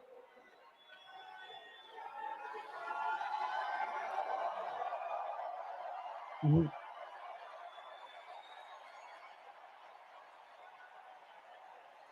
2 terms as a VP under Barack and 1 term under My him. dearest daughter Ashley, God love you, you're incredible. Thank you for the introduction and for being my courageous heart, along with Hunter and our entire family, and especially our rock, Jill. Mm-hmm. We love Jill. That's good. That's great. Those of you who know us, she still leaves me both breathless and speechless. Everybody knows her. I love her more than she loves me. Mm-hmm. She walks down the stairs and I still get that going boom, boom, boom. Y'all will know me. No, I'm not kidding. Let's give a special round of applause to our First Lady, Jill Biden. Boom, boom, boom. Joe Biden. All right, let's go to the camera too, or no? Yeah, there you go. Great hair.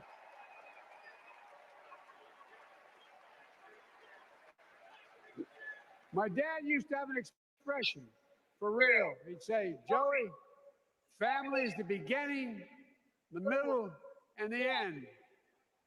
And I love you all. Folks. And America, I love you. Mm-hmm. All right, Joe. Folks, let me ask you.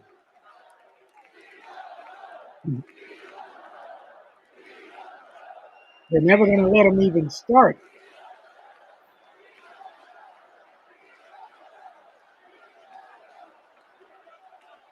Let me ask you. Are you ready to vote for freedom?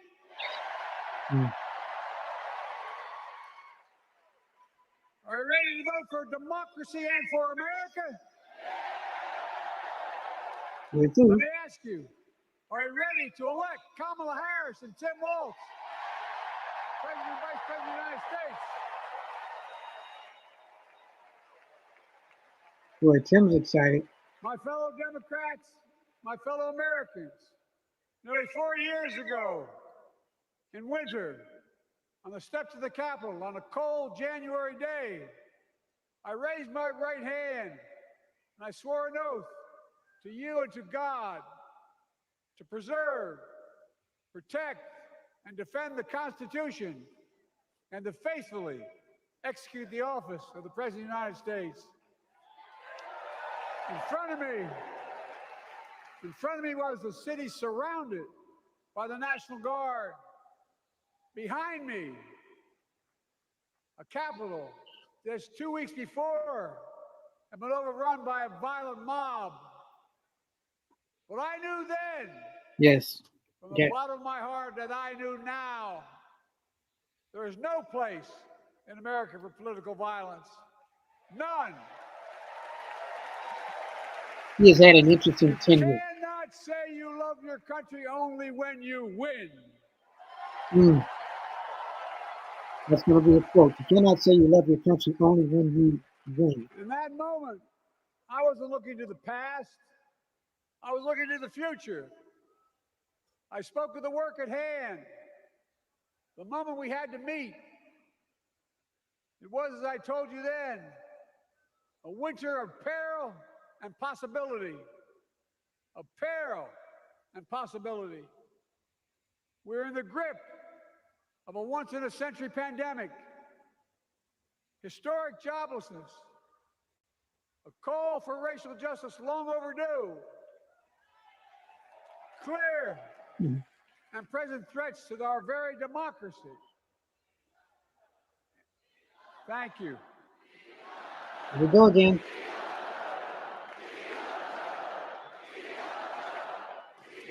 With Nancy Pelosi, who supposedly was the one that said, "Get out, go.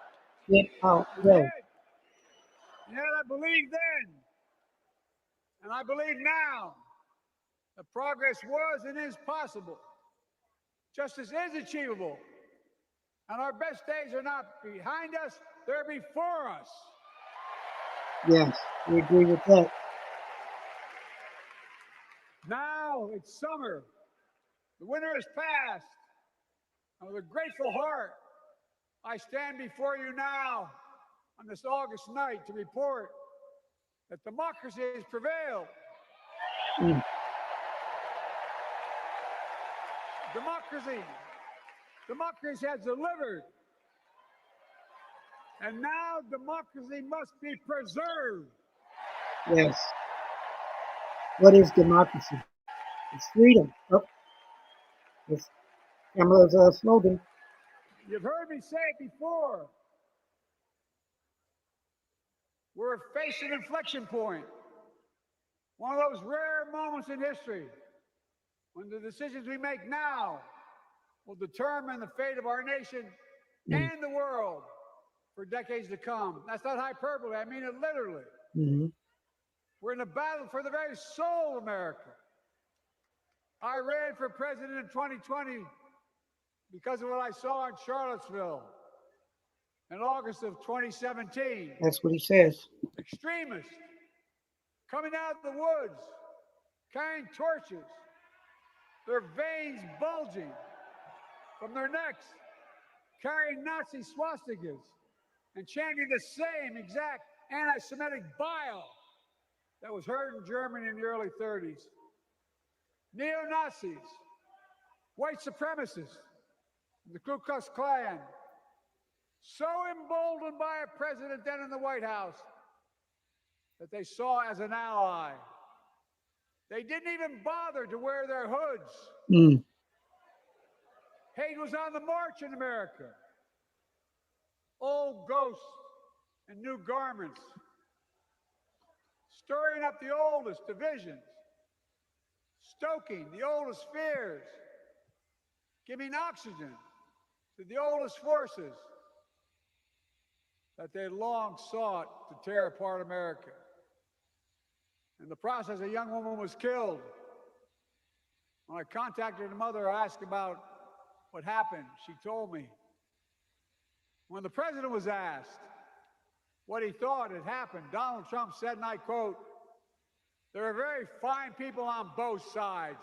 You remember that? God. You remember that? That's what he said. He did say that, though. That is what he said and what he meant. That's when I realized I had listened to the admonition of my dead son. He says that part, I could not stay in the sidelines. So I ran. Thought to try about his son. And that was the deciding factor why he ran for president. Because I had no intention of running again. I just lost part of my soul. With his son passing. But I ran with a deep conviction. In America, I know and believe in an America where honesty, dignity, decency still matter. And America, where everyone has a fair shot and hate has no safe harbor. Mm.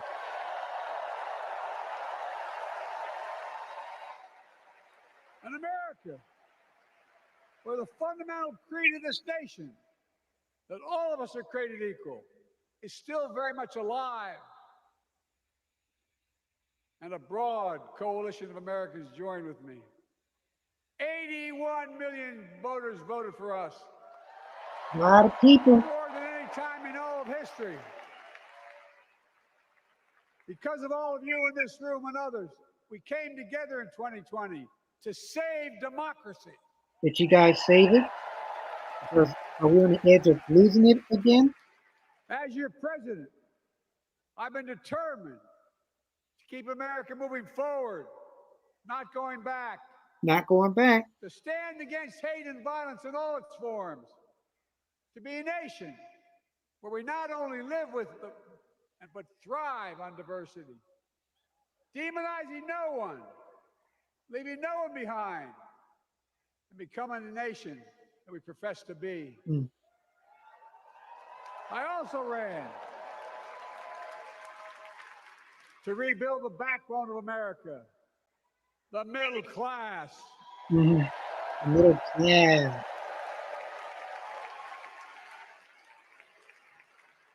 I made a commitment to you that I'd be a president for all Americans, whether you voted for me or not. Mm-hmm. We have done that.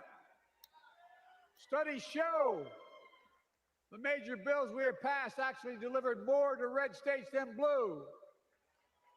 Because the job of the president is delivered to all of America. All America. Because of you, and I'm not exaggerating, because of you, we've had one of the most extraordinary 4 years of progress ever. Period. 3.5 years. Yeah. When I say we, I mean Kamala and me. Mm-hmm. Don't forget Kamala. She's like, Just think about it. COVID no longer controls our lives. We've gone from economic crisis to the strongest economy in the entire world. Record 16 million new jobs. Record small business growth. Record high stock market. Record high 401ks. Wages up and inflation down, way down, and continuing to go down.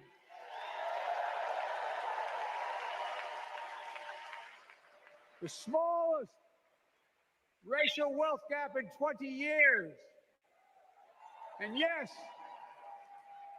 we both know we have more to do, but we're moving in the right direction. More Americans have peace of mind that comes from having health insurance. More Americans have health insurance today than ever before in American history.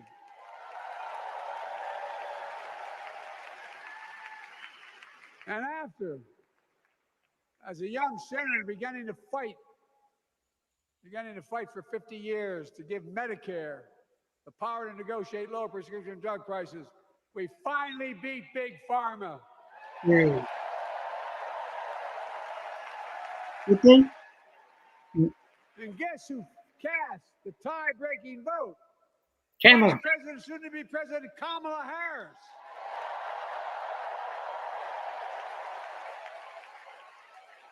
This will be interesting to see her And now moving it's forward. the law of the land. Instead of paying $400 a month for insulin, seniors with diabetes will pay $35 a month. 35 a month. The law we passed already includes, starting in January, every senior's total prescription cost can be capped at $2,000 no matter how expensive the drugs they have. And what we don't focus on, and our Republican friends don't seem to understand, our reforms don't just save seniors money, they save the American taxpayers money. You know what we just passed saved? What? It saved $160 billion over the next decade. That's not hyperbole. It's because Medicare no longer has to pay those exorbitant prices to the Big Pharma. Mhm. But look, oh, thank you, Kamala, too. Look, folks, Trying to see what he's saying. how can we have the strongest economy in the world without the best infrastructure in the world? Donald Trump promised infrastructure week every week for 4 years, and he never built a damn thing. Mm. All right, Joe. Mhm. Keeping it honest. But now, because of what Kamala have done, remember we were told we couldn't get it done. Remember when we came into office, we couldn't get anything passed? But right now, we're giving America an infrastructure decade, not week. Mhm. We're modernizing our roads, our bridges, our ports, our airports, our trains, our buses. Removing every lead pipe from schools and homes so every child can drink clean water. Providing affordable high-speed internet for every American, no matter where they live, not unlike what Roosevelt did with electricity. And so much more. We are uniting the country. We're growing our economy. We're improving our quality of life. And we're building a better America.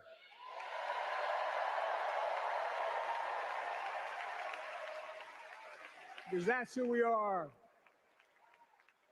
How can we be the strongest nation in the world without leading the world in science and technology? After years of importing 90% of our semiconductor chips from abroad, which America invented those chips. Our Chips and Science Act meant that private companies from around the world are now investing literally tens of billions of dollars to build new chip factories right here in America. Mm. And over that period, they'll create tens of thousands of jobs. And many of those jobs in the so-called fabs, the buildings that make the chips, that's being constructed now. And guess what? What? The average salary in those fabs, size of a football field, Mm. will be over $100,000 a year, and you don't need a college degree. Whoa. Sounds like a great job. Because of you and so many electeds out there. American manufacturing is back. Where the hell to say we wouldn't lead the world in manufacturing? 800,000 new manufacturing jobs.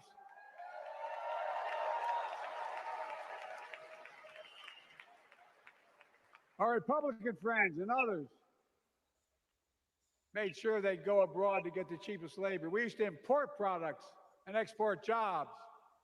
Now we export American products and create American jobs right here in America. All right. That's where great. jobs belong. With every new job, with every new factory, pride and hope is being brought back to communities throughout the country that were left behind. You know you're from them, many of you. You know what it's like when that factory closed, where your mother, your father, your grandmother, grandfather worked. And now you're back, providing once again, proving that Wall Street didn't build America. The middle class built America, and unions built the middle class. We will be fact checking everything he says. So stay tuned. It's been my view since I came to the Senate. That's why I'm proud to have been the first president to walk a picket line. Then he did do that. UAW. And be Earlier. labeled the most pro-union president in history, and I accept it. Mm-hmm. It's a fact. Where's Kamala in this, I wonder? Because when unions do well, we all do well. Mm.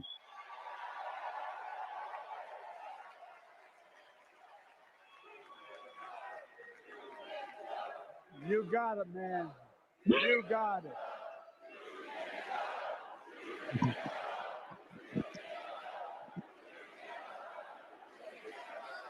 agree. I'm proud. Look, remember we told we couldn't get anything done because we couldn't get anything done in the Congress? Well, with your support, we passed the most significant climate law in the history of mankind.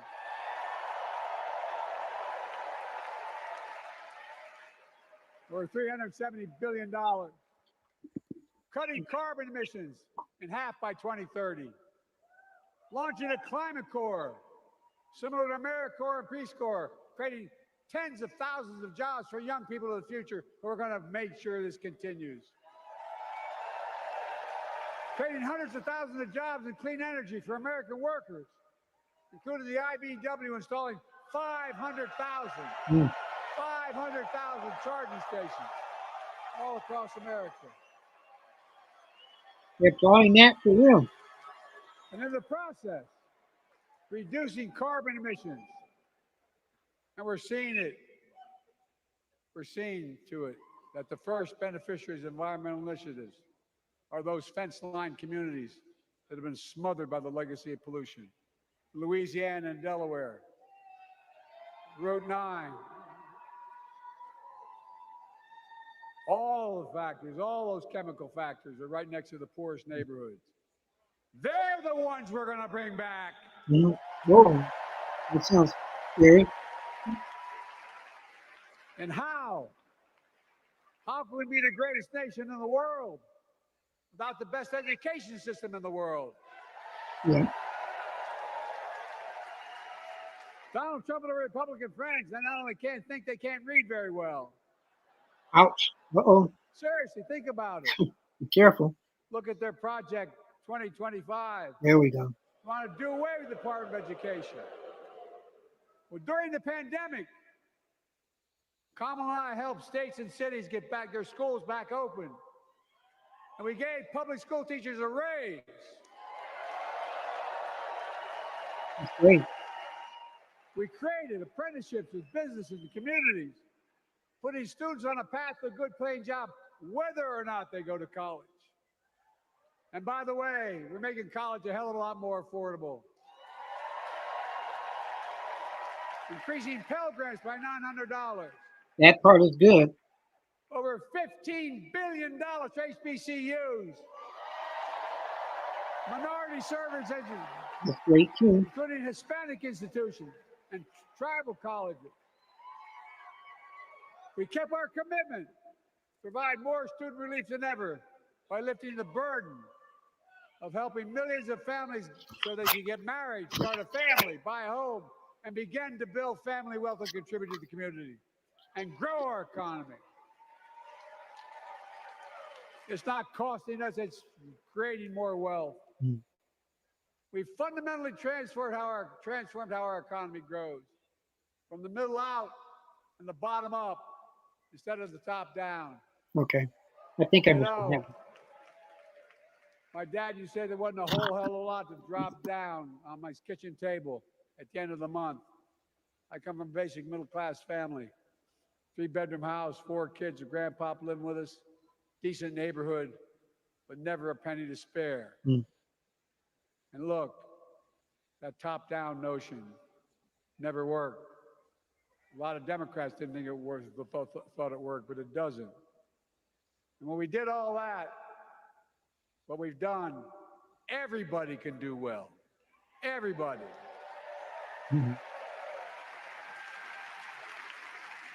Donald Trump calls America a failing nation. No, I'm serious. I'm serious.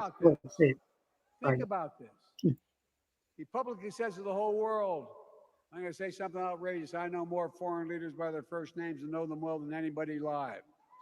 Just because I'm so damn old. But I'm not joking. Think of the message he sends around the world when he talks about America being a failing nation. He says we're losing. He's the loser. He's dead wrong. Okay. Because you know, I'm going to talk about you if you talk about him. When it's all out in dignity. Many of you are very successful people who travel the world. Name me a country in the world that doesn't think we're the leading nation in the world. Without America, not a joke, think about it. I'm being literal. Who could lead the world other than the United States of America? Well, guess what? I hope it's just us. America's winning, and the world's better off for it. America's more prosperous, and Americans are safer today than under Donald Trump. Trump continues to lie about crime in America, like everything else. Guess what? On his watch, the murder rate went up 30%, the biggest increase in history. Meanwhile, we made the largest investment, Kamala and I, in public safety ever. Now, the murder rate is falling faster than any time in history. Violent crime has dropped to the lowest level in more than 50 years.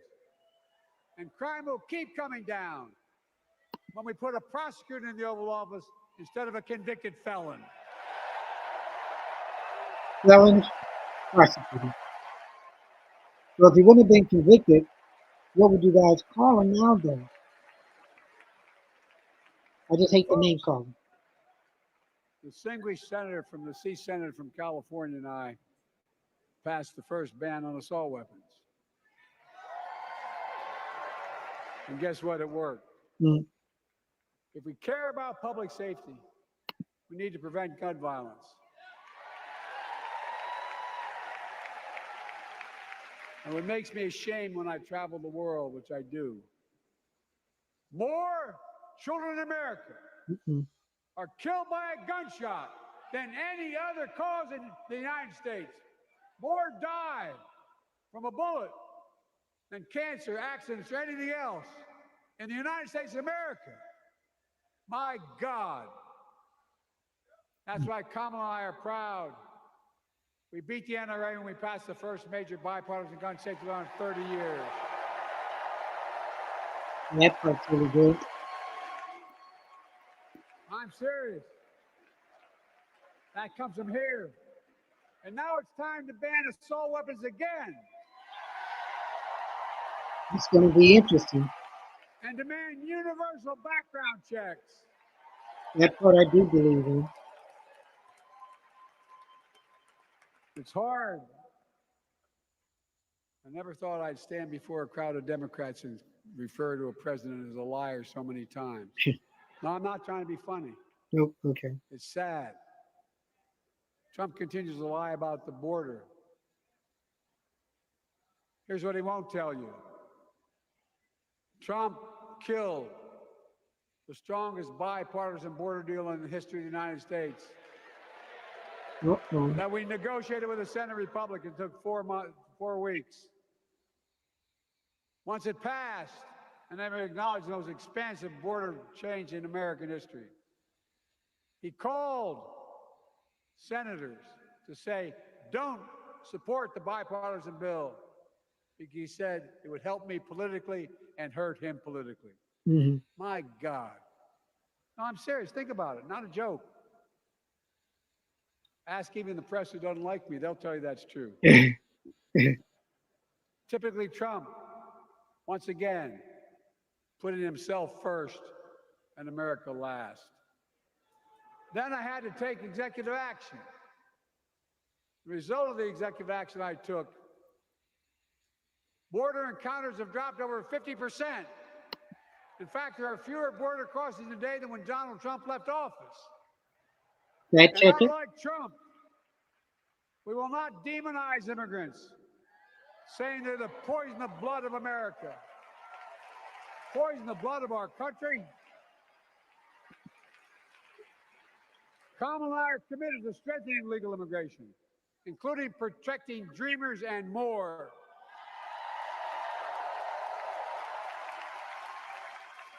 All right, we'll see how that And works. here's what else I believe in. Protecting your freedom to vote, your freedom to love who you love. Mm.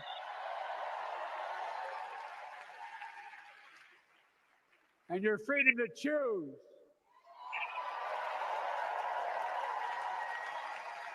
In its decision overturning Roe v. Wade that you heard earlier tonight, the United States Supreme Court majority wrote the following, quote, women or not without electrical, not allowed, not without electoral or political power. Uh-oh. No kidding. What? MAGA Republicans found out the power of women in 2022. Mm-hmm. And Donald Trump is going to find out the power of women in 2024. Mm. Watch. The power of women. That's true. Very powerful. And where Trump and his mega Republican right-wingers seek to erase history, we Democrats continue to write history and make more history. I'm proud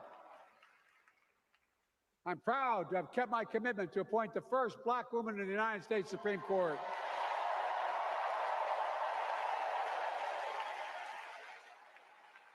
Ketanji Brown Jackson, a symbol for every young woman in America that you can do anything. I'm proud that I've kept my commitment to have an administration that looks like America Mm-hmm. and that taps in to the full talent of our nation.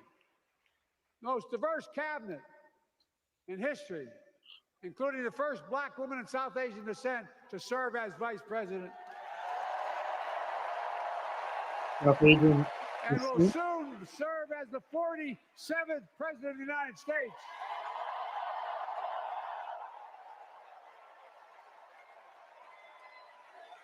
How do you feel, Kamala? All this support. She is good. Look. Thank you, Kamala. Thank you, Joe. Folks, Was her husband on the left? long said And the running we have mate? many obligations as a No. nation. But I got in trouble years ago for saying I'd make no apologies. We have only one truly sacred obligation: to prepare and equip those we send to war and care for them and their families when they come home and when they don't. That's why I'm so proud to have written and signed the PACT Act. One of the most significant laws ever, helping veterans and their families exposed to toxic materials like burn pits in Agent Orange. I was around during the Vietnam War. Not funny, though. It's hard. Nobody was able to prove that there's illness was a consequence of Agent Orange. And no one was able to prove initially that because they lived in burn pits like my son lived next to in Iraq for a year, that is the cause of their illness.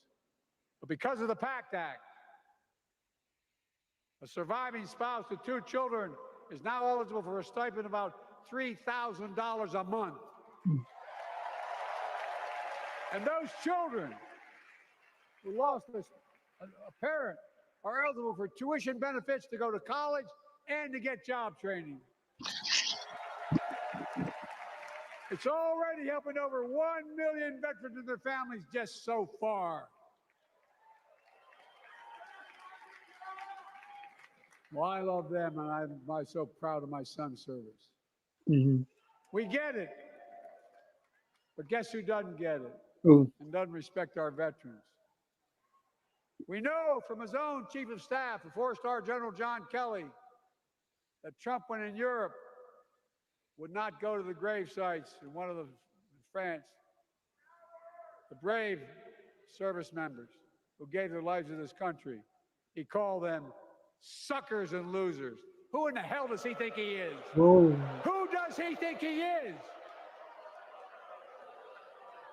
Oh, Biden getting mad. There's no words for a person. They are not the words of a person not worthy of being commander-in-chief. Period. Not then, not now, and not ever. I mean that. I mean that from the bottom of my heart.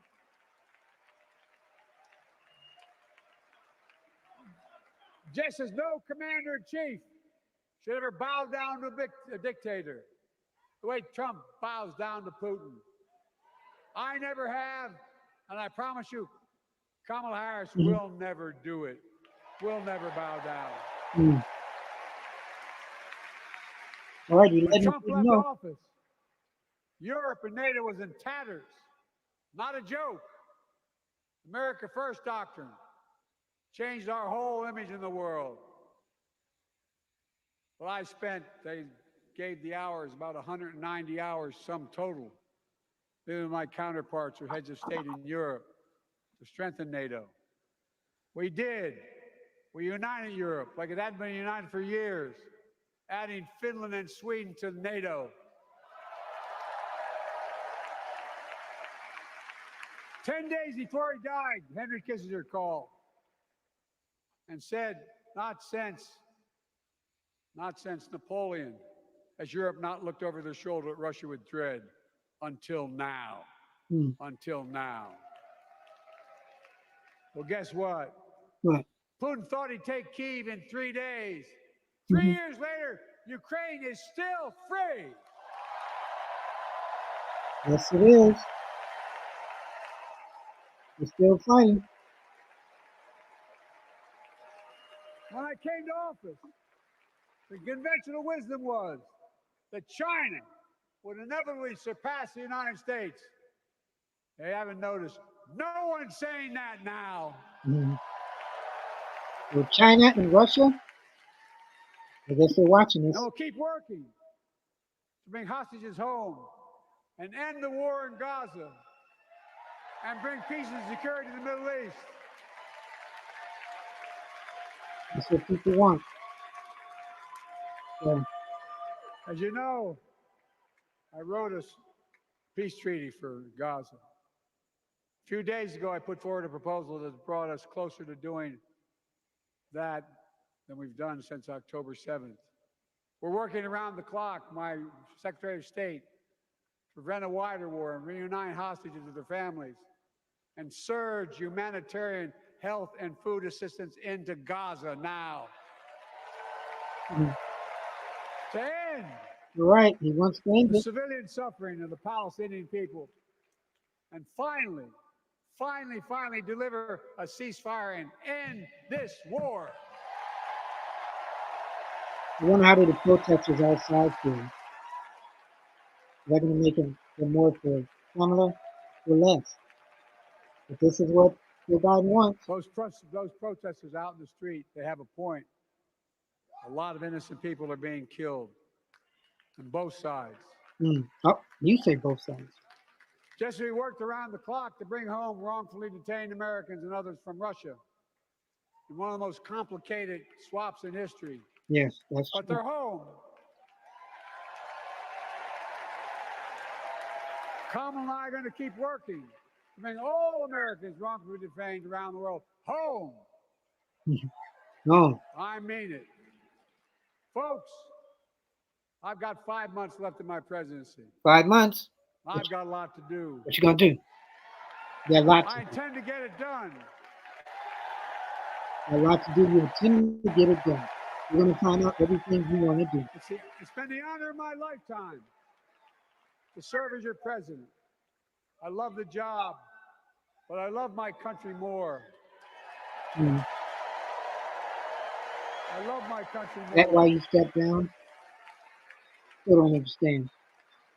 And all this talk about how I'm angry at all those people who said I should step down. That's not true.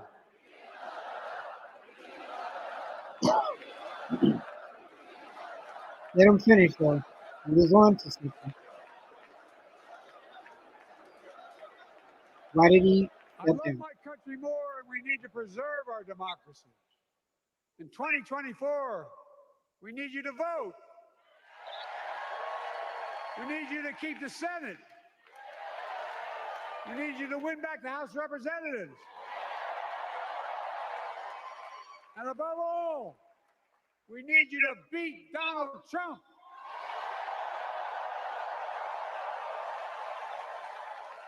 Is it all about Donald Trump? Kamala and Tim, President Here he goes. and Vice President of the United States of America. Look, they'll continue to lead America forward, creating more jobs, standing up for workers, growing the economy, lower the cost to American families so they just have a little more breathing room. We've made incredible progress, but we have more work to do. And Kamala and Tim will continue to take on corporate greed and bring down cost of food. They'll keep taking on Big Pharma, making insulin $35 a month, not just for seniors, but for everyone in America. And capping prescription drug costs at a total of $2,000, not just for seniors, but for everyone. Mm. And folks, that's going to save America again tens of billions of dollars. Folks, they'll make housing more affordable, building 3 million new homes, providing $25,000 down payment assistance for the first-time home buyer, more than the 10 we approved. Donald Trump wants a new tax on imported goods, food, gas, clothing, and more. You know what that will cost the average family, according to the experts? How much? $3,900 a year in a tax. No, it's a fact. Kamala and Tim will make the child care tax credit permanent. Mm. Lifting millions of children out of poverty and helping millions of families get ahead. But you know what Trump has? He created the largest debt any president had in 4 years with his $2 trillion tax cut for the wealthy. Well, Trump has a new plan. He wants to provide a $5 billion tax cut for corporations that are very wealthy. Read it. Put us further in debt. They read it. And folks, you know we have 1,000 billionaires in America. Wow. You know what their average tax rate they pay? 4%. 8.2%. Okay, twice as much. Ooh. If we just increase our taxes we proposed to 25%, which isn't the highest tax rate even. 8 to 25%. It would raise $500 billion new dollars over 10 years. Mm. They'd still be very wealthy. Look, Kamala and Tim are going to make them pay their fair share. They'll protect Social Security and Medicare. Trump wants to cut Social Security and Medicare. Kamala and Tim will protect your freedom. They'll protect your your right to vote. They'll protect your civil rights. And you know, Trump will do everything to ban abortion nationwide. Oh, he will. Mm. You know, Kamala and Tim will do everything they possibly can. That's why you have to elect the Senate and the House to restore Roe v. Wade. Election time's almost here. The ancient Greeks taught us that character is destiny. Character is destiny. For me and Jill, we know Kamala and Doug are people of character. It's been our honor to serve alongside them. And we know that Tim and Gwen Waltz are also people of great character. Hmm. Selecting Kamala was the very first decision I made when I became our nominee. And it was the best decision I made my whole career. Right. How do you feel, Cameron? We've not only gotten to know each other, we've become close friends. She's tough, she's experienced, and she has enormous integrity. Enormous integrity. Her story represents the best American story. And like many of our best presidents, she was also vice president. There you go. There you go. That's a nice smile. But she'll be a president. All right. Our children can look up to. Biden smile. She'll be a president respected by world leaders because she already is. She'll be a president we can all be proud of. And she will be a historic president who puts her stamp on America's future.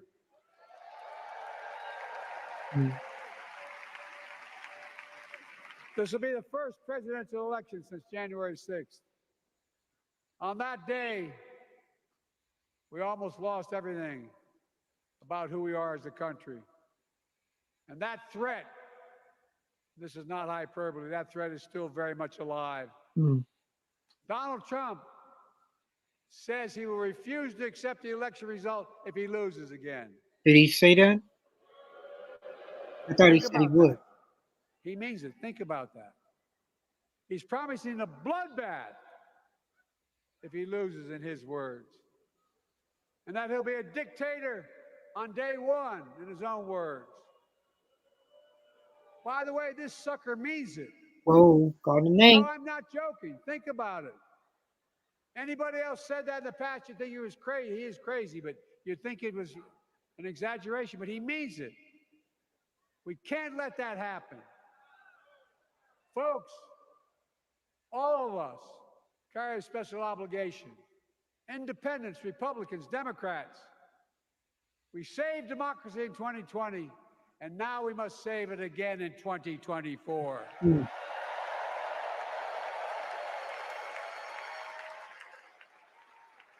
What is democracy? The vote of each of us cast this year will determine whether democracy and freedom will prevail. It's that simple. It's that serious. And the power is literally in your hands. History is in your hands. Not hyperbole. It's in your hands. America's future is in your hands. Let me close with this. Nowhere else in the world could a kid with a stutter and modest beginnings in Scranton, Pennsylvania, and Claymont, Delaware, grow up to sit behind the resolute desk in the Oval Office. Amen.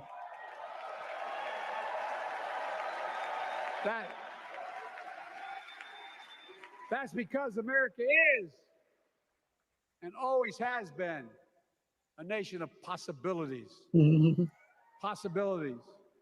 We must never lose that. Never.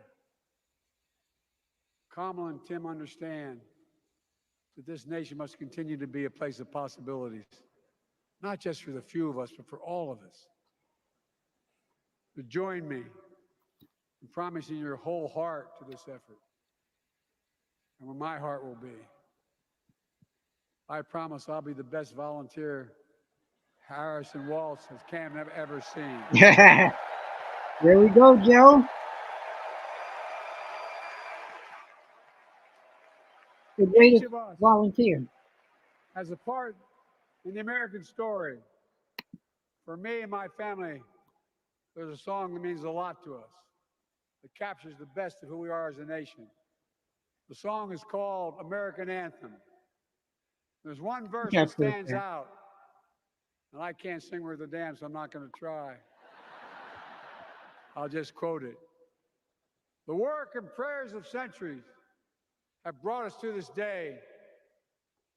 What shall our legacy be? What will our children say? Let me know in my heart when my days are through. America, America, I gave my best to you. Amen. Woo-hoo. Gave it to America, America, I gave my best to you. President Joe Biden, Joseph Biden. Democratic Convention, day number 1. Thank you, Joe. I made a lot of mistakes in my career, but I gave my best to you. For 50 years, like many of you, I've given my heart and soul to our nation. And I've been blessed a million times in return for the support of the American people. I've either been too young to be in the Senate because I wasn't 30 yet, and too old to stay as president. But I hope you know how grateful I am to all of you I can honestly say, and I mean this from the bottom, give me my word as a Biden, I can honestly say I'm more optimistic about the future than I was when I was elected as a 29-year-old United States Senator. Wow. I mean it. Folks, we just have to remember who we are. We're the United States of America. Yes, we are. And there's nothing we cannot do when we do it together. God bless you all, and may God protect our troops. God bless you. Donald Trump. What are you going to do now? You're seeing the first night, and you know they're going to be going after you a lot more. Well, there's his wife, Jill Biden. Wow. Thank you, Joe. Thank you, Joe. So, what did you think? Joe Biden. He says he has more hope for the future now than he did when he pretty much came out and started his political office 50 years ago. There's a guy that throughout his family has been around the legacy. He's been around to change the country. Career politician, he was in it for 50 years. And there's Kamala.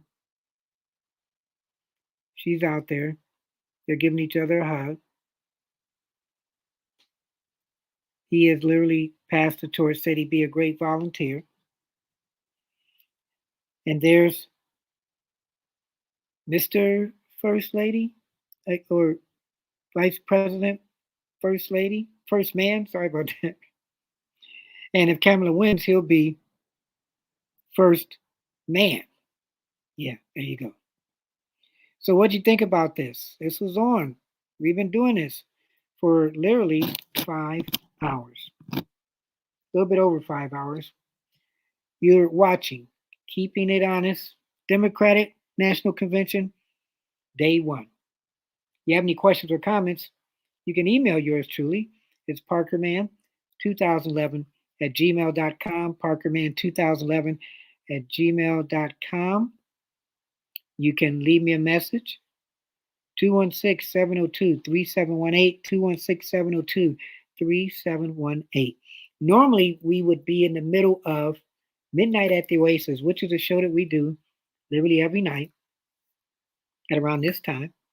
We give you the news of the day and we go into the news of the morning.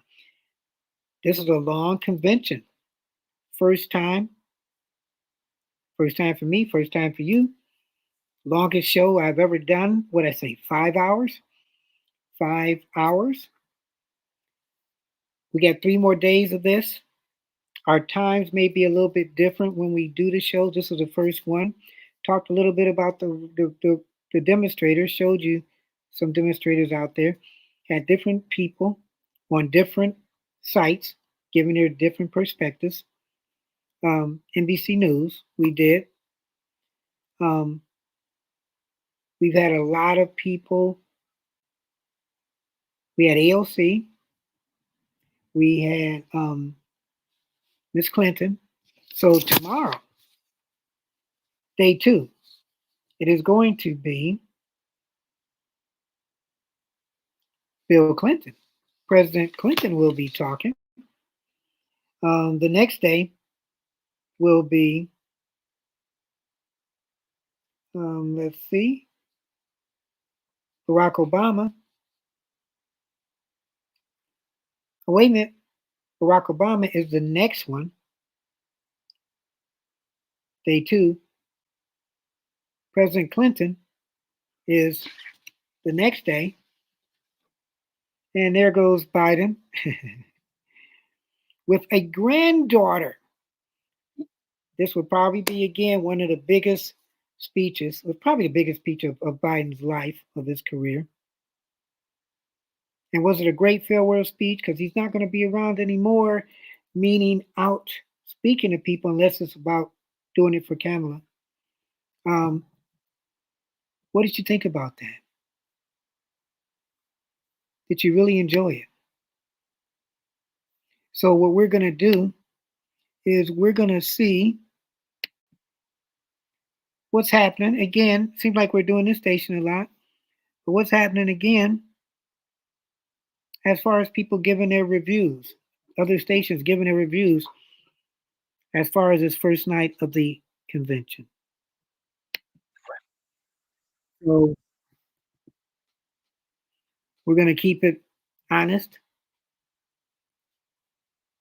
You're going to see this every night. You're going to see all these people who have talked. And it's going to be every night for the next 3 days. So, how do you feel about Miss Harris? You think, are you ready for her? Are you ready? So,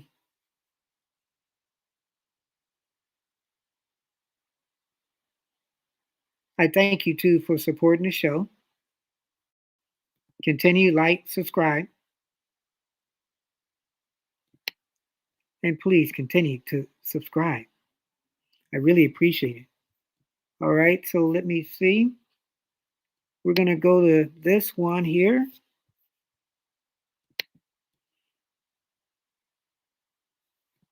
And we're going to see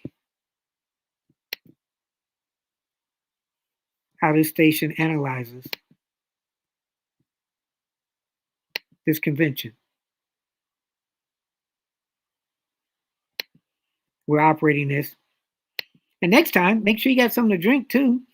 And maybe take a snack. Because boy, this was a lot going on tonight. AOC, excuse me, I think was the favorite, one of the favorites, but we had a lot of people. Yeah. So let's see. You think about this. He's just finishing right here. Speeding it up just a little bit. All right. Reimagine as you see the family here on stage and those little waves. So You see Kamala Harris taking the mantle from President Biden, Lester. It didn't. There you go. Maybe I'm wrong. It didn't feel like a farewell speech. It felt more like a State of the Union. He's not trying to say goodbye forever, Lester. He's still got time in office, and he made that very And he wants to be a volunteer for this campaign. He's still got work to do. And talking with people close to him, he is going to be a presence on the campaign trail to the degree that the campaign wants him to. As you're looking at him, still on stage, by the way, basking in this ovation. An emotional moment, not just for him, but for so many of his friends and allies, Lester. A 4-minute and 23-second ovation for President Biden when he walked on stage. 4 minutes. And now here he is taking in these moments, if not a goodbye, Lester, at least a swan song and maybe the last huge speech of his political career. Tom Yamas no doubt has a read on how this crowd took it in from down on the floor. Tom? Yeah, Lester, I'll tell you this. It was an incredibly long speech, but the Yeah, was it really long? So let's get an analyst of it besides me talking. crowd here in Chicago was hanging on to the president's every word. You can see the signs. We love Joe, whosever idea that was, and the Democratic Party was pretty brilliant because it's created some very memorable shots here at this convention. Supporters all throughout the Union Center right here, the United Center, carrying those signs up.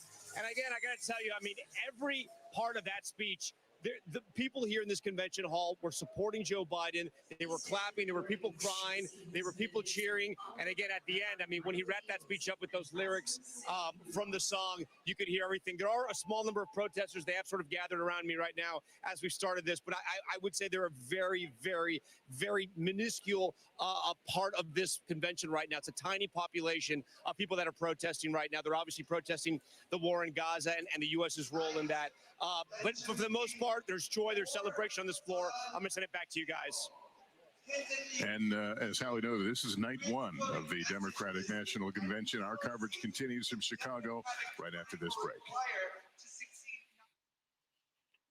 So far, again, what did you think? Hillary Clinton came on. AOC came on. Bashir came on.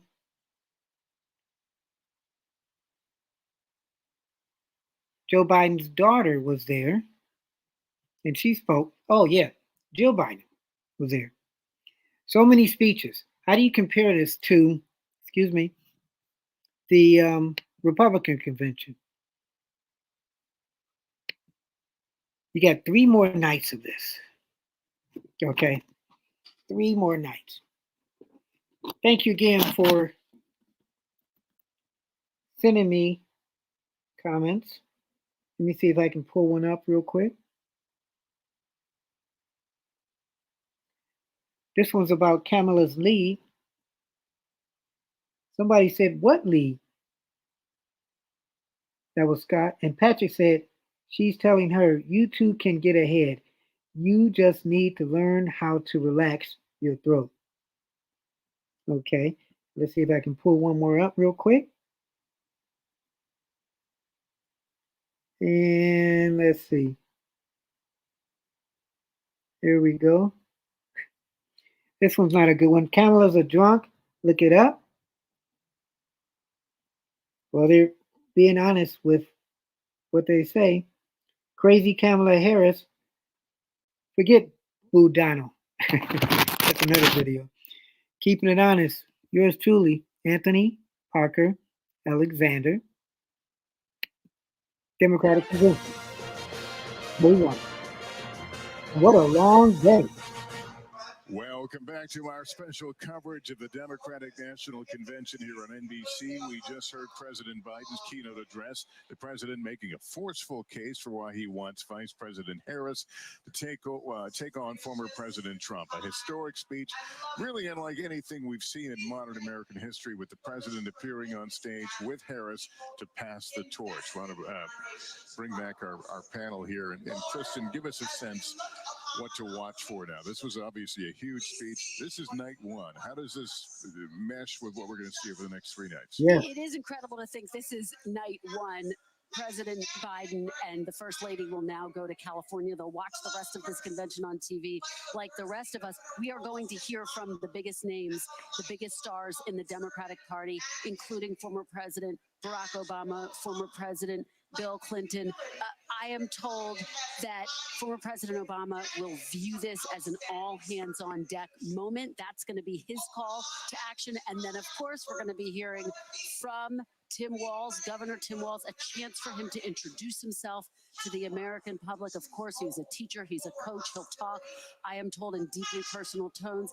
And then, of course, the big night, Thursday night, when we hear from Vice President Kamala Harris. My big question for that night, what I'll be watching for, does she build on and echo everything we heard from President Biden tonight, or does she find ways to carve out a separate path, a new path, from a policy perspective and also from her vision for the future? Yeah, the platform here was completed before she came on board, so her fingerprints really aren't on that. So we will find out more about what her thinking is. Hallie?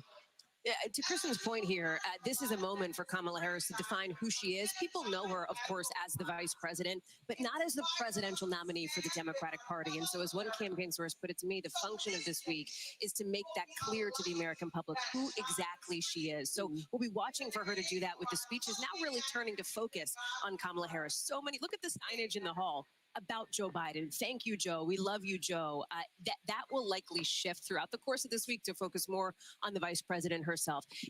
Yeah, because by the end of the week, it'll be like from "We love you, Joe" to "Let's go, Kamala." She will probably talk about how she worked with Joe and how they're transitioning now, and how she's just going to better maybe some of the things that her and Joe worked on to carry on that legacy to make it her own legacy. Maybe. It's also been notable, very emotional for President Biden tonight. You saw him wiping away tears even before he opened his mouth to begin his remarks tonight as he hugged his daughter who introduced him there. Very resonant for him at this moment. But as much as tonight was a love letter to Joe Biden in many ways, Lester, as you've been saying, you also saw Donald Trump as the pinata here. You saw a number of Democrats going after him repeatedly in sharp terms of a departure from the sort of famous Michelle Obama line, when they go low, we go high. They went after him in attacking his policies and his positions here. The former president himself is on a battleground blitz this week. He is in a number of key swing states in what is the busiest week of his campaign so far, looking to cast Kamala Harris and Tim Walz as too liberal for the American people. But even as Mr. Trump's allies want to see him focus on policy and focus on that record, he is in many ways not doing that, instead going after her in deeply personal terms, Lester. All right, Peter Alexander, tell us where you were watching all this and what you saw. Lester, I tell you, there are thousands of Democrats who are going home tonight exhilarated, but perhaps exhausted as well. And before we go, there's also time for one quick fact check. The former president, Donald Trump, repeatedly saying that President Biden would tonight try to reclaim the party's nomination. Clearly, that did not happen. Instead, not only heaping praise on Kamala Harris, but helping celebrate the things that the two of them accomplished together. So Donald Trump is saying that Joe Biden was trying to get back his presidency. Well, we know that didn't happen. Lester, back to you. All right, Peter Alexander, thank you. That concludes our coverage of the first night of the Democratic National Convention. Join Samantha Guthrie and me tomorrow for the second night. That's tomorrow at 10 p.m. Eastern, right here on NBC. We'll also have a full wrap-up tomorrow on Today and on NBC Nightly News. So, wow, there you go. Man. Whew. That's funny. So I guess Donald Trump didn't try to not call out lies or innuendos. And Donald Trump has to decide what he wants to do. But we've seen him in office before, and we've seen he's his own man. So Joe now, I guess you could say, is officially gone. And by Thursday, Kamala, she's officially the nominee going up against Trump. So what did you think? We did 5.5 hours, a little bit, of this. We'll be on tomorrow. So check your notifications. But it'll be day 2. And day 2, it will be, if I'm correct again, let me make sure, Barack Obama. So he's coming, I think, really, as the old Obama. Man. So you can watch our shorts, you can watch our longs. Our shorts go from as short as 5 seconds to maybe long now, 5.5 hours. Wow. I always want to do a telethon, so this was a short version. So go to our Patreon page. That's our page where you can contribute. It's kind of like PBS. There's 3 tiers. You get on those tiers. It shows how much you can contribute. You can contribute as much as you want, as little as you want. But we appreciate you guys supporting us. We really do. As we grow, you grow. We're all a part of family. So thank you for this first debate night. Stay tuned for tomorrow. You'll have in your notifications, or just look out for us. Okay? We may not be on 5.5 hours. And what we did too, which I like, we'll do more tomorrow. You watched me, you watched us, we got some texts, then we watched some other streaming shows to see what they were doing and got different opinions, and that's what we do. So at the end of the day, you may not like everything, but hopefully you got something out of it. You were informed and entertained. And make sure you hit the like and the share button, and especially the subscribe. Keep us going. I'm Anthony Parker Alexander. Look for us throughout. You'll see our shorts and our longs till the next time we do a live show, which will be literally today. We will talk again. I'm Anthony Parker. Keep your head up. Never look down. Always believe in yourself, and therein will lie your answer. You're watching. Keep it honest with yours truly, Anthony Parker Alexander, Democratic Convention Day 1. We don't just keep it simple. We don't just keep it real. We keep it honest. God bless.